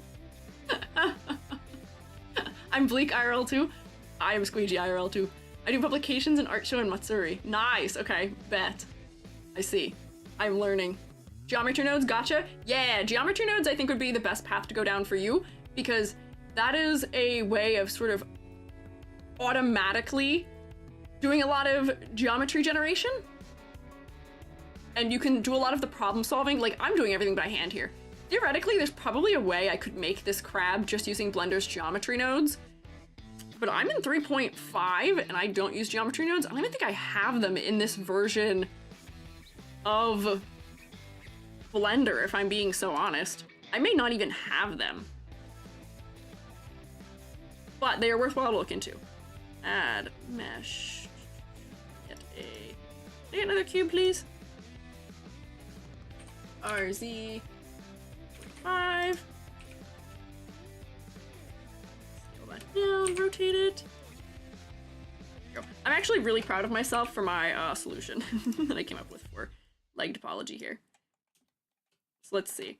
This one seems like it's gonna have to be like here, and this will probably be behind this, and then this will probably be open on one side, and then the other side will have to come up around. Ooh. So that'll probably come like around here. Like that or something? The thing with low poly is that this also doesn't have to make sense as far as limbs go, because once I rig it, these objects will all stay separate from each other and just kind of bend around each other in an interesting manner and clip and collide, and that's what they're supposed to do. And that is what is so nostalgic about them, is that they don't have to work the way high poly models would. Things are going to clip and it's just gonna be the way it is. I guess put that there. And then I can move this one up and over. Wait, nope, hang on, wrong points. These are the points that have to go down. There we go. And then that'll stay up here. Yippee! Legs! Gonna be scuff, embrace the scuff, and call it style, lighthearted. I mean, more or less, that is what low poly is. Low poly is coming up with clever solutions to make things as minimally scuffed as possible. Optimally, but also at the same time, like, it's just trying to figure out the most efficient way of getting your desired result.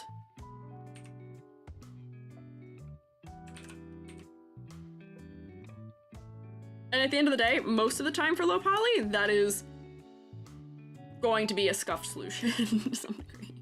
Have you seen what the Final Fantasy VII models look like? They're beautiful, they're glorious, they're goofy at hell.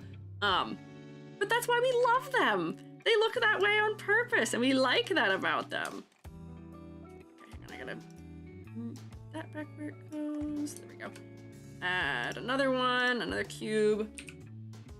I will say it's hard 3D modeling on stream. I don't know how Zingy does it. Or any other 3D modelers do it, just because I have to think so hard. It fills my brain so much doing it. This is gonna have to be extruded too. It fills my brain so much to 3D model. I have a lot of respect for people who can do this and manage to have other thoughts while they're doing it at the same time. There we go, put that there. Oops, don't grab that. Nope. Just this. There we go. And then... What? What's happening?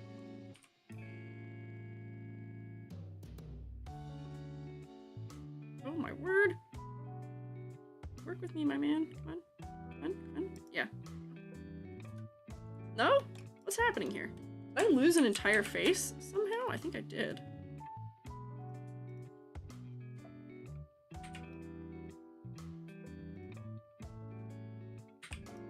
Probably doesn't need all 4 sides, but that's okay. But there we go. So now this and this and this and this go forward. Sort of wrapped around it.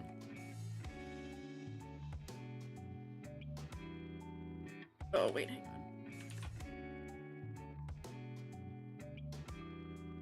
I have not considered how this works. Hang on. How these are gonna interlock. I think they're gonna interlock like that. Yeah, okay. That's probably decent as just my sketch for now. For how the legs are going to work. And then this will go forward. And this just needs to be deeper. There we go. Whoops. Alright, there's a strong start for a leg, which I think is where I will probably end up calling for today, which is that we have something that looks like legs, which is a pretty good start, if you ask me. It's more than I thought we'd probably have today for something of a model. If we would have started one of the humans, we probably would have wound up with using my body base, and that would have made some things a little quicker. But here, let me put the carapace back on. Let me position the leg, although it looks like the leg may also already be kind of properly positioned. There we go. Nope, I got it a little bit so we're not clipping. But there we go. If I add my mirror modifier now, this is leg. Give me a mirror. And then I just duplicate these, essentially move them back.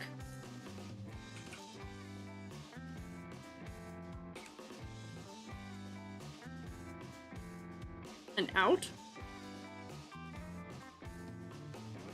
Make sure they're not clipping into each other. They might be a little bit closer. Add them, but like, this model is like 80% of the way modeled probably at this point, unless we go to add some other like details to it. Honestly, I don't know why I duplicated it out there either. I can just here. Rotate on the Z-axis maybe a little bit.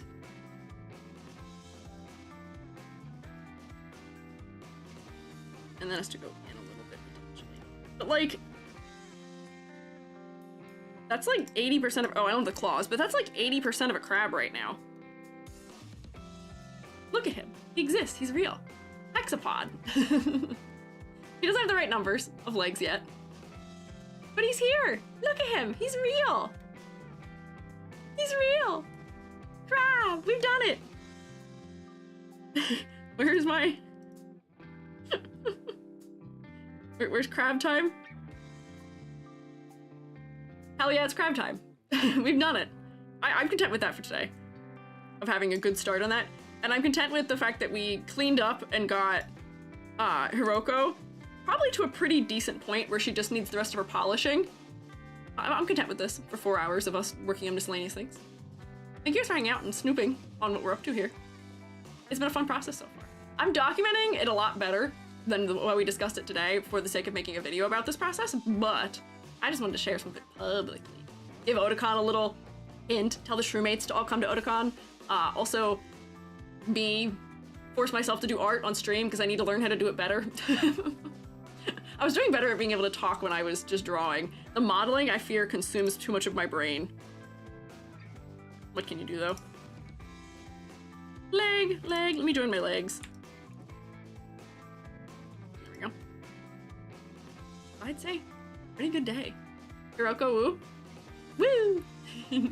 Really fun stream. Feel free to do more of this on stream. Thank you. I am planning, theoretically, maybe. There was supposed to be a stream last Friday that will potentially be a work-along stream for all of us, or maybe just a yap stream for me, where you get to watch my process of doing something when I'm not fully and totally distracted.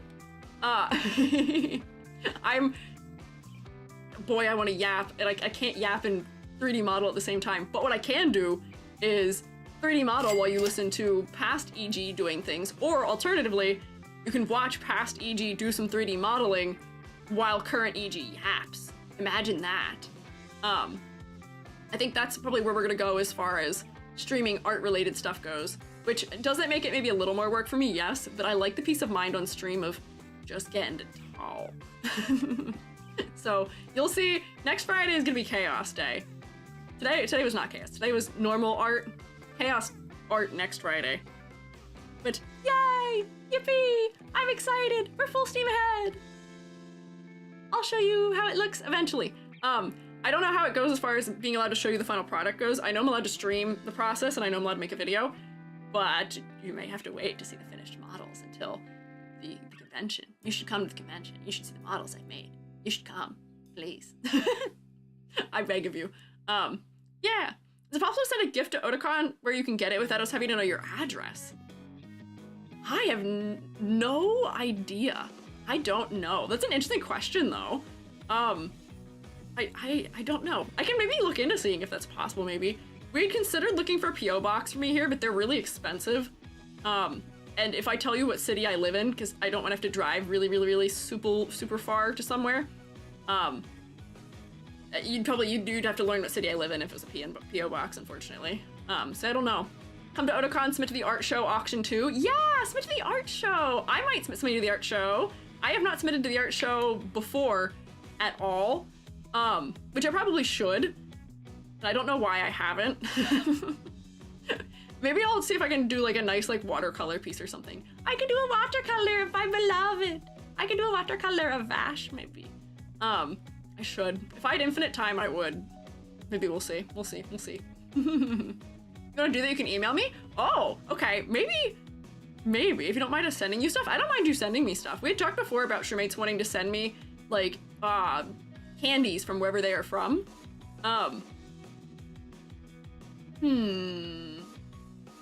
We'll see. I'll see about contacting about that, maybe. I only go to the art show, it's the best place. I love going to the art show. I've always gone to it, but I have never, like, actually submitted something to it. I should.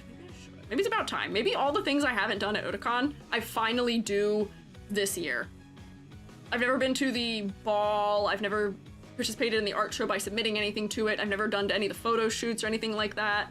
Maybe this is the year. This is my extrovert year. It already has been my extrovert year being a streamer. Extrovert Squiiji, unlocked. Not really. I'm gonna be an extrovert for like 3 days and then I'm gonna sleep for a week and a half. Last didn't get to the 3rd floor except for Flo. I will say, the thing that we do majorly do at all of them is attend panels back to back. We attend a lot of panels. So that's the one thing I won't change. I do like attending them. But I'll find a way to get involved in some of the other things, perhaps, maybe if I can. We can help? Help how? What do you mean? Well, help with what? Help me be extroverted? I think it's a change I have to make internally of myself. I appreciate the effort though.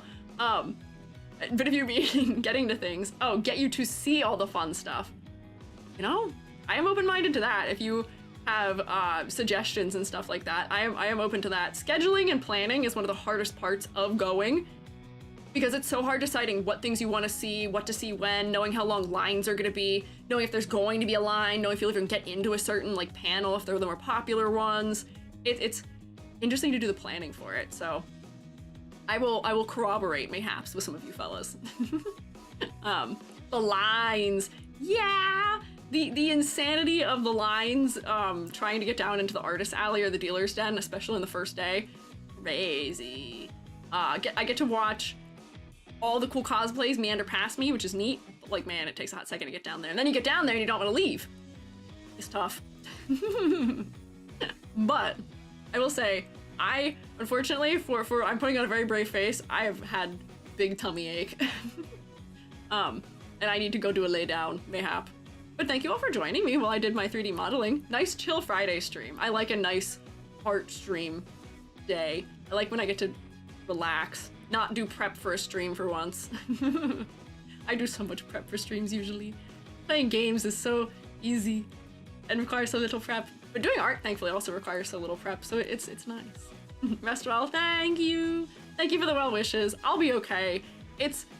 My stomach just needs to recover. I need to take as many probiotics as I can and hopefully get everything reconfigured in there.